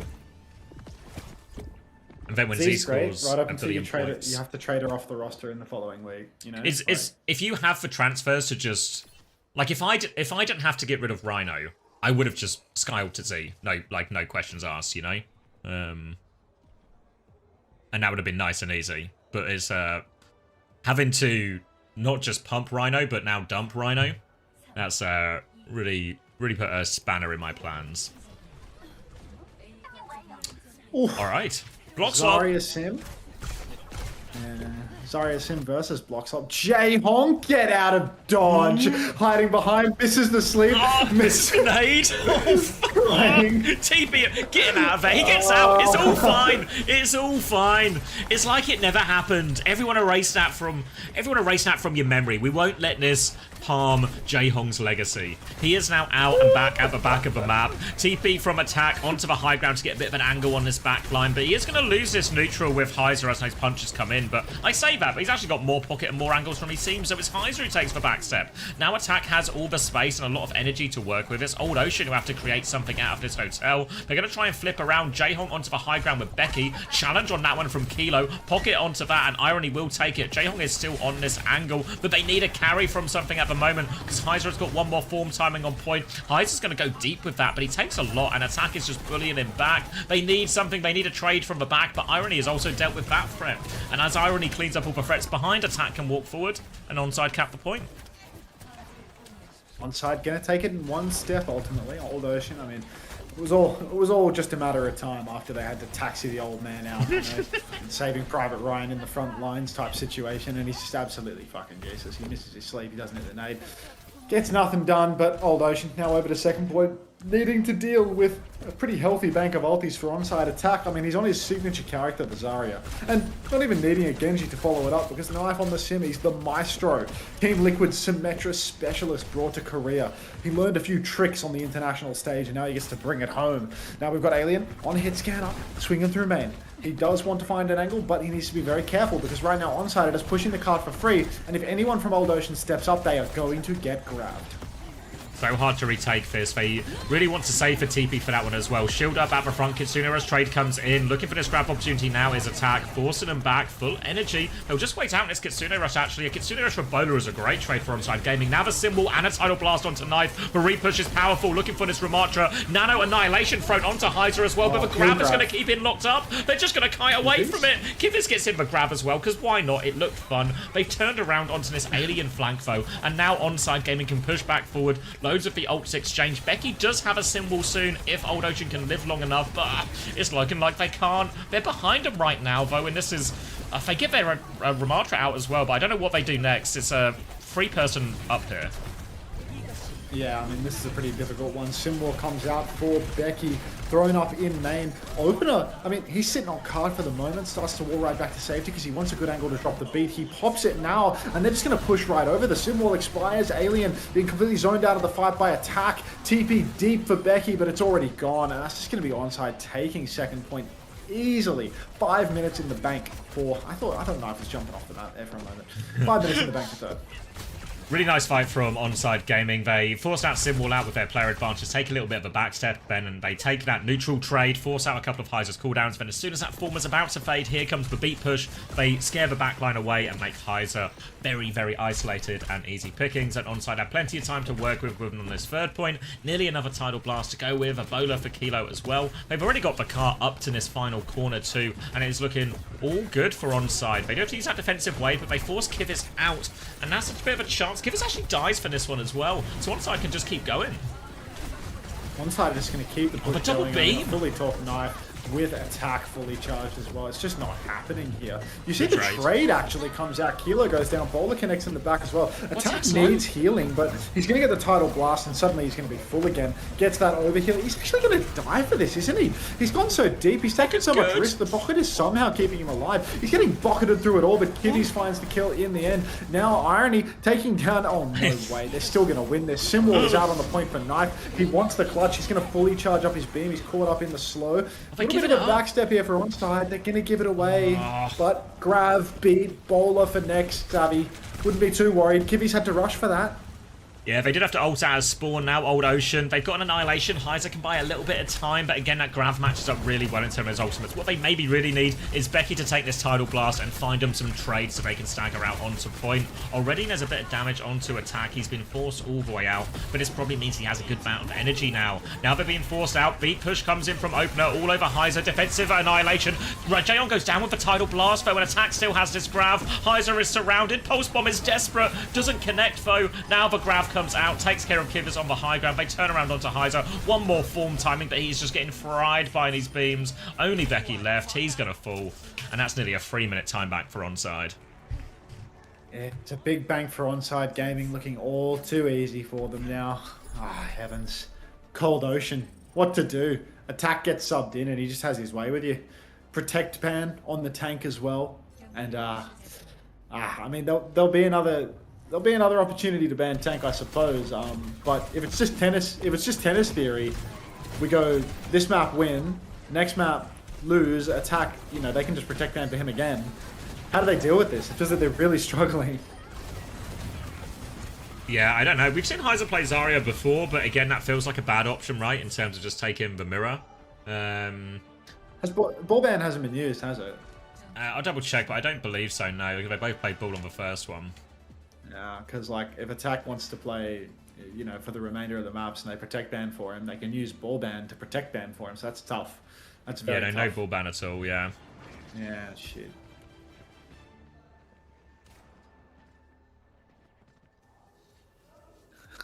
Jaehong is on Lucio. Between accounts for Clay. What did you say about a Snickers ad? I got a pre-roll NFL Snickers ad and just noticed the guy in the ad looks exactly like you. Can you find that ad? Find this man. Thank you, Doctor. Presuming it was a man you're referring to, it looks exactly like Hunter. It actually seems quite a bold presumption. Yes, it's real 50-50, but I like to gamble. Don't we all? Becky, TPing, just back from the looks of things. Is he swapping or just hanging about for a minute? Yeah, no, it is a back situation. He's over to the Tracer now. Tracer Freya Hazard for Old Ocean. I think there's a little bit more power for Heiser on the Hazard. I think Hazard matches up decently into the D.Va. And on this first point offense, Hazard is money. Hazard is good. Wall comes out. Knife is dead. Oh, Knife is not dead. He's TP'd out of it. He's TP'd in there. He's it's going to be a hard one. Actually, Heiser's taking a load of damage. Is Knife just going to be okay? He TP's back out. And an unbelievable escape. It's Heiser who dies in that situation. Could they not have just turned around and killed him there? Kilo's going to get 2 kills as well. So it looks like they can stabilize. Alien's been forced all the way back. Attack is on the hunt. But Jaehong and Becky, 2 trades. They thought they were just pushing forward for cleanup, but it's all fallen apart for onside. Yeah, very, very unexpected here. I thought after Knife had played life that it would have just been a totally easy slam dunk hold for onside there. But instead, bit by bit, they've lost their space and they've lost their players. One last chance at a recontest here, but I mean, Irony just now respawned, so I don't think they're going to go for it. And we are going to see Old Ocean rolling through the second point with their own 5-minute time bank. Kivi's already playing forward, nice and aggressive, looking to poke people up, but Attack is hot on his heels, instantly forcing him out of that side angle. Pulse goes wide for Becky. Heiser actually slashes in to try and connect, but he's just going to get crushed out and absolutely disappear. He is so unbelievably dead. Kivi's going to be forced back now as well, and Heiser is having a lot of trouble here. It's very much a one-way trip on a lot of these slash engages. Attack doing a lot of work to clear the side as well. When Heiser did that, they just respond so strongly. Heiser is back in the fight now, and they can have another go, but it's Irony who has the Kitsune Rush, significantly faster than Kivi's. Jaehong does only have the Tidal Blast, which probably going to go Becky's way as well, but for now, they're just trying to get through the choke. Kilo, though, happy to pump damage in here, and he's winning a lot of these duels. Heiser's been forced to D-peak, Jaehong's been forced to D-peak, and they just have to get out. Yeah, they're just going to have to get right out of that one for the moment. You can see Irony, Attack, Kilo. Oh, man.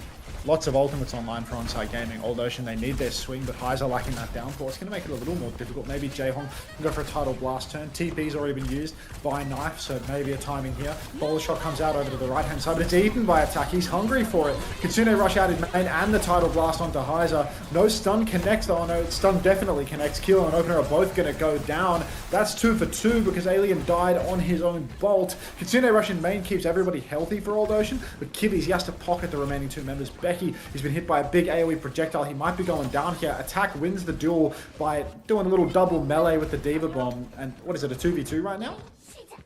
Yeah, looks it. They're still trying to nudge the cart forward here. Heiser's going to get the wall onto Attack, who is just keen to get out with his life and his mech for this one. And he will be able to, but it's Old Ocean who gets to move the payload up to this final corner.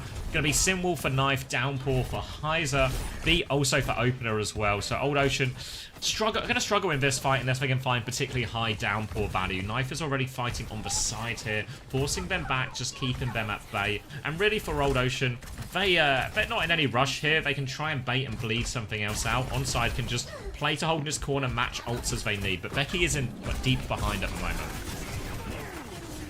Downpour out, beat in exchange. Opener's beat only catches OP and Irony though, so not a great one. And Cart is moving for Old Ocean. Unfortunately, Alien looks to be caught out on the side. Hitscans trade places in the spawn room right now. Alien and Kilo both going down. Attack, he's ping-ponging back and forth. He wants to hold Cart, but OP's completely caught out. Gets slam dunked into the remainder of his team. Heiser now, oh no.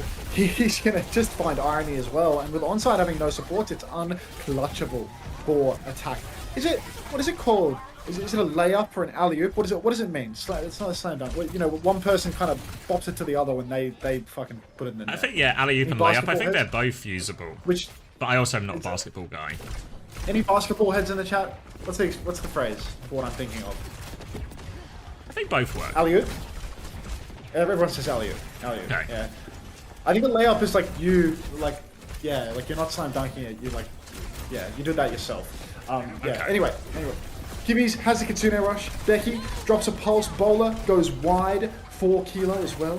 But Cart just keeps on rolling for Old Ocean. Onside Gaming, Shades of Zeta Division. A complete absence of Cart control. Blast comes out onto Becky. There's no security to actually Suzu this, but Becky still can't find a target. Alien will go down, but OP, Knife, and soon Kilo as well will be taken down. Only Attack remaining. Attack is hiding behind, but they know his position. They're hunting for him now. You can see Heiser's gotten in the mix as well. He has to play his life. He's actually bought heaps of time peeling back so many members of Old Ocean. Really, the damage is done from Attack surviving that.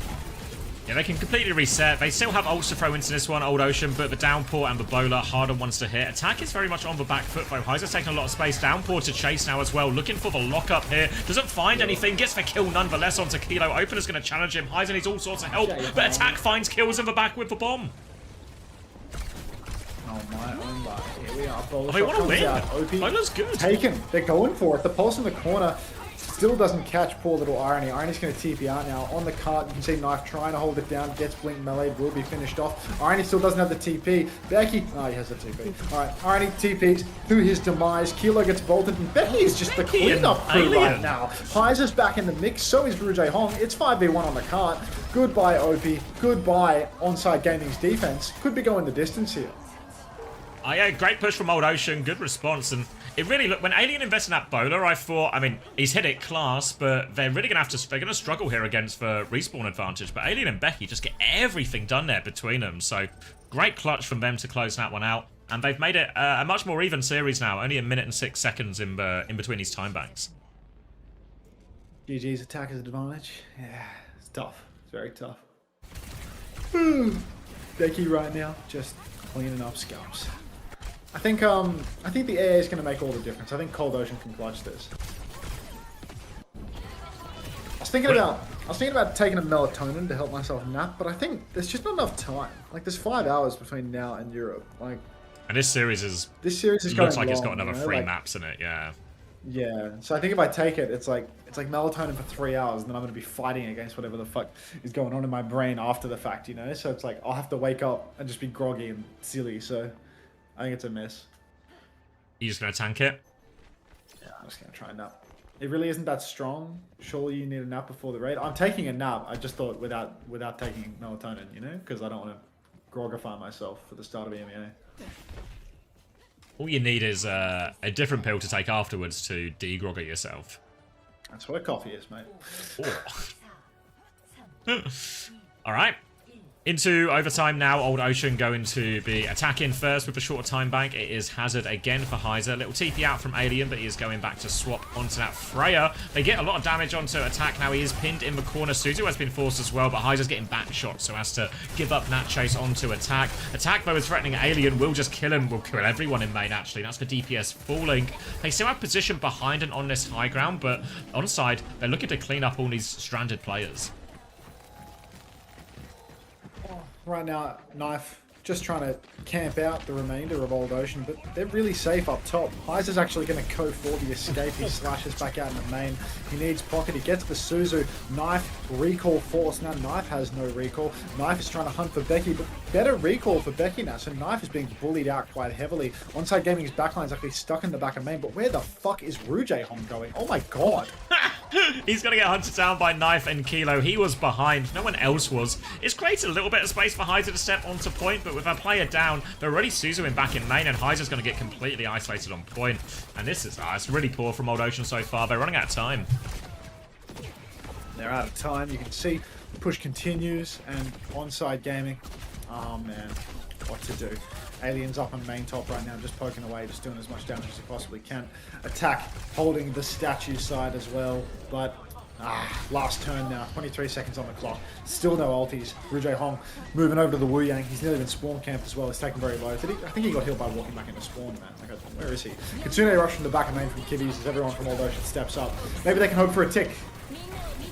Yeah, can hope for it now. Kitsune rush onto the point, forcing it, has been mirrored out. Tracer battle going on. Kilo has preserved his position on this high ground, though. Just has to be careful about Heiser finding that timing. Bola comes out, connects actually as well. Alien will get taken down, gets the better of that one. Now Kilo is pumping damage into Heiser. He's taken so much. He's got the downpour. It's desperation. He's thrown it out. Beat out from opener should seal the deal. Heiser does kill Irony before that. Pulse bomb thrown out by Becky, but finds nothing. All over the backline is Knife, and they should be good. Knife and attack to clean up these final kills. Kivis should be the last one, and that will be a full hold. Not even a tick gained there. Yeah, no ticks gained, and Onside Gaming, I mean, now they just have to push it through to the keeper, right? Or past the keeper. Only 3 minutes remaining. I think 3 minutes for a tick is just outrageously easy. They can play anything to counter out what Old Ocean want to do. They can rock with the Zarya again. They can pick Diva. I mean, Attack's got a serviceable Hazard on him if he wants to square up for some reason in that. But, I mean, Onside Gaming's attack really spoke for itself. Like, just playing the Zarya was so difficult for Old Ocean. It felt like they really didn't have any answers to those turns. And Knife on the Symmetra, I mean, as much as I poke fun about it, I mean, he was constantly opening up the map. He was making Old Ocean do so much. They were constantly trying to catch the sim, getting their ankles snapped again and again. And with a 3-minute bank, I mean, you just play for an ult turn, and then you can't lose that ult turn. Old Ocean need to constantly cycle. Onside do not, and you know you just win by the advantage. And there's only a tick on the cards. Hello, Pugs. Oh, Zaza Zebra was. Thanks for the 3 months. Oh, thanks for the 1 month for 3 months. Appreciate that. Welcome. Change of plan here from Old Ocean. Heiser has gone back to spawn and will just be playing Zarya now. So, attack, I don't think will be too scared of the mirror at all here. They will just play this one as well. But a different approach for Old Ocean against a hero they particularly struggled with. They're going to try and get eyes on this one. Knife is going to go back down as well. But expecting this just to be a little bit more of the same. Going to be Kilo swinging onto that. You'll see Heiser has started on this high ground position, but eventually he might be forced to point, and once he drops, it's hard to get back up. I guess they are perked up, so there's a little bit more jumping available if he's gone that option. For now, though, bubble trade in main. Heiser is already on the back foot. Attack is looking for it. One more bubble to chase as well, and Heiser has been forced inside. Becky's just dead to opener as well, so already huge amounts of pressure on this Old Ocean line to try and hold. One more bubble. Suzu on point as well. They've got attack low, but he needs to confirm the kill. It's Heiser who dies first. Playing around the phone box. Dodges all of that damage. It's over. It's chalk cheese. It's so fucking done. Alright, 2-1 lead for Onside Gaming now. Let's get Kellen back in. Let's make it winnable once more.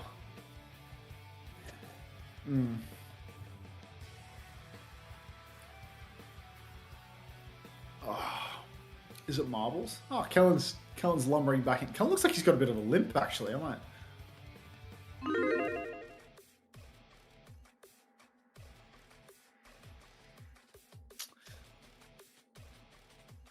He'll buff out, mate. We all buff out. Seems way too happy. Which one on side? Heiser is no Hawk. Heiser is Hawk. Light 97 is the marbles winner, right? I think it's marbling time. Prison injury? Yeah. Alright, I'm just going to mute for a sec while I find a clip. I'll be right back. See you on the other side. I just need to find a clip for the tweet. Give me a second, guys. Downloads. I'm looking for a Psycho interview.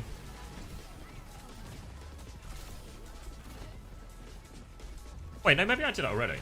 Hold on. No. Wait.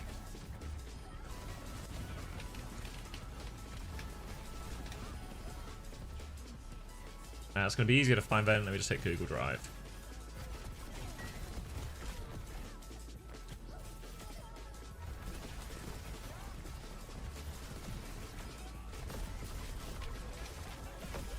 No, it turns out I did it already and everything was fine. I'm back. Nicely done. Why is there no Unta theory? There is an Unta theory. Have an old. I can't remember what it is. Oh, I can't remember what the command is in my chat. Yeah, I was the interviewer. I talked to Psycho. Yeah. There you go.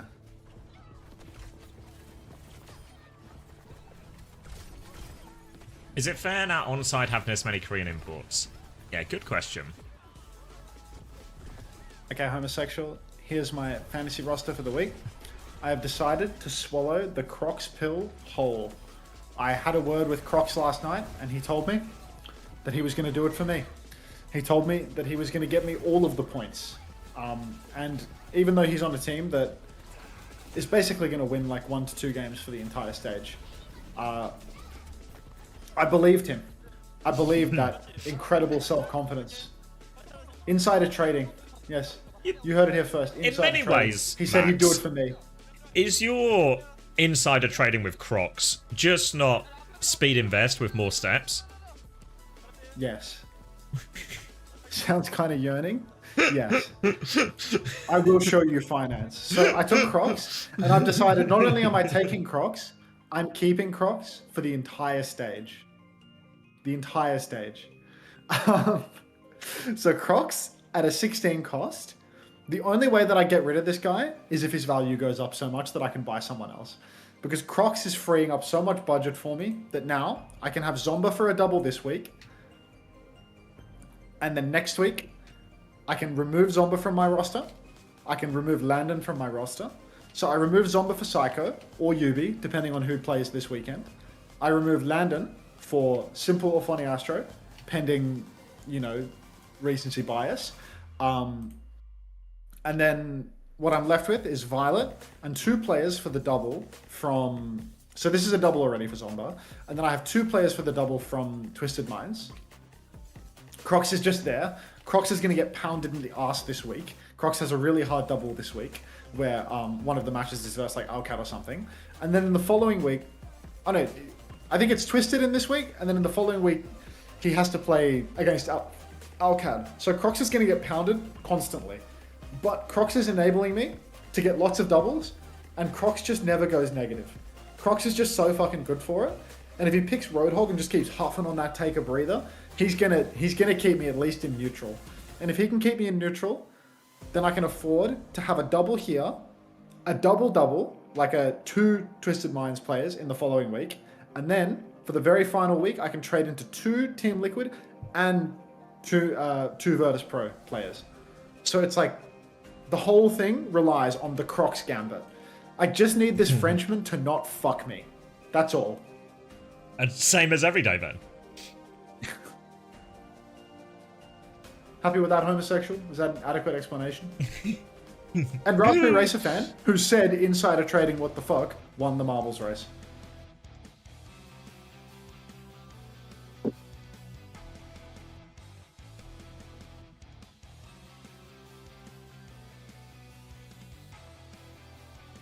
Does Unta know it's just a game, it's not that deep? Incorrect, Archie. It's 100% that deep.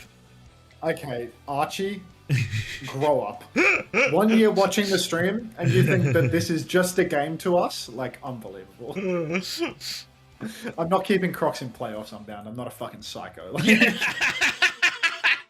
What if he sends you another message saying, "I've got a good feeling about playoffs"? Is Archie a client? I feel like this is a client or a hater message, one of the two. No, he dropped Speedlove and Gaga, so he's got good 70. Wait, that's me. Oh fuck. No, definite client.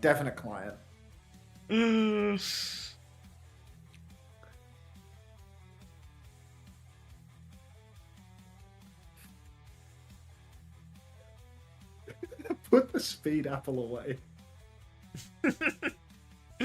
Can somebody make the speed apple rotate? Rotating food, red apple. No, I feel like if you do that, all the people who can't rotate an apple in their mind will see this emo and think they can now do it in their mind, and it will give them like a can we get a misconception of their own intelligence. Face on it?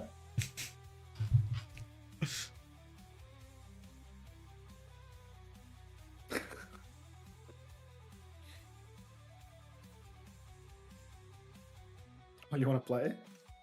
Fair enough. Kellen is in. Yes! Going to 5. That's a level 6 apple. Yeah, that apple is detailed. When I rotate the apple, I can see the sweat on it. I can rotate... Treacle says, I can rotate an apple in my mind, but it's really framey. You feel like your brain is working at maximum capacity, even overloaded a bit, rotating the apple? Crox's double is VP and TM. No, his double is Gen G and TM. Yeah, I think the idea of a Genji crumble in that situation, like a 5 mapper or something, is really... It's on. Genji is so ready to shit the sheets. Like, who did they beat? Who did they beat 3-0? Nobody. They Nobody, beat Quick maybe? 3-1. Yeah, and good guys are better than Quick, right? Yeah. Or is that wrong? They are? No, I think good guys should be, like, notably better than Quick. Was Quick the roster that had, like, Zidra and they dropped Zidra? Fuck. I always get confused with... This was the roster that... I think there was a lot of changes last minute just because of getting the spot last minute. I can't remember who was on it Evil, before. Snowdrop, Zero, Skytor, yeah. The Quick is the roster that had Zydra. This is the last place team, this Quick roster, right? Like, just... Oh, yeah, for sure. Yeah. Yeah, because, like, good guys just have, like, that aura factor, you know? Like, they've got... Like, which team is White Kevster on? Peps. Oh, shit. Peps versus good guys, like... That's not a slam dunk, but that's a Crocs earner, you know? Like, he will be slashing FD out of the sky. Oh, look, Dommy Bunny's back. Swear this chatter went to bed 5 hours ago, but here they are 5 hours later playing marbles. It's bizarre. Can we do this? I can't bounce, but the entire chat can bounce. Basically on command, Trans Fluttershy. Not even on command, really. Just have a slightest hint of the word. Yeah, I mean, there they go. There they go.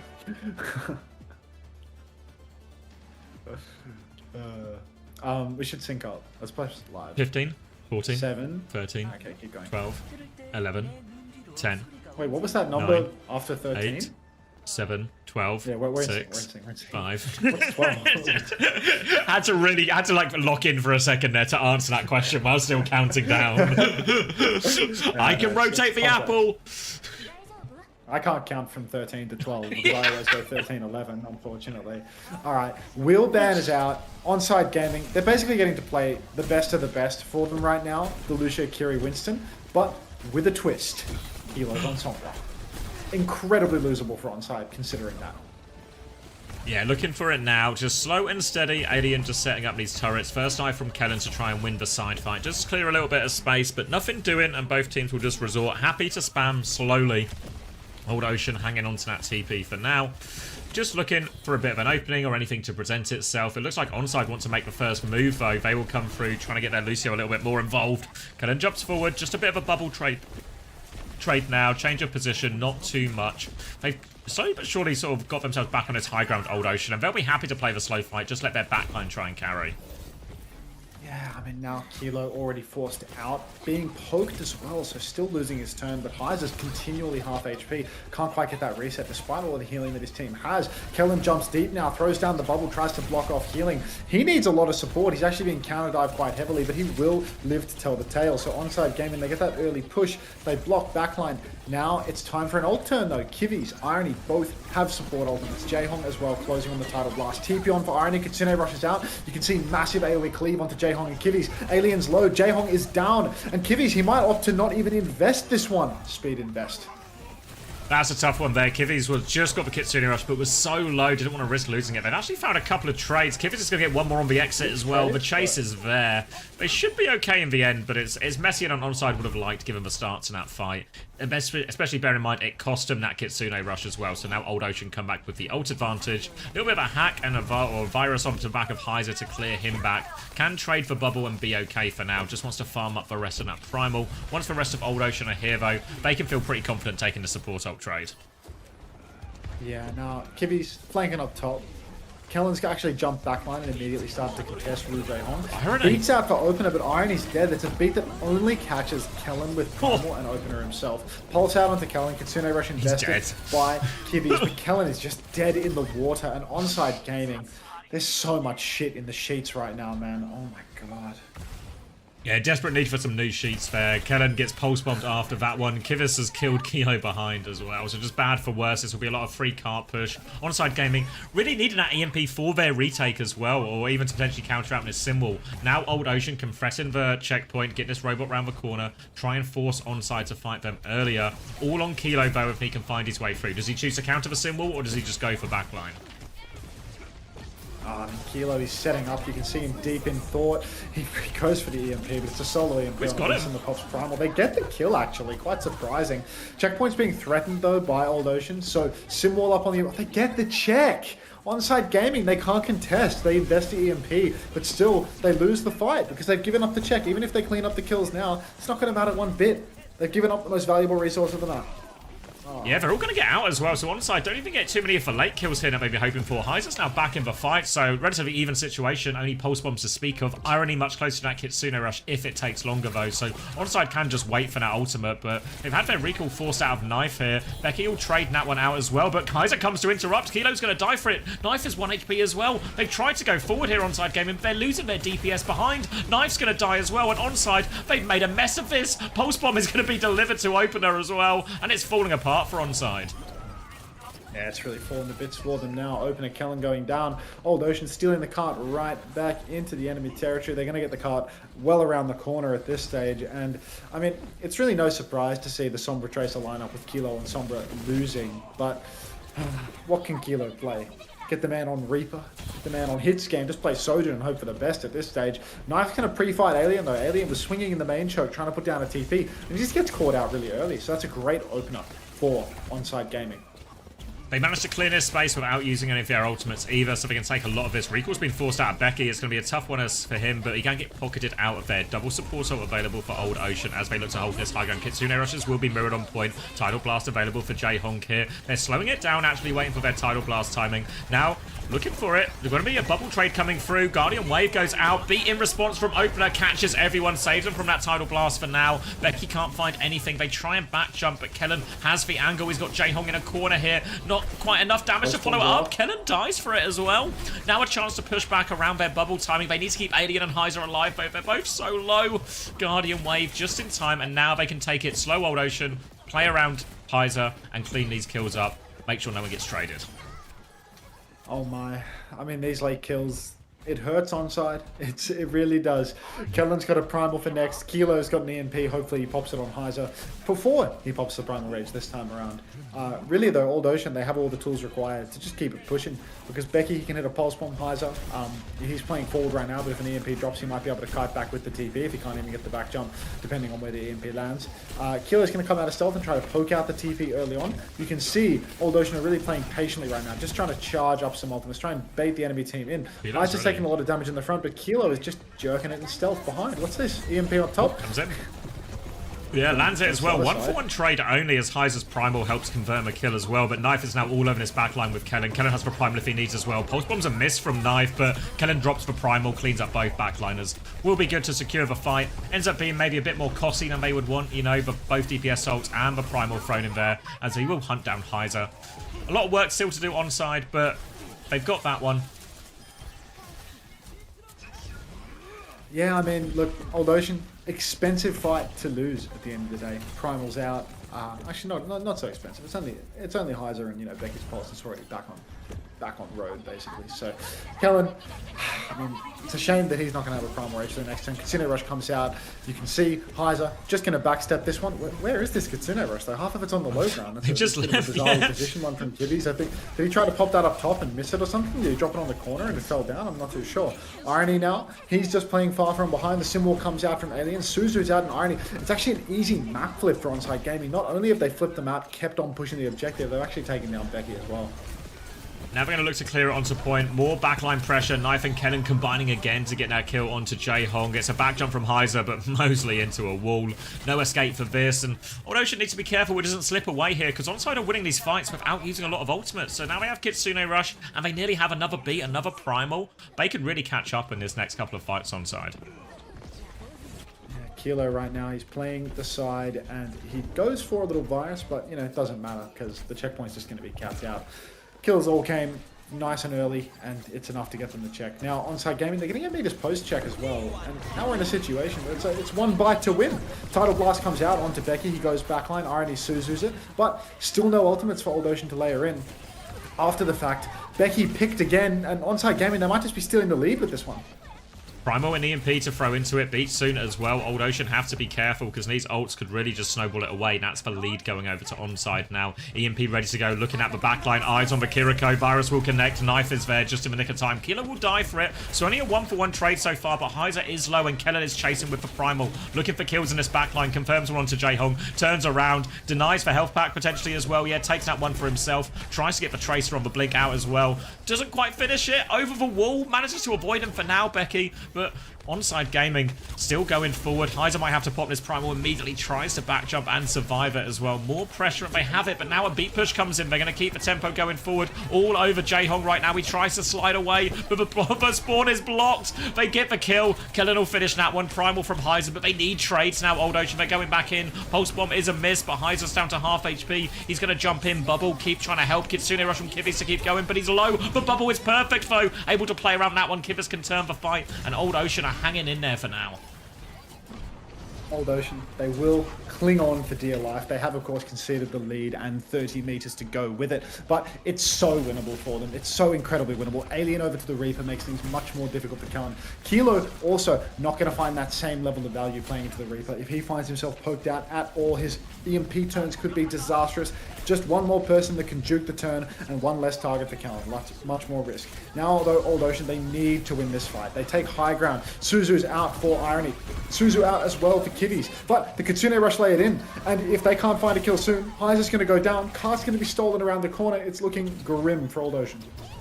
Knife denies for her health back as well and can actually chase Becky all the way out. Just in front of Kellen. Nice easy one for him as well. And as we enter the final 30 seconds, late kills here could be brutal.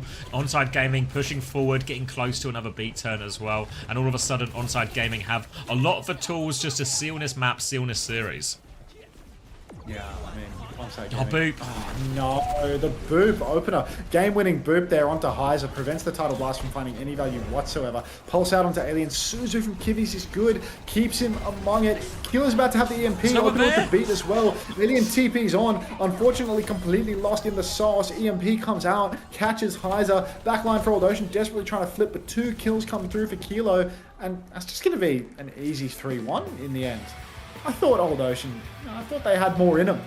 Yeah, well, once they took the lead there as well, it felt like they were just in that good situation where they could just manage the game from there. You know, their comp does very well when it has that high ground position for their backline. But no, really just taken out. I think too many times it felt like Kellen and Knife were able to get the value. It was maybe a bit of a similar story earlier. I know it was even more of a mismatch, but you know, when Crazy Raccoon had Jump In and Spin, just if that Tracer Winston duo is just working, is just finding kills on every engage, is pulling it apart, then suddenly your backline looks it's really hard to win any fight if your backline dies in it. Series is over, right? Yeah. Yeah, sorry, I thought they don't do handshakes here, right? I just saw all the old Ocean lads sitting down at the No, desk. they do and I was the- like, wait, have I? No.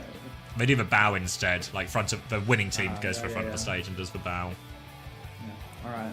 Well, I guess it's time for me to exclamation mark nap. If you were watching on YouTube, thank you very much. I will be back in 4 hours. 4.5 hours. EMEA starts in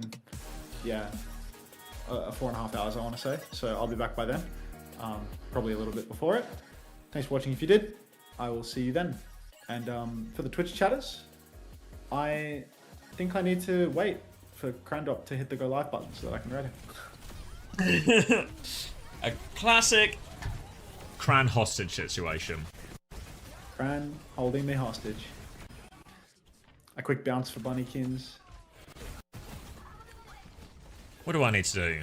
Everything is updated? Oh, thank you, Lemon. Should we look at the... I guess the table is important in terms of where everyone is going to be finishing. I think, to be fair, despite their win today, yeah, so Zeta Division are on 5 and 3, Falcons 5 and 2, Crazy Raccoon 6 and 1, T1 7 and 1. Mer Gaming and Cheeseburger are going to be in that life or death game tomorrow. And who else can move up or 네, move 오늘의 down? 마지막 경기를 Let me turn down 승리로 Lisa Yu. 장식한 온사이드 게이밍입니다. 승리 Got my nap lighting on. Nap lighting. T1 Falcons, Old Ocean and Crazy Raccoon. So Old Ocean can go above way with a win. No, they actually can't, no. Are all of the games tomorrow not that important? The Cheeseburger Mer Gaming one is super important because it's winner stays alive, loser dies. T1 Falcons and Old Ocean Crazy Raccoon. Not really. Falcons can't really overtake Crazy... can't overtake Crazy Raccoon. They can't fall below Zeta Division either. No, I'm not going to get a 4-hour nap, but I need to go to the shops. I need to sort out this juice clip. So I think I'll rerun the action for anyone who missed it. Got a couple of, especially in those last two games, like pretty decent games in there. And then we'll be back for EMEA, where I'll lock in my fantasy changes, as well as maybe take a little bit of a look at the match page if we have time as well. So I think what I'll do is I'll end YouTube here, and we'll start another YouTube stream nearer EMEA time. So stay tuned for that one. If you're looking for anything to do, if you have watched the games already, more stuff coming out on OWTV today in terms of highlights, interviews with all the players for all the teams in the matches that are happening this weekend as well. So yeah, go lock into some of that. Lots of good stuff. And I'll see you all. I'll be back in a